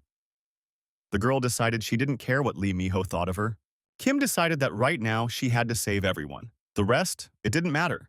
Sik Kang saw the extent of Kim's action and was impressed. He noticed that Tishi's poison was receding. The guy said that his colleague had very powerful strength. And with a smile, he added that she was only pretending to be weakened. It must not be easy to have superpowers. The poison had receded. Lee Miho thought she had survived. She couldn't believe her eyes. She got out thanks to Kim So-yoon. Kim felt on edge after that attack. She didn't even have the strength to stand on her feet. The fainting girl said that the rest should be handled by Sick Kang and his shovel. The guy gained tremendous speed and moved towards the monster. There was no longer a victim in its mouth, and nothing prevented the MS operator from piercing the monster's core. The boy shouted that he had succeeded. He pierced the core with the shovel. The monster was finished. The young man said that now no one could restrain their voice, and he could shout without fear of not being heard. His attention was drawn to the girls. He thought, what is happening to them? Kim lay on the ground exhausted. Lee Miho stood in front of her. Miho said Kim saved her even after what she did to her. She hates her for that. Lee Miho was hysterical. She was screaming. How long was her rival going to make her look so pathetic? Kim yelled for the girl not to do that and tried to use her superpower on her. Lee Miho was out of control and was exposed to the crystal that was around her neck. Kim shouted the girl out of the influence of her telekinesis. It could be dangerous. There was an incredible explosion and Kim was thrown far back. The young man managed to catch her in his arms. Kim thought that her co-worker had died because of her. Sick Kang wanted to say something to the girl, but no sound was heard again. The young man was furious. It was annoying when it was impossible to make a sound. The young man tried his best to explain to Kim that now was not the time to get upset. It was time to combine their forces, and suggested the girl to turn on her brain. Sick Kang pointed his finger at the resurrected monster and said that it could spew its poison again. We must do something to prevent people from getting hurt again. The hunters, freed from their poisonous captivity, looked at the young men with hope. They were sure that they would be helped. Sick Kang noticed that the poison from this monster's mouth had already started to be released. It would soon fill the entire area. Kim gathered her last strength, stood up, and found it in herself to team up with the young man to end this monster once and for all. Sick Kang and Kim. So Yoon teamed up and decided to cooperate together and destroy Tish. The girl used her superpowers. The young man used his super shovel. Kim So-young directed a stream of her superpowers towards the villain. She decided to use telekinesis to block his movement. The young man delivered a powerful super strike with his modified shovel. It increased in size. Another crystal was shattered. The monster fell. The sweep of Tish's lair was complete. The monster research notes stated that Hush is a silent killer monster. Its translucent body resembles the shape of a ghostly serpent. For its main food source of sound, the monster hunts in noisy places. Kim So-young was recovering her strength and health at the city clinic. The girl was on the mend. The young lady was pensive. She was thinking about her colleague, Lee Miho. What could have happened to that girl? The rescuers did not find the girl in Tish's body or anywhere else in his hole. She disappeared without a trace. Kim Seo-yoon regretfully thought that her strength was at its limit then. And she couldn't save Lee Miho. The girl came to her senses when she realized that there was someone with her. It was her younger sister. She said hello and asked how Kim So-young was feeling. Kim So-young wondered, why did she come here? Was her body too weak? How did she even get here in the first place? My little sister said she's fine. She's much better now. The girl smiled sincerely. The young lady said her new friend was helping her improve her health. The girl had a slime with her, given to her by Sick Kang. The girl remembered the young man telling her that this slime was capable of absorbing and releasing energy. It could become an indispensable assistant if you took it with you. The little sister thought that she shouldn't tell her sister about it. Even though her new friend is tiny, he's still a monster. She wouldn't be happy about it. Kim So-young was pleased that her sister's condition had improved markedly. The girl thought that she hadn't even noticed when her little sister made acquaintance. She hadn't paid her proper attention. The younger one asked how Kim So-young was feeling. After all, she had lost too much precious energy. The older one replied that she was doing her best. The girl added that she had even gotten some use out of it. She had a crystal on her hand. Kim remembered that she had exceeded her strength limit 3 times that day. It had been a huge waste and an incredible strain on the body. Kim So-young thought that she didn't like that feeling at the time, like she owed something to the young man. But on the other hand, she had the opportunity to learn what she was capable of thanks to the young man. The girl thought she needed considerably more core energy. She knew how to use it. The sister asked, what kind of benefits are we talking about? Kim So-young said that it doesn't matter. It's just a thought out loud. The older sister pulled herself together in time. She thought she might have snapped and used her superpowers in front of her younger sister, who was still immature. The younger one said she's totally fine, and it's okay to go easy on her. The younger one stated that after what had passed, she could no longer lead her usual miserable lifestyle. Kim So-young looked at her sister and thought, When did she get so old? She had too little time for her. The girl said she had to leave. Her friend was already waiting. Next time she will come for a longer period of time. Her sister wished her luck and told her to be careful on the road, and of course to take care of her health. The girl left the room and breathed a sigh of relief. She apologized to the slime and said that he must have been too stuffy under her hair. She excused herself and said she was afraid of her sick sister's reaction. Inside the fortillery, work was boiling. The slimes didn't stop for a second. Production was in full swing. Sik Kang appreciated the scale of production and was pleased. He said that the guys are doing a good job. The young man remembered the remains of the destroyed machinery. He didn't think he could get a hold of anything. No one suspected he might find it. Probably those government goons had laughed at the young man for picking up a little trash. The young man laughed. The government hadn't taught him. The fact that he had slimes. The guy looked at the refurbished equipment and said he had absolutely no knowledge of it himself. Sik Kang noticed that everything here, from the building to the missiles, was made of scrap metal. Nothing is impossible for an army of slimes. The young man turned his attention to the latest development. It's a modern cluster missile. With such a weapon in the arsenal, you can repel any attack in a matter of seconds. Sik Kang went on air and welcomed his viewers. He announced that the MS operator was back on the call. He prepared a special content today. The young man said he wouldn't be paying attention to unpacking today. From now on, clichés aside. The young man said that today there would be a test launch of a rocket designed for a large number of giant monsters. The guy read the feedback in the chat room and said that this was exactly the reaction he expected. Young said that during the test run, the missile will be aimed deep into the sea. The young man suggested that everyone start a countdown together. The young man was very focused and counted the time until the launch along with his audience. Even before the start of the launch came, the rocket ignited and flew out of the fortillery. It was a very effective sight.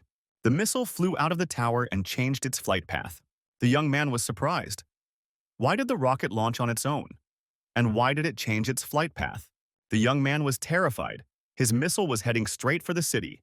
This could not be allowed to happen. The boy, instantly studying the trajectory of the missile, came to the conclusion that its target was the city hospital. He was terrified. The young man realized that the explosion could not be avoided, and it would be a terrible catastrophe. The young man was covered with cold sweat and turned pale. He screamed with fear. He went mad with indignation. The young man screamed. What could he have done in the fortillery? His life was over. Revenge could be forgotten. The young man joined the screen and wanted to see what was being written in the chat room. Reviews in the chat room, young man was horrified.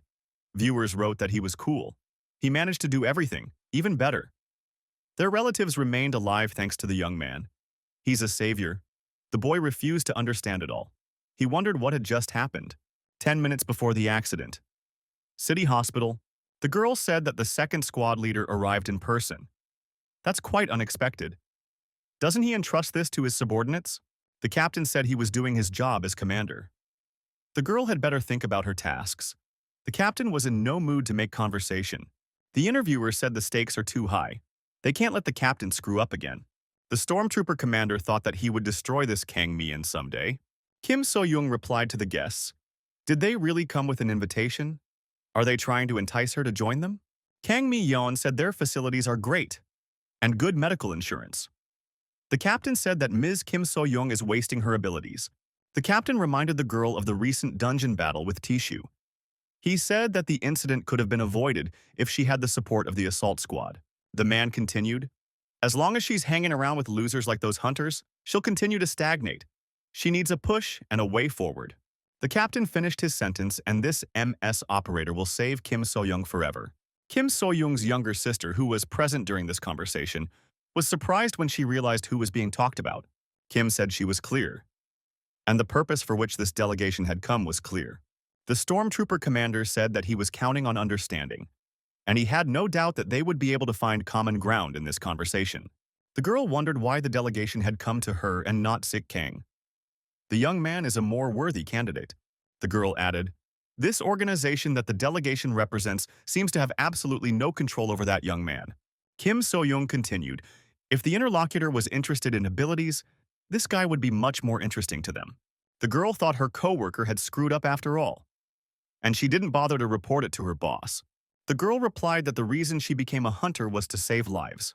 Kim So-young continued, She doesn't know the motives behind their organization, but they are clearly on different sides.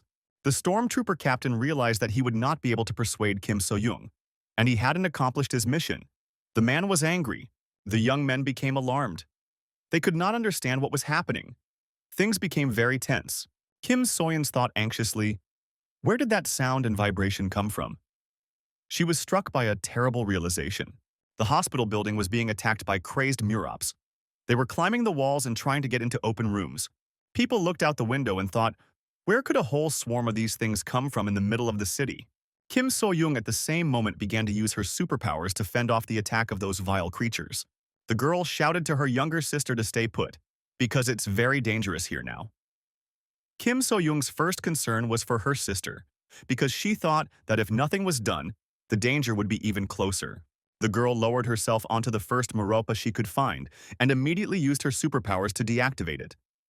At the same time, she looked out for the next target. Kim So-young thought that there were too many enemies, and it would be hard to deal with them alone. She won't be able to hold on for long. Suddenly, there was a huge explosion. Kim So-young flew aside. She wasn't hurt. The remains of torn Meropas were lying everywhere. The stormtrooper captain looked out the window and thought that Kim So-young definitely couldn't do it alone. She couldn't overcome so many monsters by herself. The girl asked the captain to help her sister. She still hadn't recovered from the previous battle. The man thought, if he uses this girl, Kim So-young might be in his debt. The man reassured the girl and told her not to worry. He had given the order and their organization was already looking into it. The stormtrooper commander said that the girl could now see the strength of the stormtrooper squad and their greatness. The captain, using the magic crystal in his ring as a superpower, made attacks on the Murops. Kim So-young thought that the captain's attacks are really fast, but Ilak is capable of destroying enemies one by one. He can't stand up to a huge number of monsters. The girl realized that she must not stop. She must maximize the use of her superpower. Right now, a lot of people were relying on her. A young lady in a hospital room heard a strange sound, and it really scared her. The girl looked back and saw that a ravenous monster had burst into the chamber. Murop was quite close. The bug made a nasty sound. The girl said it would take the assault squad a while longer to get here. They should all focus on defense now. In the air above the hospital at that moment, a huge explosion rang out.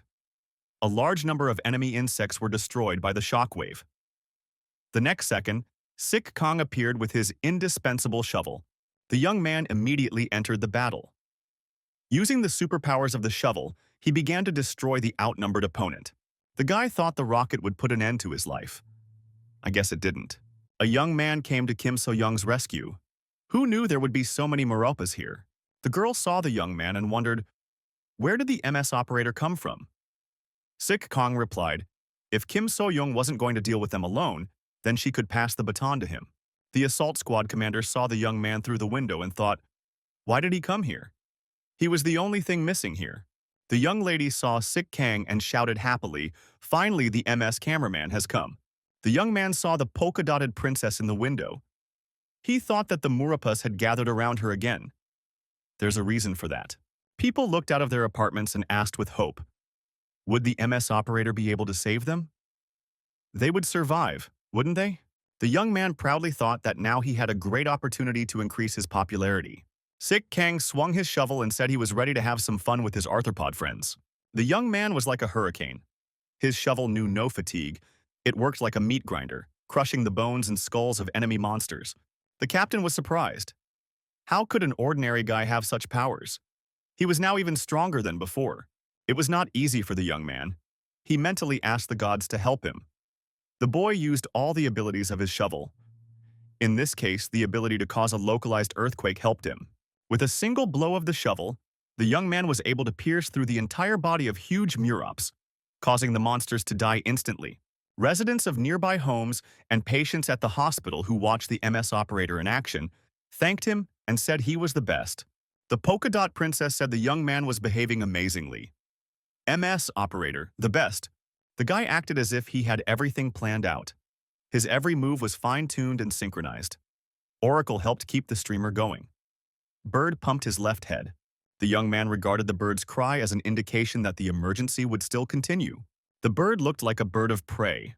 A huge swarm of wild African Meropas appeared on the horizon. How did they get here? The bugs buzzed menacingly and kept heading toward the hospital. The captain thought, "Why is this swarm coming straight here?" Kim So-young became worried about her sister and yelled that she needed help. The young man made contact with the fortillery by means of his shovel and said it was now her turn. Guy corrected the target and commanded, "Fire!" The turret guns fired simultaneously. The shot was accurate and it hit the swarm. The next moment, the stormtroopers appeared and said that from this point on, the situation was under the control of the assault squad. Sik Kong, sitting on the body of one of the Muros, said that the stormtroopers were too late. He had already taken care of all the problems. The young man looked at the oracle and said that they didn't have to worry about the cores either. Though, if they did a thorough inspection, they might find some crumbs. The assault squad came in as support. Those around them realized that they were no match for the MS operator, only in a supporting role. The captain began to get nervous. He realized that this was a reproach to him. The girl told the second squad leader not to escalate the situation now. The girl said the captain had to be braver and face the truth. He has to tell the head of the assault team the truth. His father will understand. The MS operator told his viewers that his new rocket is awesome. A young man showed the aftermath of the fortillery in the stream, and a lot of destroyed murops. The young man said that this is where he would end today's stream. All the most interesting things his viewers have already watched. Kim So-young thought that a swarm of Meropas had flown to the city center. Does this mean that there are no more safe places in the capital? The young man gave another quiz at the end of the stream and said that the winner would get a Meropa antenna. The girl was concerned about her sister's welfare. The sisters met and hugged each other. Kim So-young said she was fine. She asked how the younger one was feeling. The girl replied that she was fine. But her sister hasn't fully recovered yet. That's why it's better to hold off on fighting for the time being. Kim So-young thought, is she able to protect her little sister now, in this state? The girl turned to Sik Kang and asked that he take care of her little sister in the future. The young man realized that the sisters were standing in front of him. And he was very surprised at that. It was a revelation for him.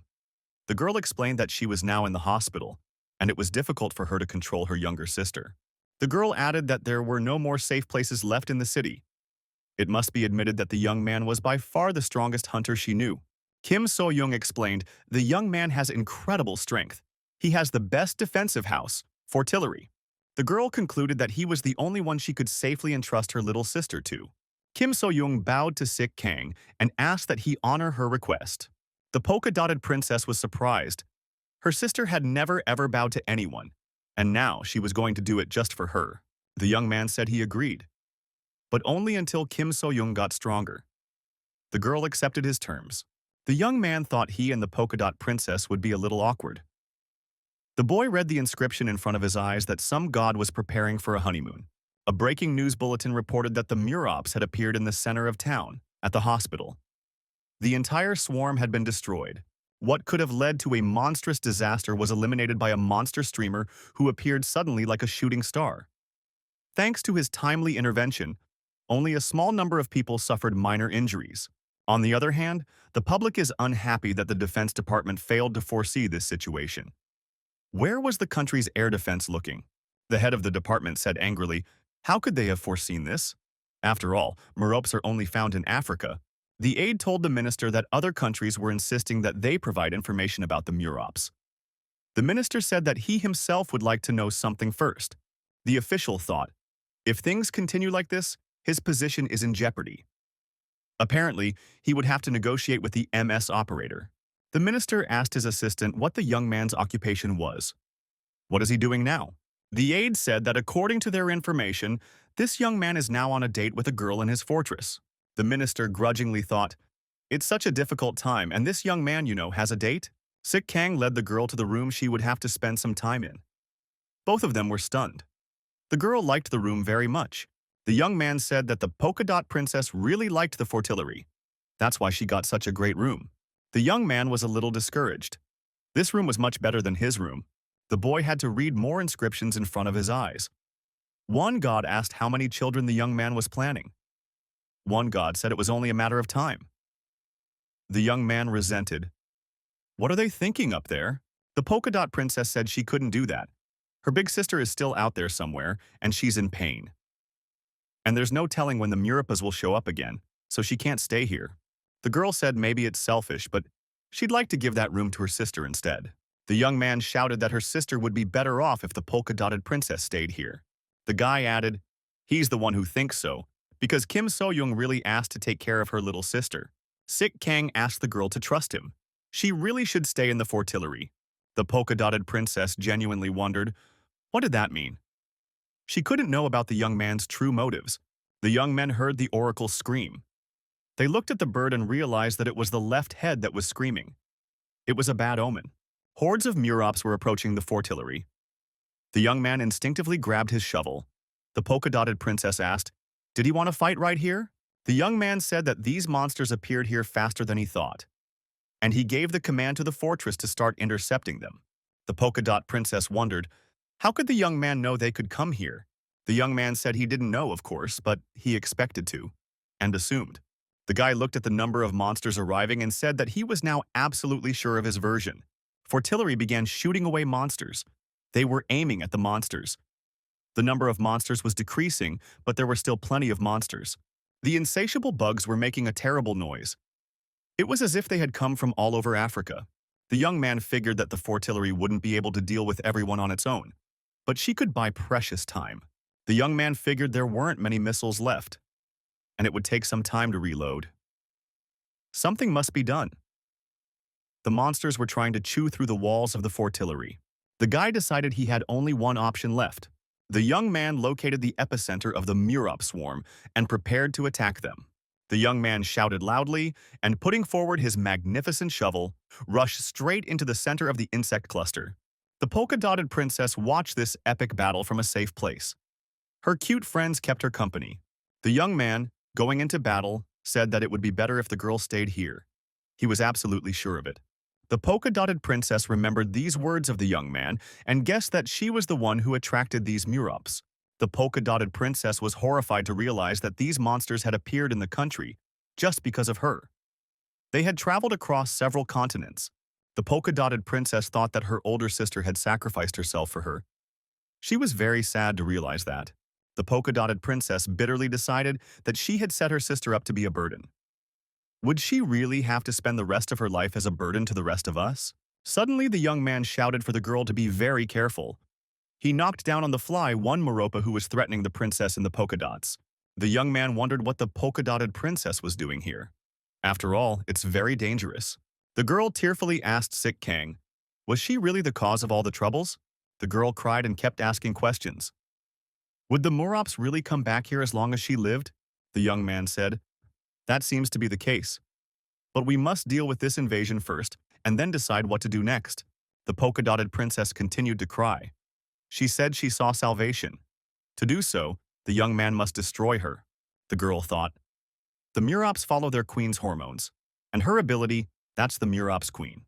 The young man hit the girl on the head with his fist in anger. He screamed, is this really why she wants doom? Does she want to make a murderer out of him? The polka dot princess said that as long as she was alive, they were all endangered, her big sister included. The young man asked his interlocutor why people with superpowers are so short-sighted. The guy explained, they just need to figure out how to use these superpowers.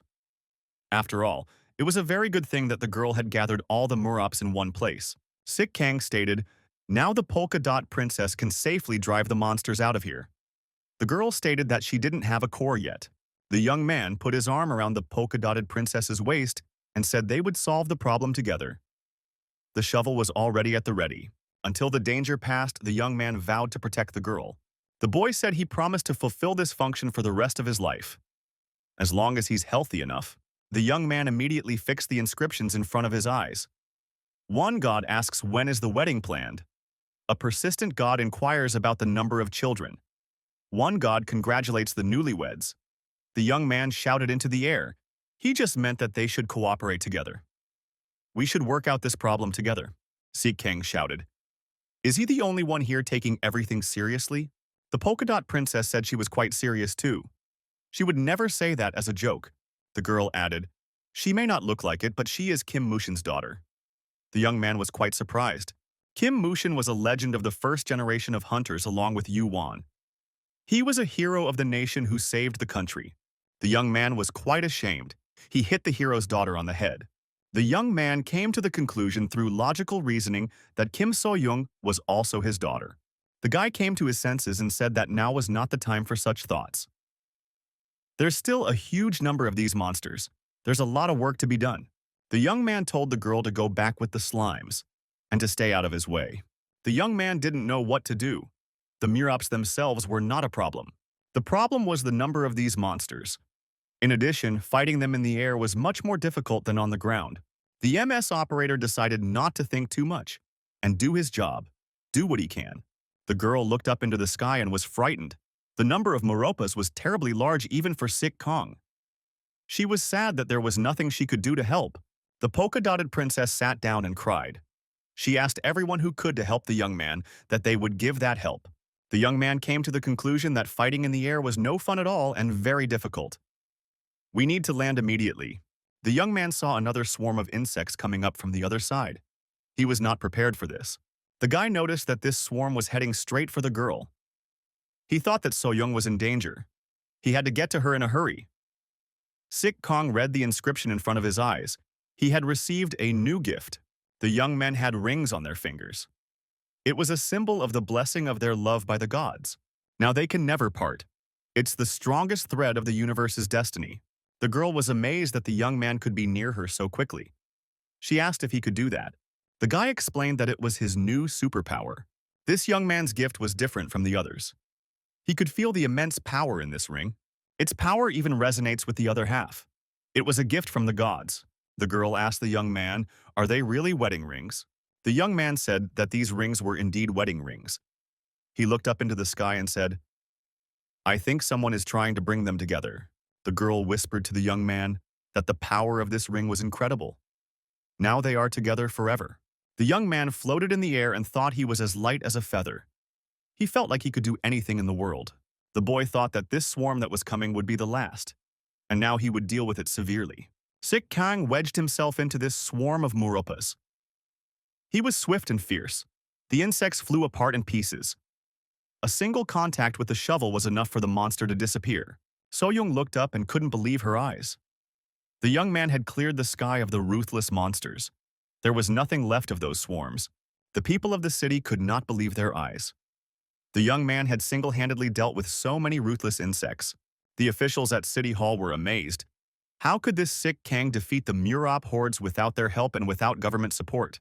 The young man thought it had been a hard day. Now it was time to rest. He would definitely not be the one to clean up the aftermath of the Murop liquidation. The utilities would have to be brought in for that. The danger was over. The polka-dotted princess looked the young man in the eye and said that they had now jointly dealt with the trouble. The girl continued, "We can't rule out the scenario that these Murops will return again. There are more battles ahead of them." The girl added, "This problem will exist as long as she is here. This fact cannot be argued with." Sik Kang said that originally the Murops lived in Africa. This was their habitat. The continent of Africa is controlled by Captain Africa, and he did not allow the Europeans to leave that territory, even assuming that's where the species with wings originated. There is no way that no country could have noticed them crossing the border. It's impossible, the young man added. If you analyze all this, you can conclude that they came from a neighboring country. So in order to figure out where they live, we need to track where they go back from here, and then get rid of them. The breaking news anchor had an urgent message. There had been 2 European invasions in one day. But these monsters had gotten a quick response from the humans. Who could have done this? The announcer continued that this hero turned out to be Mr. MS Operator, Sik Kang. This young man is a national hero. The announcer drew attention to the fact that on the other side, citizens were again indignant at the inactivity of the state. The head of the department received instructions from the president himself. The boss said to avoid such a situation later on, "We need to secure the partnership of this young man." The subordinate said, "He will do his best not to disappoint the leadership again. Mr. President will be satisfied." The man was furious. He was suffering reputational damage because of some young boy who had come from nowhere. The phone rang again. The department head decided that he was going to talk to the president again. Sik Kang was on the line. The young man introduced himself. The guy stated he had to work hard to resolve the Meropas issue. But in this situation, he is quite embarrassed by all the honors that have been heaped on his head. Sik Kang said, putting all courtesies aside, the city government has something for him to do. Right now, A small swarm of Muros is heading east. We need to track them down. The purpose of the stakeout is to find out where their nest is. This will be a very delicate mission. The young man added, Un hopes that the authorities will have the strength and means to do so. The man was outraged. How dare this boy? Why should the country listen to some MS streamer? The aide showed the chief a sign that said he needed to enlist Sik Kang's support. The man said they would trace the location of the nest. The young man told his companion that they had the tracking sorted out. Now they would prepare for the next step. The young man said he was referring to storming the Murop nest. It would be a very important part of their mission. The guy said even though he had asked the government to track down the Murops, he had an idea of where they might be living. The young man assumed that if the Muropas flew eastward, then their nest was near Japan. The young man added that once they know the exact location of the nest, they will be ready to strike immediately. The young man looked at his companion and said that he had not seen such a beautiful smile in a long time. The girl smiled even wider. Sik Kang said he intended to show the girl the most ambitious project of this fortress. The young man said it was the newest and coolest fighter jet that would get them to Japan in no time. 72. A young boy saw what this fighter jet had become and screamed loudly. One of these two cute slimes said he wanted a cool and sexy fighter jet. The guy thought he was dreaming. Does this thing look like a serious machine? It's some kind of toy airplane. The Murops crossed the sea and returned to their nest. These monsters were met by a young man and wondered, were they really the only ones who survived? The guy asked why they couldn't grab one girl. The young man realized that the whole problem was this MS operator. He was interfering with the plan. The stranger decided that he had to take matters into his own hands. A young man on a super airplane arrived in Japan, the island of Hokkaido. The young man decided he shouldn't judge a book by its cover. His plane is 100% cool. Travel time on this swift airborne vehicle took only 10 minutes. Sik Kang couldn't believe that this airplane was so fast and comfortable. The designers had done their best. The young man proudly thought it was all thanks to the substance the slimes were made of. In the back seat was Ms. So-young, and she said that this liner felt like very high-quality latex. The young man said he was worried that the girl might get tired during the flight, but he was glad that she was happy with everything. The girl gingerly thought about what awaited them here. She said she wasn't sure if she should have gone on this flight. The pea-sized princess realized that now she would have to join in the destruction of Anthropia. The young man stated that he was contacted by the Ministry of Defense. They said that the Anthropes were on their way to Hokkaido. However, the Department of Defense and other organizations can't act as easily as the young man on that plane. There's too much politics involved, and officials are afraid of the Sea of Death. The young man added that he was being nominated to participate in the mission as an international contingent. Ms. So-young suggested that she might be a burden to the young man. The young man said it was all nonsense. The guy reminded the girl that her strength helped defeat those insects for him. The pea princess's contribution is invaluable. The guy added, if he's not around, who will protect Ms. So-young? The girl was worried. What kind of help could she provide in this operation? Sik Kang thought that his companion was really suitable for the role of the Anthropy Queen. When they approached the nest, it would seem to the insects that they had two queens. They'll go crazy. Guy thought he would take this opportunity to find the nest. The gods questioned the young man. Is it okay to use a girl as bait? The boy stated that that was it, part of the plan. Sik Kang looked out the porthole and thought he couldn't see anything because of the snow. It was unclear what was happening overboard. The young man asked the slime, how should they proceed? We need to make a landing. Slime made a clear sky appear. The young man could see what was going on below. The young man was amazed. Could the slime really do that? Ms. So-young is interested in what's going on there? Is there any additional information? The guy saw that there was a huge building in the middle of the mountains. Where did it come from? Nothing was marked on the maps. The young man thought it was strange. Such a structure in this place with no infrastructure. The young man figured that people had abandoned the building after the monsters appeared. On closer inspection, the young man determined that it was not a building, and told the autopilot to quickly gain altitude of the fighter. Sik Kang realized that the 4-star concrete beneath them was now 4-star concrete. The 4-star concrete was a monster. It can manipulate stone and iron freely. It is quite a formidable opponent. The monster is capable of destroying or building a city in an instant. It is a very mysterious and powerful creature. The young man had no time to gain altitude on his airplane, and the monster got him with its concrete paw and destroyed him. The stranger told the concrete monster if he keeps acting like this, he's going to get in trouble, Kontian. The stranger continued. What will the concrete do if it is a girl? Also die? It is very difficult to find a suitable candidate for the role of queen. The young man thought that Sik Kang would not let the girl just die like this. Sik Kang and his companion landed safely after the plane's destruction, using a universal shovel. The young man stuck that shovel right into the concrete monster. The stranger thought he had just the right shovel in front of him. Sik Kang walked down the shovel like an elevator. The stranger turned to the young man and said he was stronger than rumored. The stranger asked where the girl was now.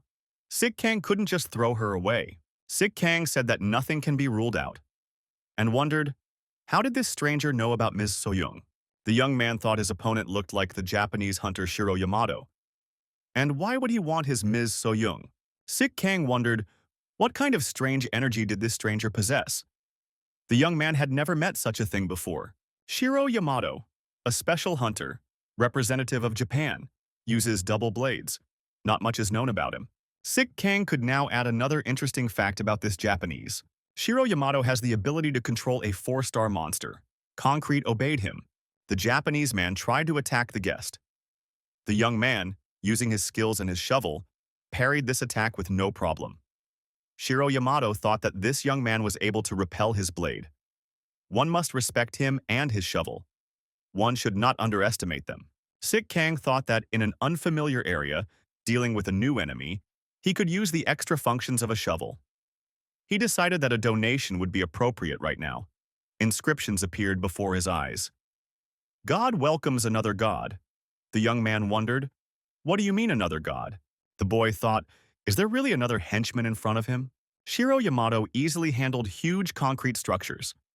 He could move entire cliffs of concrete with the movement of his hand. Shiro Yamato read the inscriptions in front of his eyes just like our hero. He got an inscription that the number of spectators remains unchanged. God asks not to disappoint. The Japanese thought that his opponent also has 23 patrons. So this guy isn't that easy. Shiro Yamato decided that he would be the next to fulfill the conditions for the bonus from above. The Japanese man told the gods that he is ready to put on a great show right now. He will work to increase his ratings and get more attention from the gods. The Japanese gave a command to the monster concrete to wipe out this guest. The concrete lifted a huge stone right above where Sik Kang was. Shiro Yamato said it's time to wipe his opponent into powder and take his shovel afterward. It would be like a trophy. Sik Kang only smiled in response to the concrete attack. This Japanese has 23 patrons. Is that really all he can do? The young man smashed the concrete attack into crumbs with his shovel and said, does he really fight with such garbage? Sik Kang added that about his death, Shiro Yamato can only dream about it. He has no chance of winning this battle. Miss Soyoung realized that something was going on. She was worried about Sik Kang. The girl asked the slime how the young man was doing. The young person was horrified to think that they were being attacked by concrete. Slime created a protective shell for the girl. It was like she was in a balloon. She was safe now. Ms. Soyoung continued to worry about Sik Kang. She relentlessly inquired about his condition. Slime was silent. The girl saw a huge shadow appear ahead of her, which began to increase in size. She thought with horror, what is it? Is it really a monster concrete? Sik Kang continued to fight fiercely with his opponent, who was also patronized by the gods. Japanese sword versus Korean shovel. It was a confrontation between two cultures. Shiro Yamato was terribly pissed off. Why weren't his sword strikes working? It seemed illogical. Some shovel could stand up to a samurai sword. If the bout turned out to be boring, his gods would start to leave. The Japanese knew for himself that it was vital for him to deal with this upstart. He must win, and it must be an exciting fight. In close combat, Sik Kang asked his opponent, did he really have 23 patrons? Shiro Yamato commanded the monster to give him support. Sik Kang thought that this guy had the ability to control the monster as a bonus for this fight. The young man was not upset at all. He noticed that in any case his physical strength was greater than his opponent's.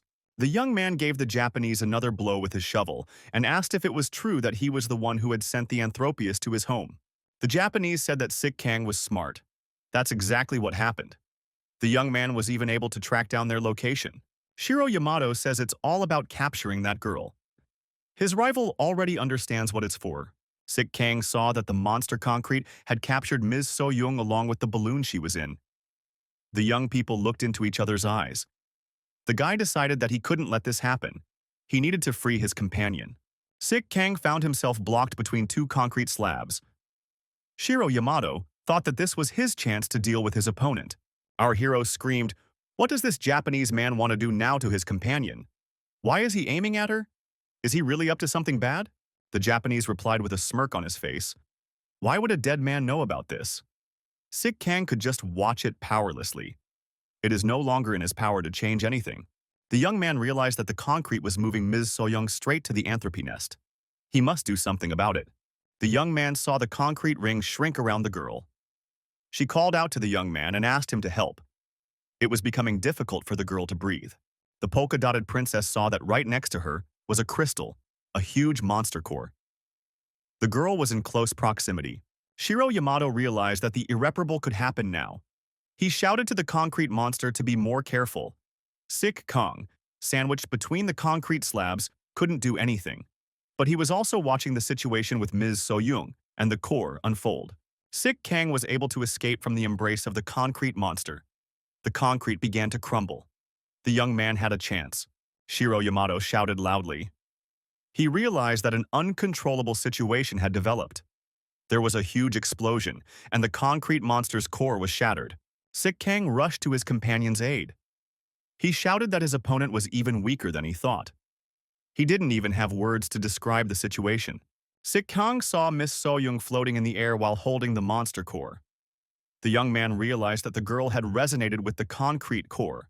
The young man couldn't believe it. Miss Soyoung is a superhuman with 2 cores. In addition, she is patronized by powerful slimes. Shiro Yamato realized that his monster concrete was dying. It was crumbling. Sik Kang managed to catch the girl and picked her up in his arms. A concrete stream of monster shards raged around them. The young man carefully asked his companion how she was feeling. Was she hurt? The girl said she was fine. The guy excitedly said that the girl could resonate with concrete. That's a rare property. Ms. Soyoung said that she knew about it. The girl was holding a precious crystal in her hands. The girl said that concrete cores are very rare, and she didn't think she could get her hands on them. It's like hitting the jackpot. Sik Kang pulled his companion tighter against him. He was trying to protect her. Shiro Yamato still posed quite a threat. The guy looked at his opponent and said, "Who would have thought there could be such a fool? Who could put a cannonball right in their hands?" The Japanese yelled that they should give him back his core immediately. That's the beauty of it. Otherwise, he can't vouch for himself. Sik Kang said that was not part of his plans. The young man smiled and remarked, "Why is his opponent so greedy? He had just given him a core and immediately wants it back." Shiro Yamato realized that he was being laughed at. He got even angrier and shouted that he was about to destroy that warrior with the shovel. The Japanese man decided to use the Yamato-style ultimatum skill. Hell's Flesh.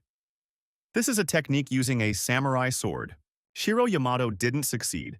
He flew far beyond the mountain range with tremendous strength and incredible speed. Ms. Soyoung said with surprise that she didn't have time to do anything.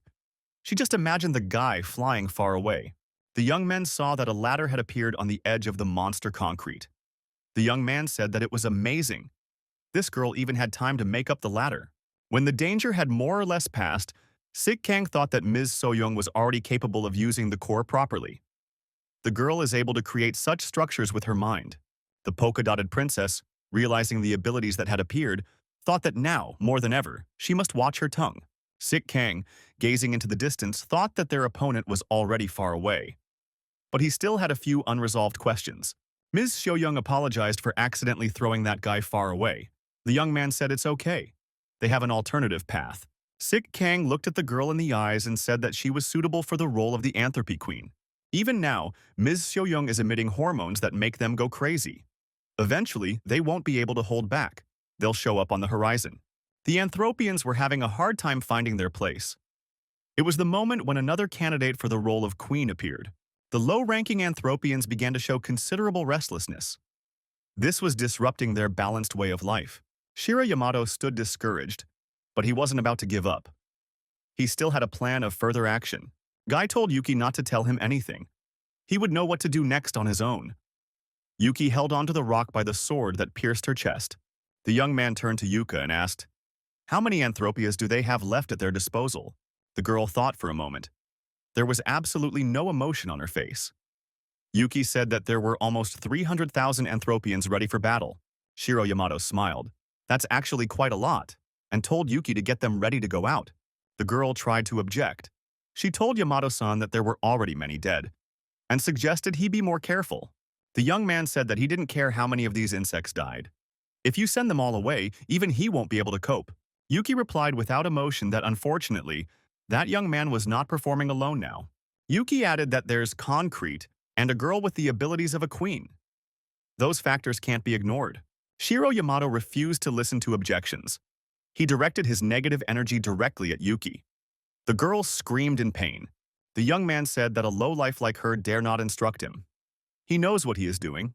Shiro Yamato thought that after the battle, the patrons would not be happy with him. If he couldn't change their disposition towards him, he could forget about more than just the bonus. The Japanese feared that his opponent could poach his patrons as well. The young man once again told Yuka to shut up and do what he says. The guy added that after he impaled her with his sword, she is now his slave forever. Shiro Yamato said that Yuki should just keep laying eggs. That's her primary function. The girl said she obeyed. She'll do as Mr. Yamato wishes. Yuki added that she will do whatever Yamato-san tells her to do in order for him to fulfill his noble mission. That's what she sees as her purpose. The young man remained dissatisfied. He thought that this Yuki was no longer good for anything.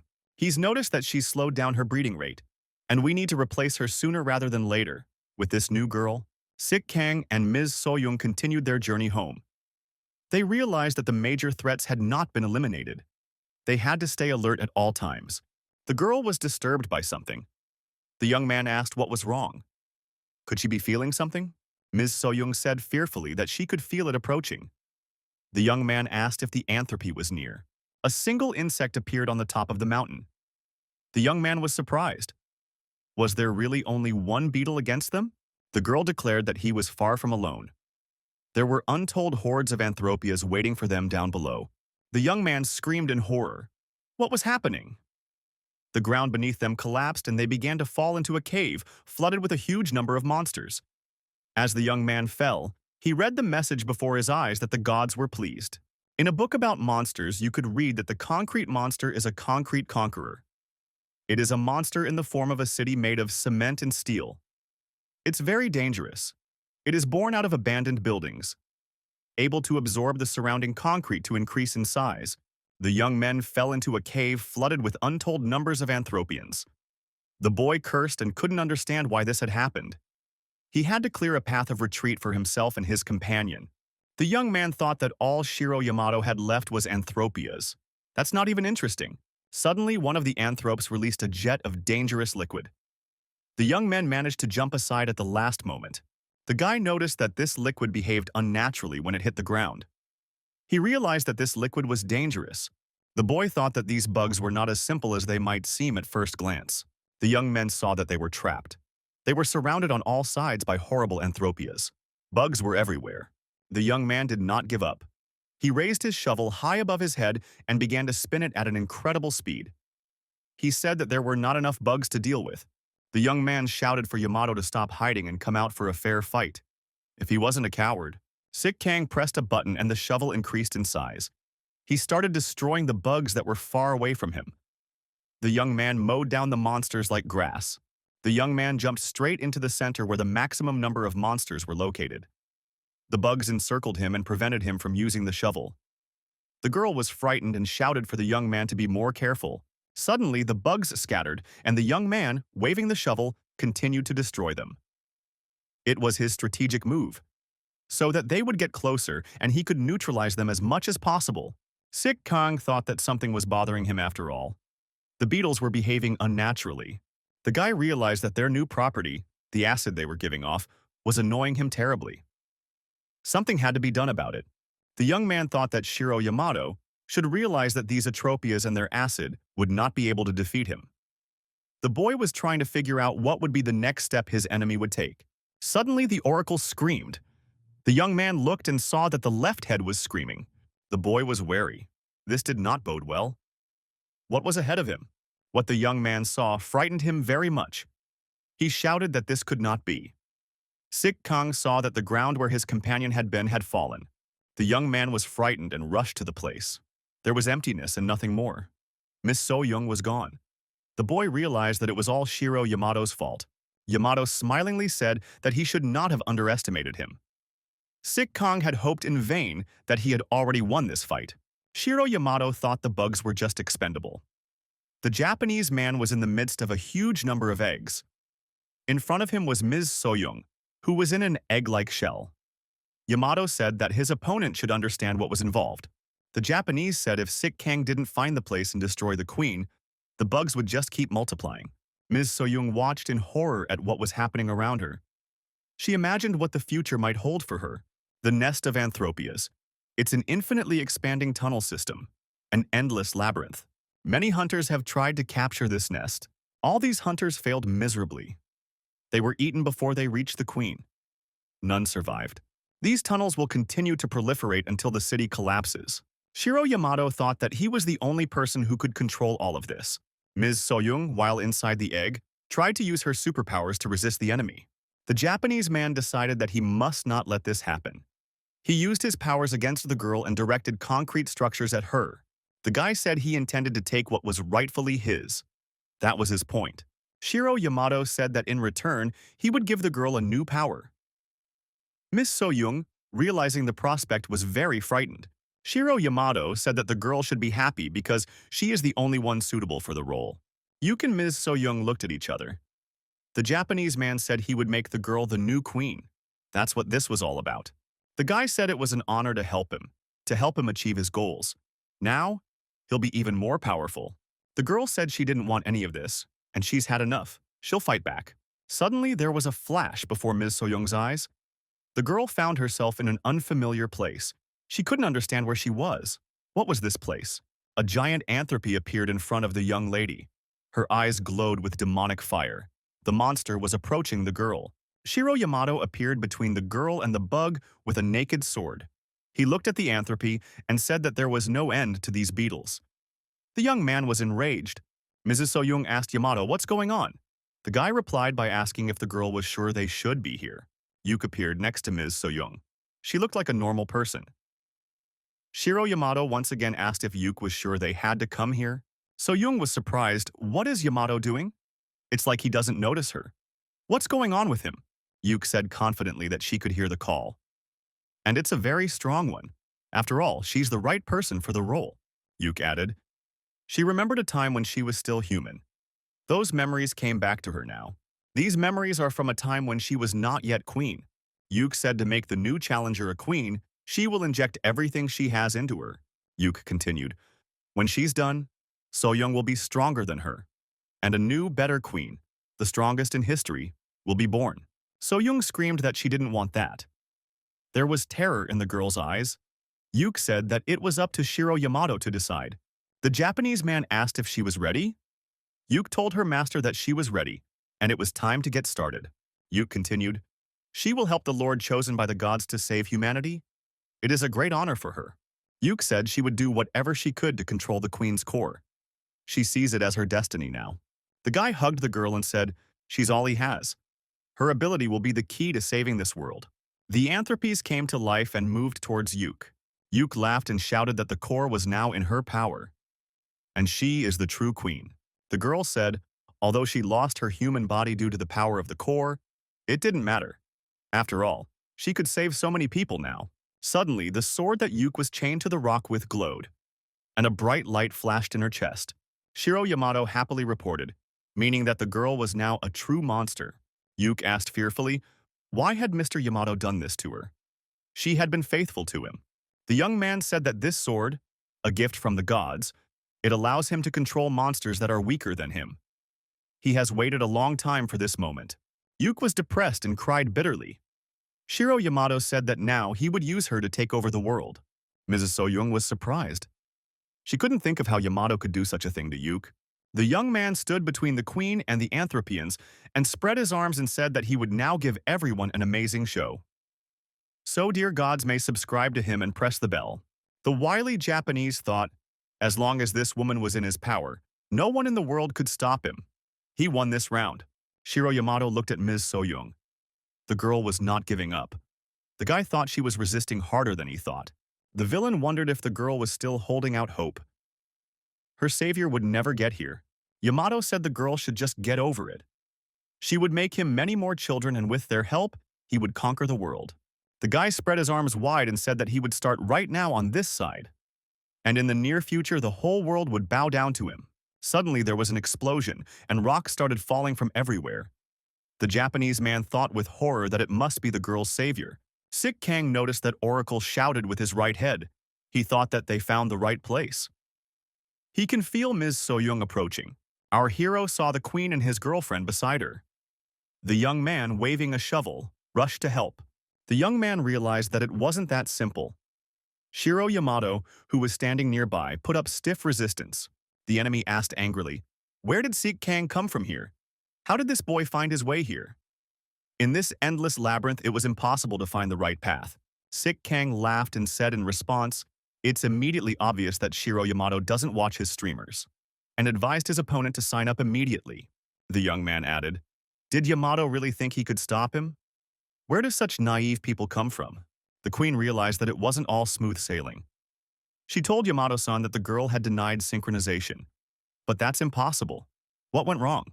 Shiro Yamato shouted for the queen to direct all the Anthropians to Sik Kang. "We need to stop him immediately. They don't have much time left." Sik Kang was not discouraged. He said that Shiro Yamato didn't understand something. The young man grabbed his shovel and continued his swift movement. The boy shouted that the queen's actions could not affect him in any way, and the Anthropes could not stop him. Sik Kang came within striking distance of his opponent. He swung around and knocked Shiro Yamato out with a powerful punch. The shovel confidently made contact with his opponent's face, leaving him no chance. The Japanese man dropped his sword and flew far back. Sik Kang was indestructible at this moment. He was willing to move mountains for his girlfriend. The young man slung his shovel on his shoulder and asked, "Why doesn't Shiro Yamato understand one truth? Sik Kang is much better than him." All the gods saw that. An emergency situation was reported to the Prime Minister at the government center in the Japanese capital. The Prime Minister has been informed that there is an Anthropian attack across the country. It's a disaster. Sik Kang came close to his opponent and said that the end had come for him. Resistance was useless. Shiro Yamato said that this wasn't the end. The young man was terribly angry. Plus, he had lost a tooth after meeting his opponent's shovel. Anthropes were everywhere. Sik Kang shouted that all of his opponent's actions were extremely useless. The young man waved his shovel and continued to destroy the advancing Anthropians. Their dismembered bodies were lying everywhere. The next stage of his mission, the young man saw the release of Miss So-young from the clutches of the Monster Queen. Sik Kang swung around and with his shovel destroyed the tentacles that the queen was using to hold the girl. The synchronization was completely stopped. The guy yelled that no one dared to mistreat his girlfriend. He wouldn't let anyone do that.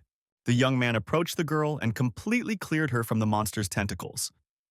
Miss So-young was terribly pleased with her savior. The guy picked his girlfriend up in his arms and asked how she was feeling. So-young clung to her savior and only now felt safe. The girl could feel the young man's heartbeat. The ruthless monster queen thought she still had a chance to make a difference. The queen ordered the Anthropians to attack the young man. The young man grabbed a shovel and said he had to stop these rampages. His mission had gone on long enough. It was time to put a stop to it. With one hand, the guy held Ms. So-young, while with the other hand he continued to mow down the oncoming monsters. The Anthropians continued to die in untold numbers. The young man looked back and saw that the queen had disappeared. A void had formed around the young people. Where did everyone go? The guy hid his shovel and thought that Shiro Yamato had also run away. The opponents realized that they were outmatched. The girl said that Shiro Yamato and the queen escaped, and she was grateful to the boy for saving her after all. The young man said that he could not have acted differently. His actions are perfectly natural. The girl should realize that. And don't be overly grateful. The guy said they just destroyed a nest of Anthropians. And it's all thanks to Ms. So-young's abilities. The young man added that the girl should be aware that she saved the whole world from the invasion of monstrous monsters. The weak woman's nerves could not stand it, and the girl cried. She clung to the young man without thanking him. So-young saw Sik Kang as her protector. The young man was a little discouraged. He didn't understand why the girl was crying. Was it because he had just praised her? That remained a mystery to him. The young man said the core enslaved that queen and turned her into a monster. He wondered what kind of relationship the queen had with Shiro Yamato. So-young thought the question was directed at her and said that she had no idea. The girl stated that she had seen the queen's memories. It's been a day since the Anthropian attack began. The consequences were already catastrophic. The prime minister realized they couldn't hide it any longer. The advisor said that something had to be done. Officials decided that a rescue plan had to be worked out. So far, that's all they've been able to do. The officials arrived for negotiations in a secret underground bunker. The men asked, "What happened?" No one had warned them that it would be like this. How to deal with this disaster now? In front of the officials, Yamato-san sat on the throne. They asked, hadn't he promised that he would stop the attacks of all monsters, including Anthropias? In return, they gave him the financial support of the government. The young man said menacingly that he had made such a promise. So the officials are still living. The young man said, now it is time to pay his debt. The men wondered, what duty were we talking about? They had so far fulfilled all of Shiro Yamato's demands. The young man received 30% of all the country's taxes. What more did he want? Yamato said angrily that he'd been given some change. And now they were snapping at him. Next to the young man was the queen. Yamato added that such a debt must be paid with their lives. The guy added that he is talking to politicians now. So they have to mobilize everyone, people and soldiers. Shiro Yamato said that if the politicians don't like it, he has other methods. The officials were surrounded by ominous Anthropias. The young man said that these people were very ungrateful for all that he had done for them. The guy looked menacingly at the frightened men. He said it was time to pay the debt anyway. Sik Kang stated that there is a huge nest of Anthropias under the Japanese capital. This could end disastrously. The young man said that Yamato used the capital as a starting point to take over the country and spread a network of tunnels from there. That young man is crazy. The guy thought the base might be in the capital. It made sense to look for him there. Sik Kang scratched the back of his head. He thought that he had a difficult task ahead of him. It would be difficult to reach an agreement with the Japanese government. The young man had not solved the problem of transportation. He did not understand how he could get to the capital now. The young man's words were heard. Slime sprang into action, and he reassembled the fighter from the broken parts. The girl, seeing this, said her slime was the best. Slime smiled. The young men took their seats, and the fighter moved lightning fast toward the capital. No radar detected it. A certain portion of the Anthropians remained on the island. They couldn't have traveled to the capital so quickly. The queen told Mr. Yamato that they were approaching. They should be expecting guests in the capital soon. We must get ready. Shiro Yamato realized that he could not delay. He decided to give instructions to the prime minister. The young man said anything flying towards the capital should be taken as enemy aircraft. Air defense systems were placed on alert. The military began to carry out the mission. The fulfillment of the mission was to destroy any target that would be within the state capital. Red alert has been issued. Shoot down all objects approaching the capital's airspace. The air defense system was activated. An unidentified object was approaching the capital. The order to shoot everything down at all costs has been practiced. Missiles have been launched to engage the target. Sik Kang's plane flew over the capital. Explosions rang out all around him. One of the shells hit the target with a precision hit. The plane was destroyed. The fragments flew in all directions. The official received a report that the target had been hit. To be 100% sure, a squad was sent to verify the results of the firing. Mr. Yamato has been informed that an unidentified flying object has been shot down as it approaches the capital. Shiro Yamato reads messages from the gods. One god states that the young man is unrealistically boring. One god states that the young man is a coward. One god asks, when will the young man start fighting? God asks, where is the promised show? God says he'll stop donating. Shiro Yamato was very angry. He punched the prime minister in the face with fury. The messages in front of my eyes continued. God notes that Yamato is the epitome of a weakling. God warns that this is the last chance. Yamato told an aide that he was now the new prime minister. The young man said he wanted this boy. He must be brought here dead or alive. A special unit arrived at the crash site of the airplane. Specialists made sure that it was indeed the airplane in question. One of the experts said there were rumors that it was Sik Kang. Let's make sure he's really dead. The man stated that he personally had to make sure that everything was done for sure. If there is a need, he will destroy Sik Kang. This enemy brought the Anthropium directly to the capital. Suddenly, a young man appeared near this special forces unit and asked, where did this information come from that he brought Anthropy here? Sik Kang said, He was unharmed thanks to the unique functions of his shovel. But he was still curious to know where he got this information about Anthropias. A special unit decided to fulfill the order of the leadership and destroy this young man. Special means were used against the young man. Sik Kang said these people can't call themselves hunters. They are acting against the existing laws. The young man effectively evaded the attacks of the special forces. In doing so, the young man was assisted by his shovel. He said that hunters would never rush to attack a person without a good reason and without warning. Sik Kang was hitting with a shovel and causing maximum damage to his opponents. He confiscated from each of the attackers the kernels with which they had used to carry out the attack. The young man said that they had no rights to possess these cores because of their bad behavior. The young man said his opponents have the last word before he finally deactivates them. The attackers said that many people died because of Sik Kang, so they will do anything to kill him. The young man realized it was all Yamato's doing. He'd never forgive him. That bastard had misled everyone about Sik Kang. The hunters approached Mr. Yamato. They offered their services and asked permission to fight the enemy at his side. The men said they would give full support to Mr. Yamato. There were many people in the square, eager to come to the aid and support of the country's hero. The new prime minister said that everyone who could hold a gun was here. Yamato thought that everything was going according to plan.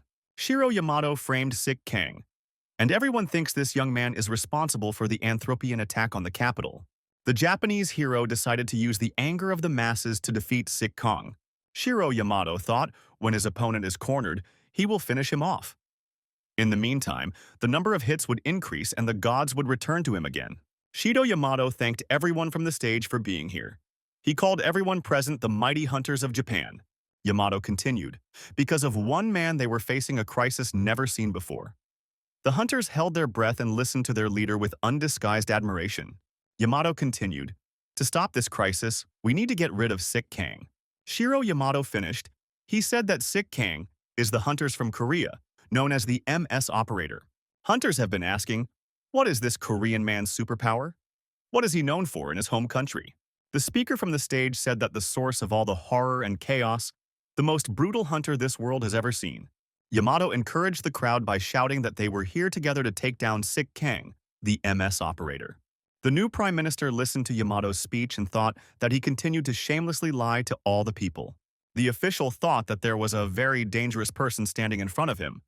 Sik Kang had better deal with him quickly. Suddenly, everyone present saw a beam of light falling downward from the sky. The hunters noticed that an MS operator had appeared in that place. The one they all hated fiercely. Shiro Yamato shouted that the rascal had come to them himself. The young man shouted that Shiro Yamato, a shameless liar. He lied to his opponent and to all these people. Before Sik Kang could finish his sentence, ruthless bugs appeared from the ground. These monsters burst out and moved to attack Sik Kang. The young man became angry and shouted that Mr. Yamato had sicked these monsters on him. The young man told all the hunters to pay attention to the fact that it was the young man who was being pursued by these Anthropias. The hunters could not be calmed down. They shouted that Mr. Yamato was right. The hunters claimed that Sik Kang was the one controlling this army of Anthropians. The young man looked at the fact that the bugs had stopped attacking him. He thought that his opponent had done that on purpose, in favor of his lie. Sik Kang thought that his opponent had for once decided to move his brains. Our hero said that if the hunters do not change their mistaken opinion about him, he is certainly ready to fight everyone. The hunters were unconvinced and decided to destroy the operator, using the powers they had gained from the cores. The men went on the attack. As always, the unbelievable happened. Sik Kang ruthlessly and purposefully dealt with his opponents. The young man was so fast and impetuous that his opponents didn't even notice him. The young man used his skills, which he received as a bonus from the gods. Shiro Yamato was surprised. Was this Sik Kang really that good? How much time can one waste on him? The villain looked at the bodies of the hunters that were lying everywhere. He thought that everything was going according to plan. Now this guy is going to be a murderer's yoke. The hunters were puzzled. How did this young man manage to break their cores? Now they had no superpowers. Yamato was surprised. How was this Sik Kang managed to focus on destroying nukes in the chaos? The Japanese thought that such actions were unrealistic. His opponent was definitely being helped by something. Could it be his shovel? The new prime minister didn't understand what was happening. Why was their enemy winning? Could it not be as it was presented? Yamato said that everything was going according to plan. The Prime Minister was surprised. After all, the Japanese hunters were taking heavy casualties. Shiro Yamato tried to calm down and focus. He still had a trump card up his sleeve. The young man decided to enlist Yuke's help once again. He told her to start destroying the hunters. Sik Kang was surprised. Why did the Anthropians start attacking the Japanese hunters? Who had given them such a task? The young man shouted, "What is Yamato doing? He's about to destroy all his comrades." Yamato objected and said that the young man was wrong. Everyone would know that it was Sik Kang who had killed those hunters. The boy looked around. The Japanese hunters had suffered heavy losses.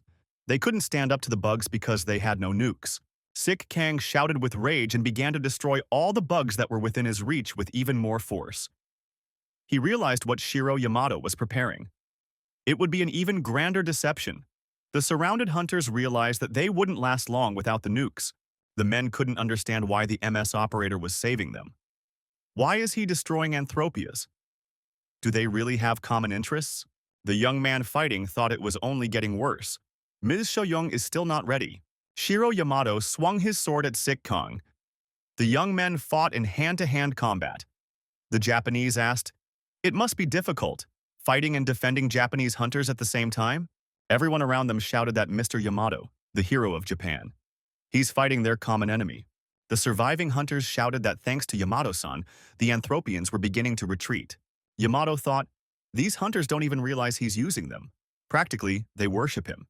The villain thought that today he would destroy Sik Kang and ascend to new heights himself. The bastard planned to track down Ms. Shoyoung after that and use her for his deceitful plans. Yamato continued to charge at Sik Kang. He was pressing down on his shovel with his sword. The Japanese man wondered where the girl was now. Yamato realized that Soyoung was hidden somewhere right now. Even if she was, it would only be a matter of time before she was found. Suddenly, everyone in the square heard a speakerphone. Someone was checking the microphone. The question was asked, "Can you hear well?" The next question was, "Could Yamato-san hear well?" Everyone fell silent and looked in the direction the sound was coming from. Everyone looked at the stage and saw Ms. Soyoung standing there. The girl's image was being broadcast on the big screen. The girl said that an exclusive video of the MS cameraman will now be presented to the attention of all present. Shiro Yamato realized that this could not be allowed to happen. So he ordered that the girl be captured immediately. The girl asked if it was true that Shiro Yamato had sent Anthropy to Korea. The screen showed footage of Yamato being compromised, where he was revealing his devious plans. The footage showed Shiro Yamato calling the Japanese hunters worthless and saying that they are not capable of anything. On the screen, there was footage of Shiro Yamato giving orders to the concrete monster and telling it to swallow the girl and take her to the Anthropy nest. The hunters listening to this were very surprised. Did Yamato really control the monster concrete? Did he really control the Anthropians? Yamato didn't know how he should act now. He could see the disapproving looks on him already. There was no time to think of anything. The man shouted that it was all fake. Where could such a video even come from? Sik Kang wondered, had Yamato forgotten what his opponent's channel was called? The young man pounded his chest with his fist and said that he is really a real operator, and he has a lot of experience. Yamato didn't give up. He said he was being cheated. The young man doesn't even have a camera. The guy replied that he had a camera. Sik Kang said that his cute little bird flies everywhere and films everything. And everyone saw the oracle flying over Shiro Yamato with a camera. The girl once again showed the video that compromises Shiro Yamato on the screen. Ms. Soyoung said this is the trump card that Yamato told Sik Kang about. The girl thanked the Prime Minister for his help. If it wasn't for him, it would have been difficult to uncover Yamato's true nature. The man said the most important thing was that his country was safe, and there were no such criminals in it. The Prime Minister said he used to be a criminal too, because he listened to Yamato without any objection. The man added that through his connivance, a great many people had died.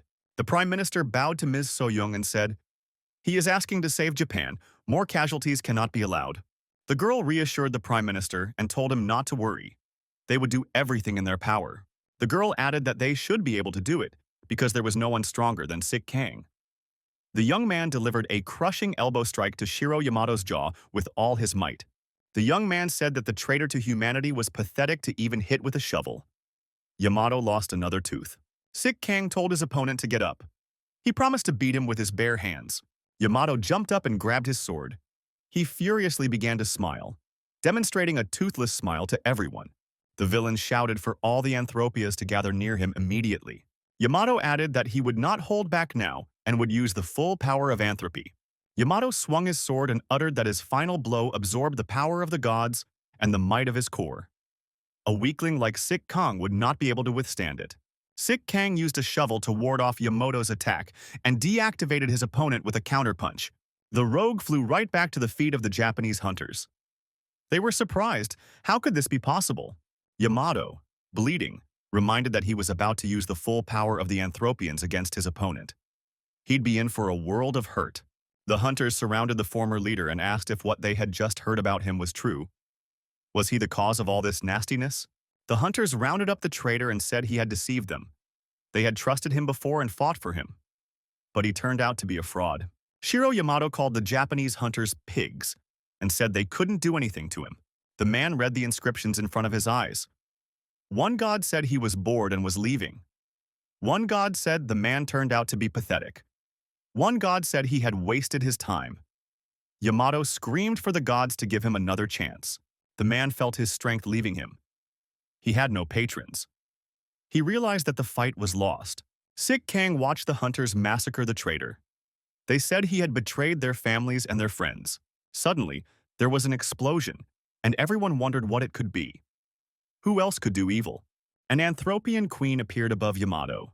The rascal shouted that he was still the lord of Anthropias, and he should not be treated like that. Yamato yelled at the hunters that these pigs dare not touch him. They are all rabble who don't know how to be grateful. The man told Yuki to destroy all of his enemies. The man shouted for the queen to summon all the Anthropians and order them to destroy everything around them. Everyone was horrified by what they heard. Yamato shouted that he would destroy the whole country. Yuki looked at everyone with a demonic gaze. She inspired fear and terror. Everyone around her was afraid that disaster was coming.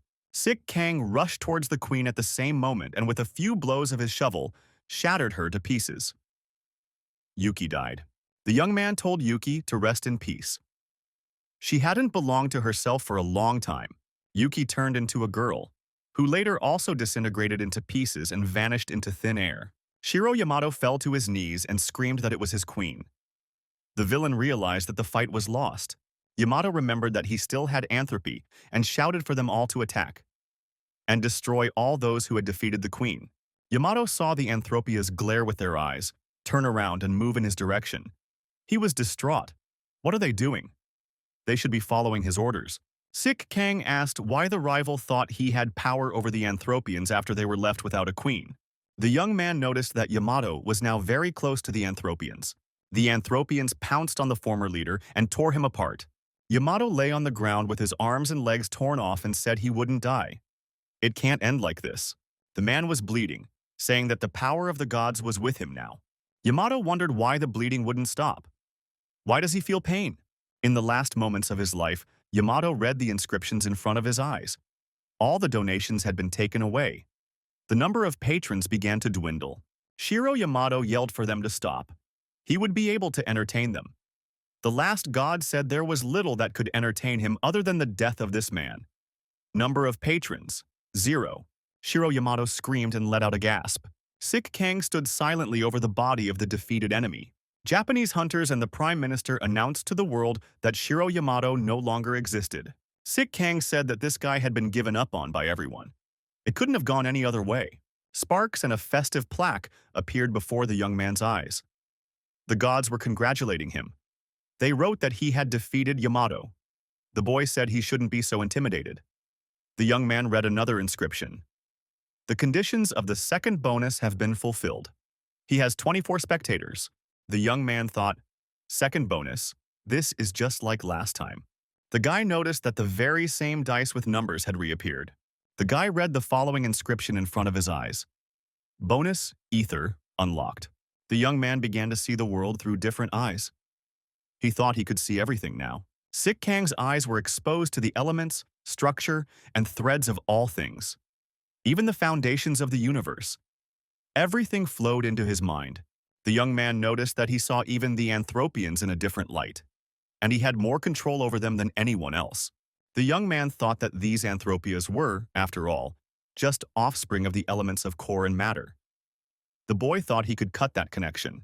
Ms. So-young shouted for everyone to pay attention to the army of Anthropias. The hunters and the prime minister were horrified by the Anthropians' behavior. They could not believe their eyes. Everyone was amazed that he began to disappear. Who could do that to them?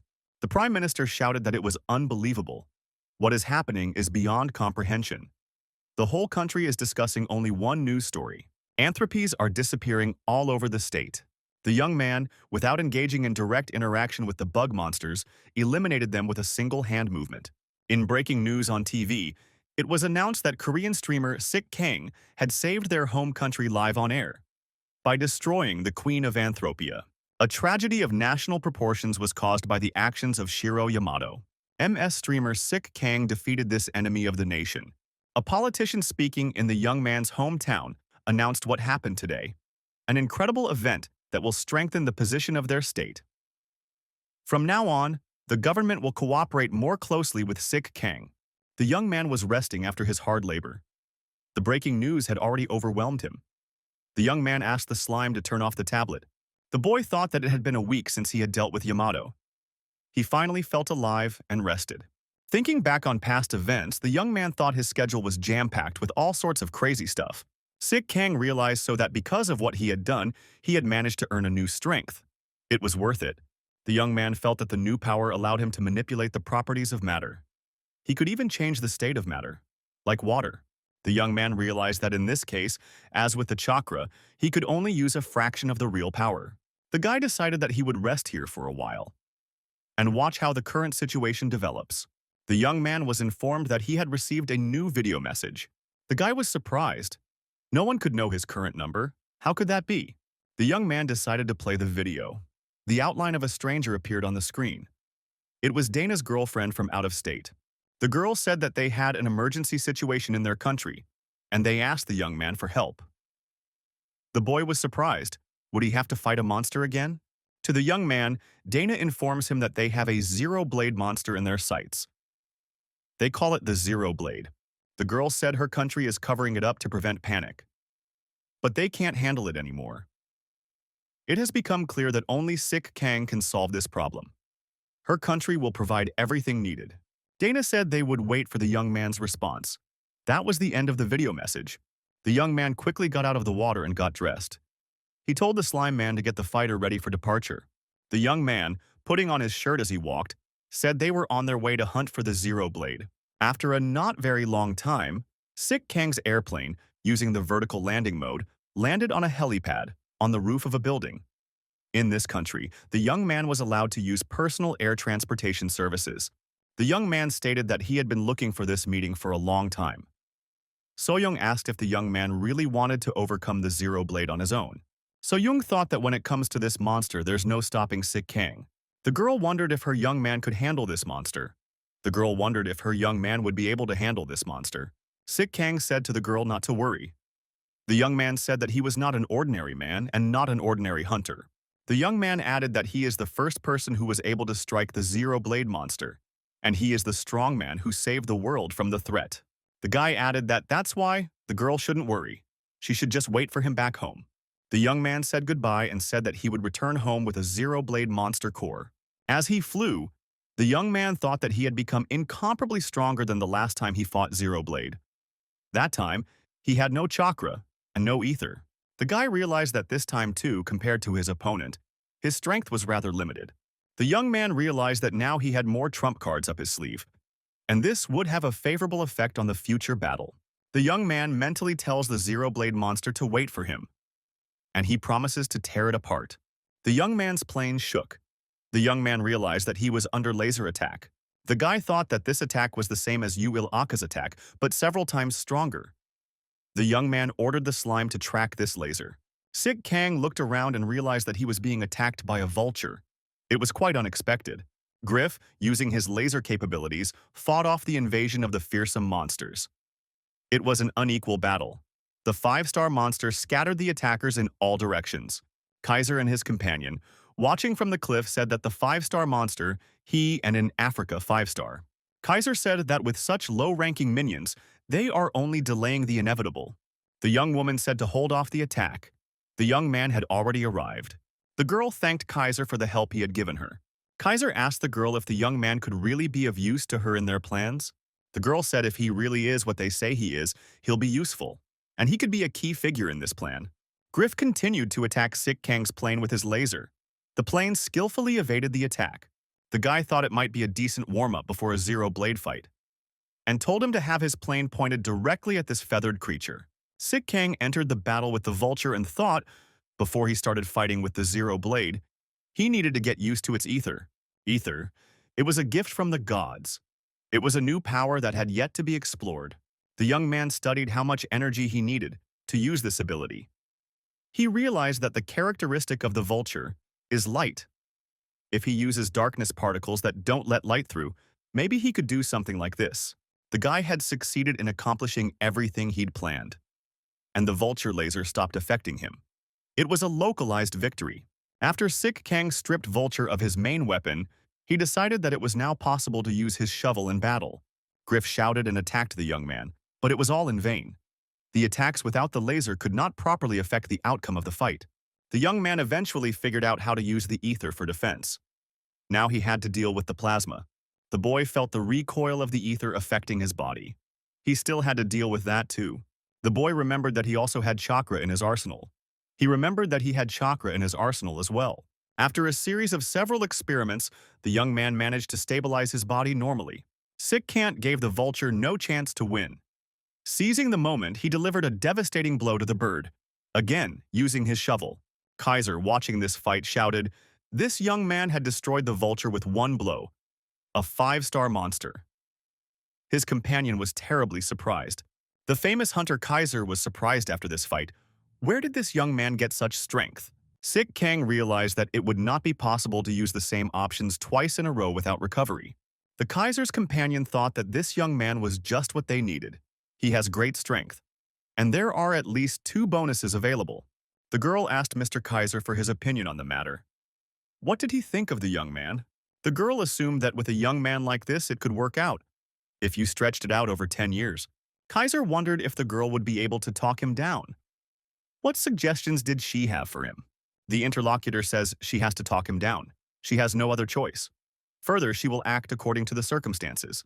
After the battle, the young man thought that unlike chakra, which increased the body's ability, the new incredible power had a huge risk during its application. The guy thought about fighting with a zero blade.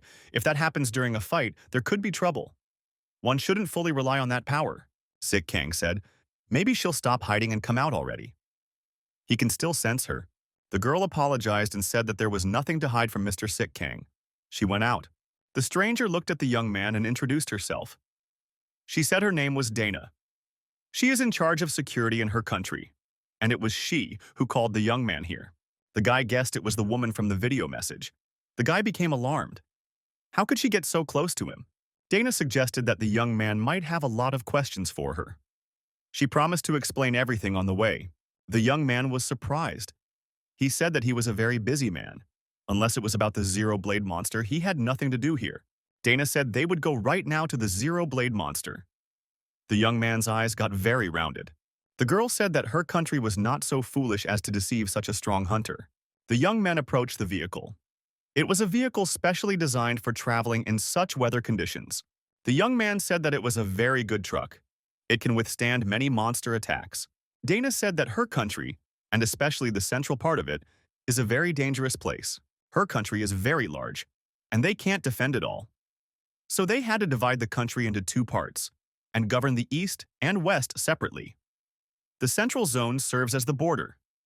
The border is inhabited by high-ranking monsters. They fight over territory. The monster that the young man had destroyed was a monster that had been banished from fighting for territory. He was a hermit. The young man thought that this 5-star monster might have played someone. Serious monsters rule here. The guy thought that this vulture was given 5 stars for its stealthy attacking ability. Its attack and defense weren't very strong. Even with the same stars, the strength of different monsters could vary greatly. Dana added that even as a hermit, this 5-star monster was a big threat to humans. The girl thanked the young man for dealing with that monster. If not for the young man, her country would have to spend a lot of resources on it. The boy wondered if his companion meant those minions by the word resources. Sik Kang thought that this woman had followed him during the fight. Dana's companion was most likely Mr. Kaiser. The young man said there was no need to thank him. It was just a warm-up before the real battle. The car stopped, and the girl said that they seemed to have arrived at the place. They would have to walk from here. The boy wondered if they were in the right place. The young man looked around. At first glance, this was a residential neighborhood. But something was not right here. Sik Kang stopped. He felt something unfamiliar but very strong, and it alarmed him. The young man wondered if the Zero Blade was anywhere in the vicinity. The girl replied, "If the young man wants what he wants, he has to make a choice." The boy was surprised. An inscription appeared before his eyes. God states interestingly. The young man thought that it couldn't just be left like that. The boy was surprised at the feeling that swept over him. It was as if he had walked into a tent. Something was clearly wrong here. The young man didn't realize what was going on. Suddenly, Sik Kang saw a shadow with the corner of his eye. He bent down sharply and it saved him. Behind him was a zero-blade monster. The young man wondered how he could not notice it. It was as if it wasn't even alive at all. Upon closer inspection, Sik Kang realized that this monster, Zero Blade, was a completely different monster, not the one he was looking for. The young man fought bravely and repelled all the attacks of this terrifying monster. Although it wasn't the one he was expecting, but after all, this thing was also a zero-blade monster. The guy realized it was just the two of them now. This was exactly what he wanted. He had another chance. After another attack, Sik Kang realized that this monster's blade count was getting higher. Why is that? The guy was very surprised by his opponent's unconventional attacks. He'd never even heard of it. It turned out that there was something he didn't know. A thought occurred to the young man. Maybe it's not that simple. Sik Kang jumped high up and turned around and swung down directly at his opponent. He decided to try his idea in action. He was almost sure that he was right. Already on the approach, the young man activated his chakra while putting his shovel forward. It was the first time he had ever done such a thing. Just before the attack itself, the young man activated a thread of chakra and shouted a drill. Dana, who was watching this fight from the roof of a neighboring building, said it was working out just as she thought it would. The girl added that her predictions turned out to be eerily correct. The young man shouted that the zero-blade monster in front of him was not a real monster. There was no way a real monster's blades would have such soft blades. Sik Kang was very upset. Dana said coldly that the test was over. The girl turned around and walked away. The outcome of the fight was obvious. If he really is, they can put an end to this tragedy. The young man destroyed this monster in one blow and took it apart. Just as he thought, there was no core. It was like a toy made of snow in front of him. The young man thought with anger that the girl had tricked him. The girl called out to him. The young man flinched.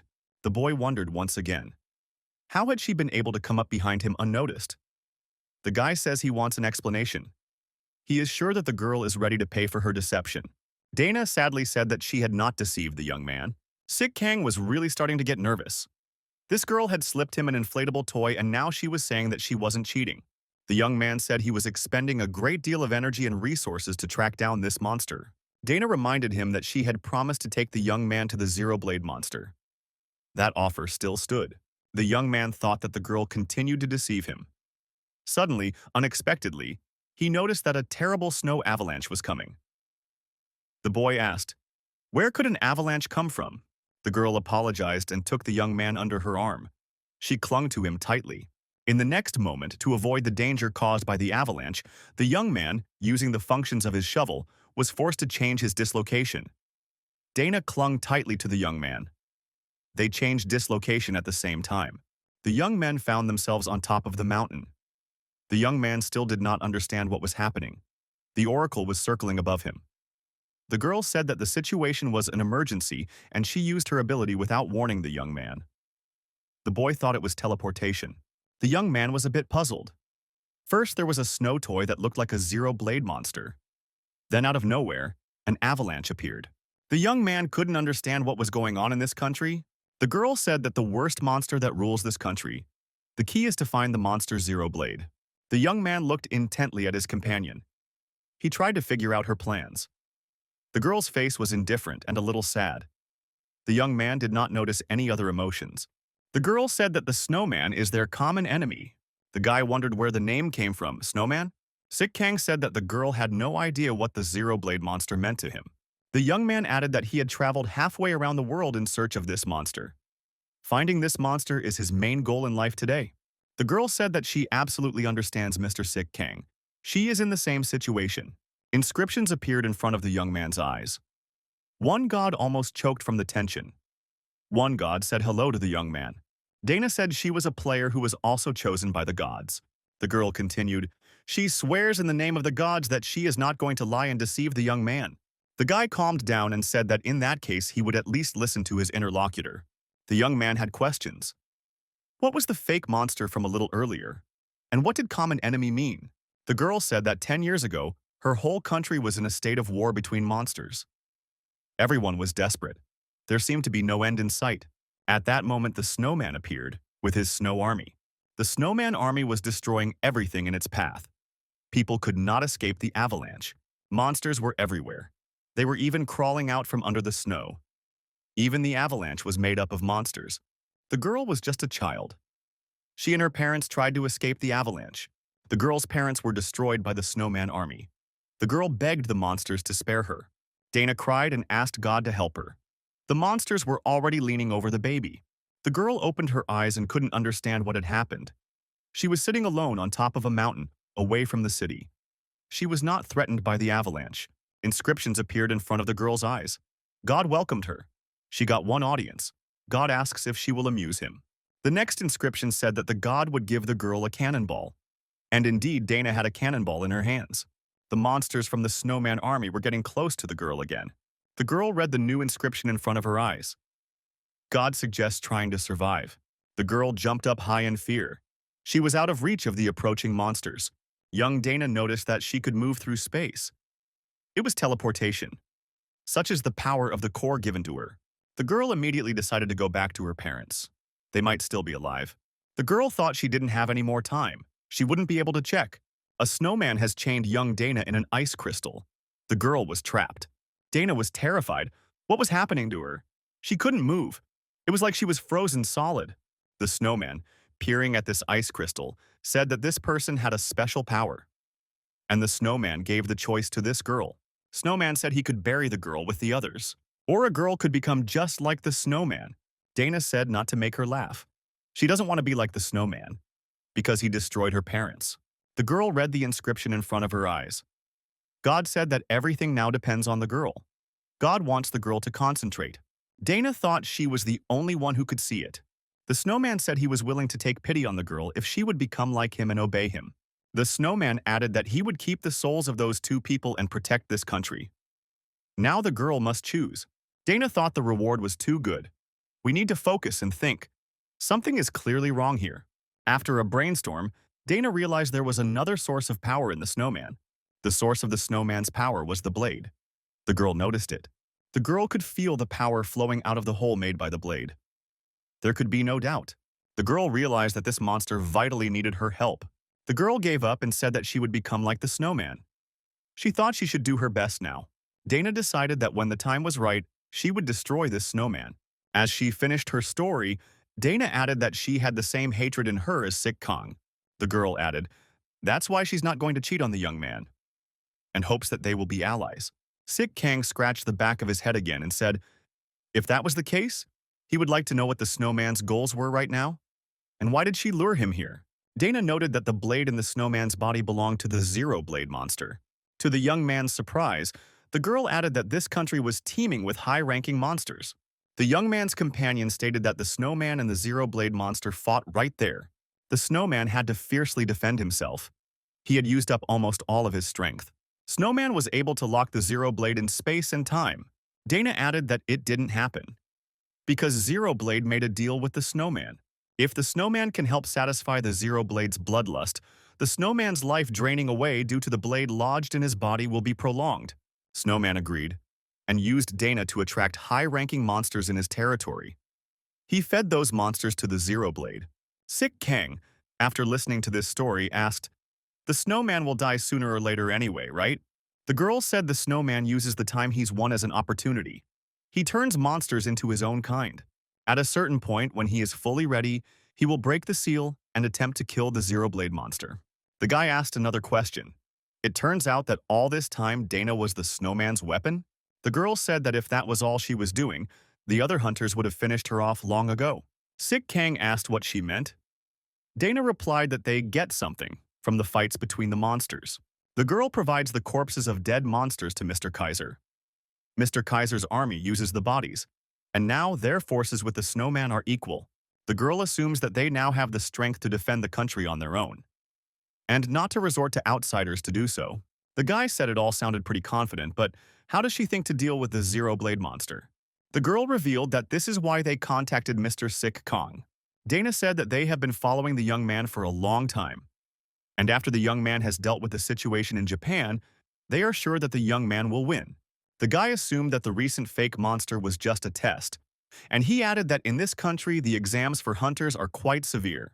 The girl said she was not asking the young man to handle the situation out of the goodness of his heart. As long as the monster Zero Blade is imprisoned in the snowman's space, no one can get to it. After they destroy the snowman, the Zero Blade will break free. The girl said that in that case, she would be able to use her power and make Mr. Sik Kang's wish for a duel with the blade become a reality.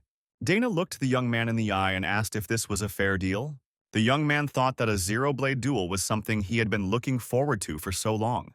The young man thought that by using this girl's abilities, it would be possible to achieve the goal. The young man said that he could not refuse such a thing. He accepts the offer. The young men turned at the noise. They saw huge monsters approaching them. The young man thought, where did these monsters come from? The boy shouted, why hadn't the oracle given advance warning? They were almost caught off guard. The young man asked, what kind of monsters are these? Is it really the ability of a snowman? The girl said that the snowman hadn't reacted to her like that until now. It was probably scared of Mr. Sik Kang. The young man began to read the inscriptions in front of his eyes. One god enters the chat room. Number of viewers, 26. The young man thought they had newcomers and promised they wouldn't regret joining. The young man used his shovel to suppress the snow monster's attack. He did his job splendidly, as always. The guy activated chakra and used the drill technique. The attacking monsters after that were not to be envied. They were left with scattered body parts all around. The number of monsters didn't decrease. They appeared out of the snow in the middle of nowhere. Sik Kang destroyed them with the same speed. The guy thought these snow monsters were breeding because they had snow around them. The young man thought that maybe an earthquake would help to kill them. The guy stuck a shovel into the snow and caused a localized earthquake. The consequences of this localized earthquake were more tragic, and the monsters didn't survive them. A fiery lava rose from the bowels of the earth and consumed all the snow monsters. The young man read the message in front of his eyes. He had a new donut. The young man said that they managed to get rid of the snowman's minions. The lava caused by the earthquake from the impact of the shovel had destroyed all the snow monsters. Dana marveled that the young man had such a unique ability. It could greatly help in solving their plan. The young man thought that he didn't trust his companion very much yet. He asked her to tell him the details of his plan. The young men continued on their way through the snow-covered, deserted area. In this wilderness, the girl led the young man to a huge compound. The guy said he couldn't believe that this place could house such an underground complex. How did they manage to put it under a mountain? The scale is impressive. The girl said it's a very important facility. It's classified. This facility plays the role of a fortress for hunters. Dana continued. Mr. Kaiser conducts his tests here. The young man realized why there were so many spiraled monster corpses in this place. The guy saw some people and asked who they were. What are they doing in the middle of nowhere? The companion said that they, the core of this facility, the Lenin Strike Group. Without them, they couldn't have built a place like this. The masked men and Sik Kang glanced at each other. The boy thought they didn't like him. The young men used the elevator and went even lower. The girl said that Mr. Kaiser and Mr. Vesti were waiting for them downstairs. Dana clarified that Mr. Vesti is the leader of the second highest-ranking strike force in the world. He is portrayed in the press as a cold-blooded, profit-driven man. The girl added that Mr. Vesti had sacrificed a lot for his country. The elevator stopped, and Dana said that they had arrived at the place. All the way, the girl showed restraint and didn't show her emotions. When the elevator doors opened, Mr. Vesti was overjoyed and welcomed Sik Kang with open arms. It was as if he was an old acquaintance. The young men said hello, and Vesti said he was honored to meet a famous cameraman in such a remote area. The young man reciprocated and said that he was glad to meet Mr. Vesti.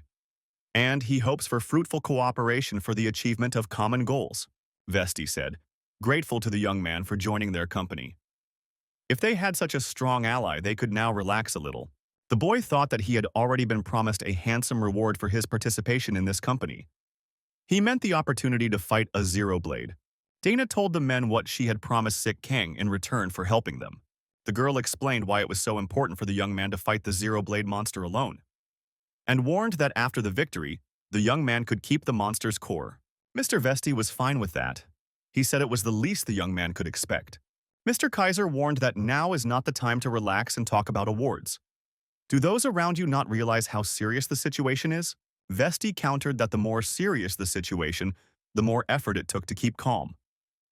Kaiser, as a scientist, can't help but realize that. Vesti reminded him that Kaiser is never on the battlefield, but always sits in a safe place and watches from the sidelines.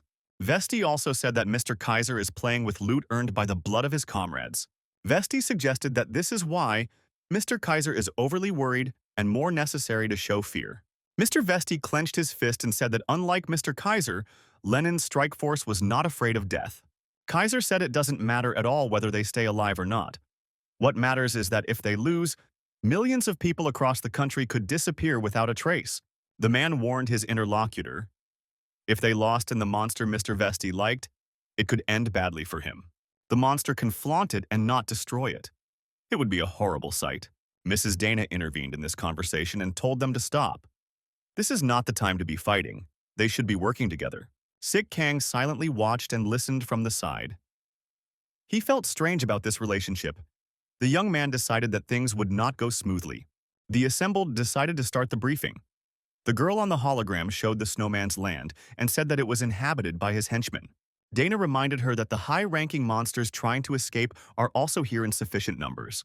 If the number of unpredictable variables increases in chaos, it is important to finish this quickly and as quietly as possible. This should look like a surprise ambush by a small number of elite soldiers mission. The girl added that it was necessary to stealthily attack the enemy using her best-trained fighters. Mr. Kaiser watched the ice city from a safe distance. He visualized the entire battle zone in front of him. The zero-blade monster was in close proximity to the hunter. Its eyes glowed with demonic fire. Mr. Kaiser was going to use an army of chimeras that had been trained specifically for the first attack. This army of chimeras was utilized through decades of research and is now being used as the strongest army in the world. The Kaiser must overwhelm the monster guards and serve as a distraction, the girl continued. While Mr. Kaiser would buy time, the three of them, along with the elite of Lenin's strike force, would infiltrate. The girl warned that this special secret squad would attack quickly and skillfully. Dana expressed her hope that it should work out for them, because they are the best of the best. A special squad led by young men arrived at their future battlefield. Observing the area, the young man saw that it wasn't that simple. There was a magical snowman barrier in front of them. It had to be overcome. Sik Kang said that now it was time for the girl to make a move. Dana got ready to use her superpowers. The girl said that she was about to use the insight mode. The young man was surprised. He had never known anything about insight before. Mr. Vesti said it was another of Dana's abilities. It allows her to see the true nature of things. Dana can see if an object is animate or not. This strategic ability helps her see weaknesses. This ability is very impressive. The young man thought it was likely that the girl had gotten such an ability as a performance bonus from God. Sik Kang asked the girl, how much longer would she have to mess around with the barrier? Dana was very focused, and without taking her eyes off the process, said she would need another 10 minutes tops. The young man said that their actions directly depended on how long Mr. Kaiser's Chimera army would hold out. The situation was not good. There were many more enemies than they had thought. The young man said that in that case, it would be best if they helped Kaiser-san a little. The chimeras did not stop attacking the snow monsters of the snowman.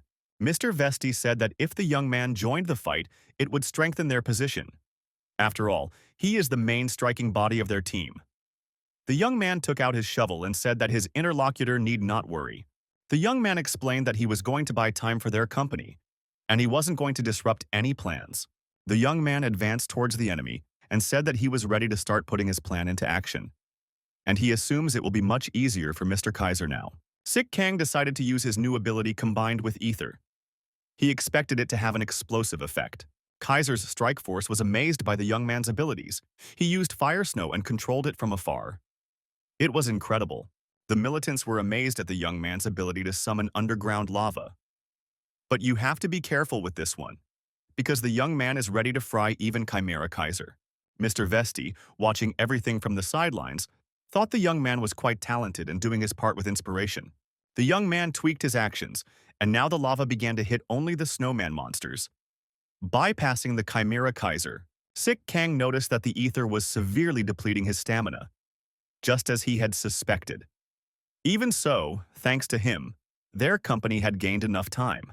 Dana told her people that she had everything ready, and the protective barrier in front of them has been removed. The way is open.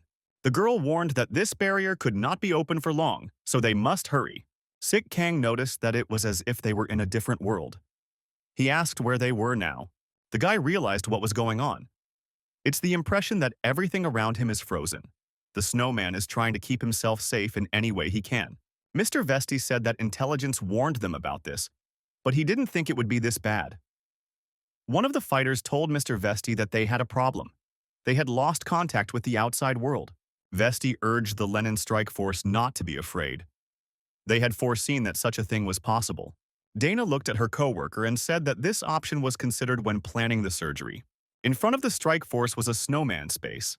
An incredible amount of people and monsters were imprisoned here. The strike team's plan was to steal the nukes. Snowman is saving them for a fight with the Zero Blade monster. The girl reminded that it was also necessary to rescue all the sealed people. Dana added that they planned to destroy not only the snowman, but also the Zero Blade monster. That would be the apogee of their operation. Dana said they had a plan B, an alternative, designed in case they don't succeed. They'll start bombarding the area to attract as many monsters as possible. While the monsters will be distracted in this part, the strike force will be rescuing civilians. The girl apologized to Mr. Vesti just in case for dragging them all into this danger zone. Vesti replied that it was their common cause. Mr. Vesti said that if it weren't for Miss Dana's abilities and aspirations, they would have had to live under this tyranny for the rest of their lives. Now everyone is still alive, thanks to the sacrifice Dana made 10 years ago. Mr. Vesti said that now it was their turn to pay their debt to Dana. The girl was very touched. Vesti gave the command, Lenin's shock troops. He shouted that they were starting the operation. Sik Kang said that it was time for them to move out as well. They would need more time to find them in such a vast area. Dana asked, "Doesn't Sik Kang feel any fear?" Compared to the monsters that fought him before, these two are on a completely different level, the girl added. "If you lose, you will never be able to avenge your family in the future." The young man replied that he certainly feels a sense of fear. But that feeling cannot stop him, and the feeling of revenge is much stronger. Sik Kang added that he was even more scared that his hatred for this monster might fade away. The guy said he suffered enough. It's time to end it. The girl said that they would be moving out as well, and turned on the insight mode. The young man followed the guide. Dana's eyes lost their fear and gained confidence. She thanked the young man and said that now she wasn't afraid either.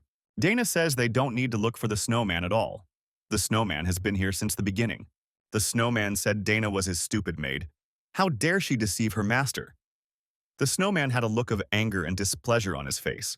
The young men realized that they would have to get into a confrontation right now. Now you don't have to spend a lot of time looking for a snowman. The young man and Dana were dodging the opponent's attack. Guy said he wasn't serious. The snowman is throwing icicles. The girl said don't underestimate them. These are not just ordinary icicles. The girl explained to the young man that the snowman's ice blades can freeze even time. It's hard to understand. You must never touch them. The guy asked, what should they do in such a case? They can't endlessly only dodge. The girl replied that this snowman ability is very powerful, but it also has its limit. To use this ability, the monster uses its life force. You need to make the snowman use this power as much as possible. Snowman said he knew about the girl's plans from the beginning. He only left her alone because it amused him to watch her flounder. But Dana had gone too far, and now she has to die.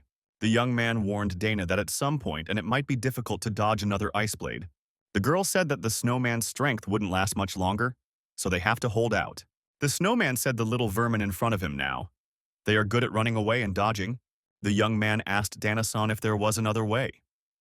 If he continued like this, He might run out of stamina before the snowman ran out of strength. The girl says to hold out a little longer. She can already see the snowman's weakness. The girl shouted out that the snowman was already having his last throes. The snowman was fighting more than just them now.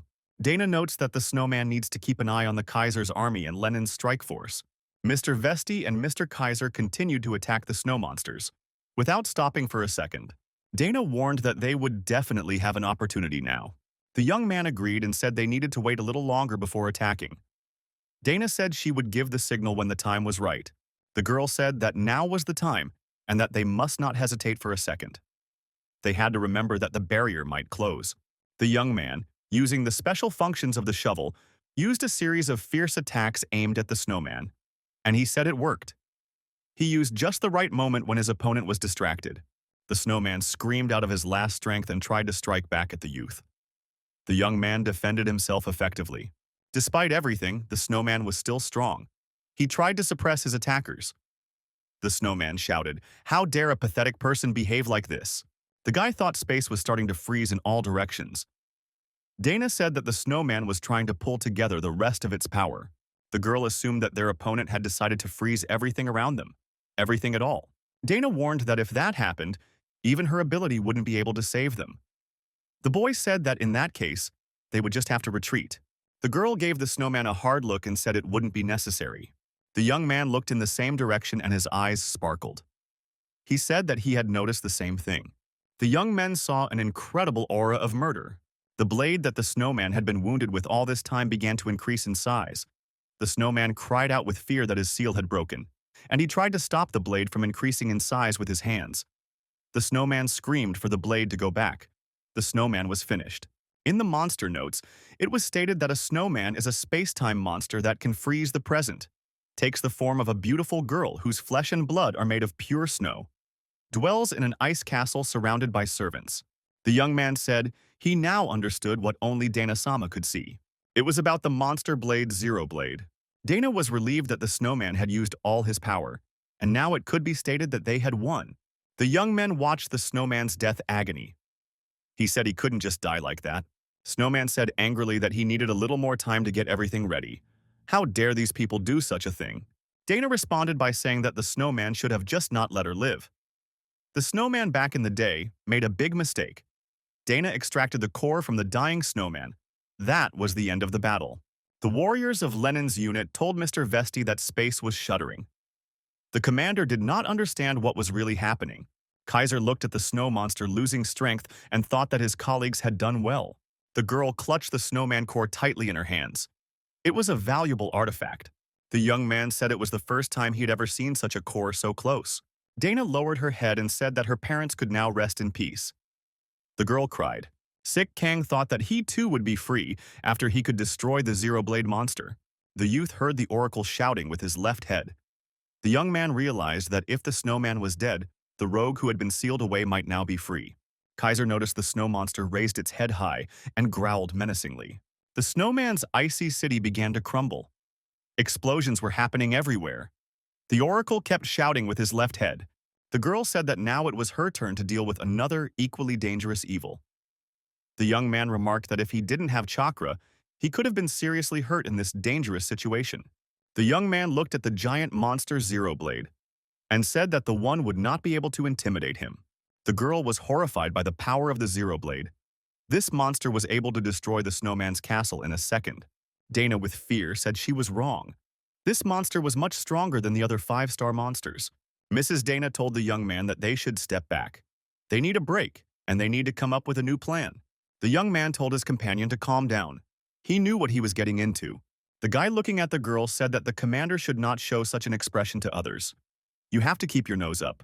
The guy added that he was aware of the fact that this monster was above the ranks.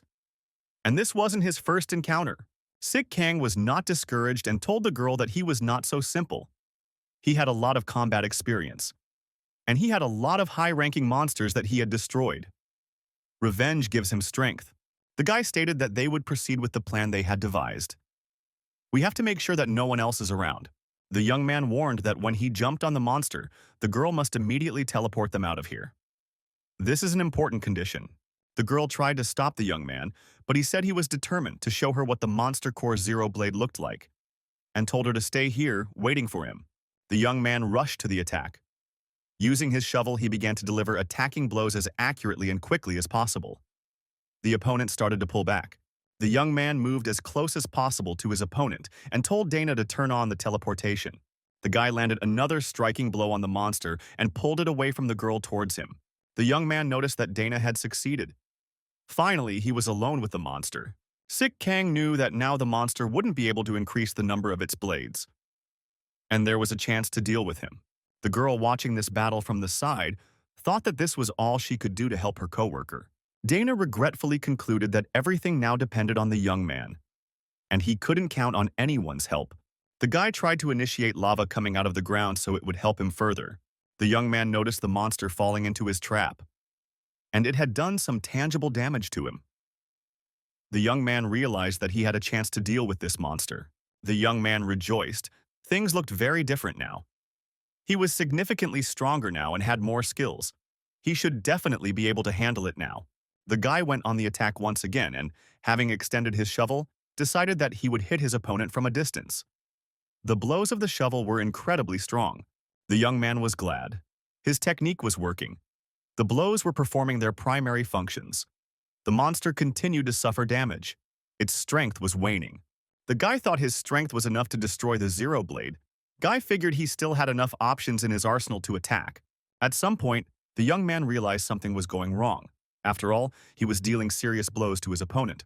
Now it seemed to the young man that this monster was not injured at all. How could it be? The young man had the impression that he was just beating the sandbag. It was as if he was just beating the sandbag, thus losing strength and not doing any damage to the opponent. The young man saw that the monster was suddenly penetrated by his own blade. How is that possible? Did one's own blade attack the Zero Blade monster? The young man's surprise was unbounded. He noticed that the blade was growing in size. A hunch struck the boy. He now considers the blade to be his enemy. Why did that happen? The young man decided that he urgently needed to move to a safe distance, and he had to do it as quickly as possible. The monster, despite the blade sticking out of his chest, activated attacks on the young man. The boy dodged and effectively evaded these attacks. The young man turned around and decided to counterattack his opponent. He swung around and threw the shovel with great force right into the ruthless monster's chest. The shovel, releasing a huge amount of energy, hit right on target. The monster screamed loudly. The young man saw a huge number of deadly blades forming above the Zero Blade. It was a horrible sight. The boy looked at those blades with undisguised fear. The oracle shouted with his left head. The young man watched from the sidelines as a huge flash occurred.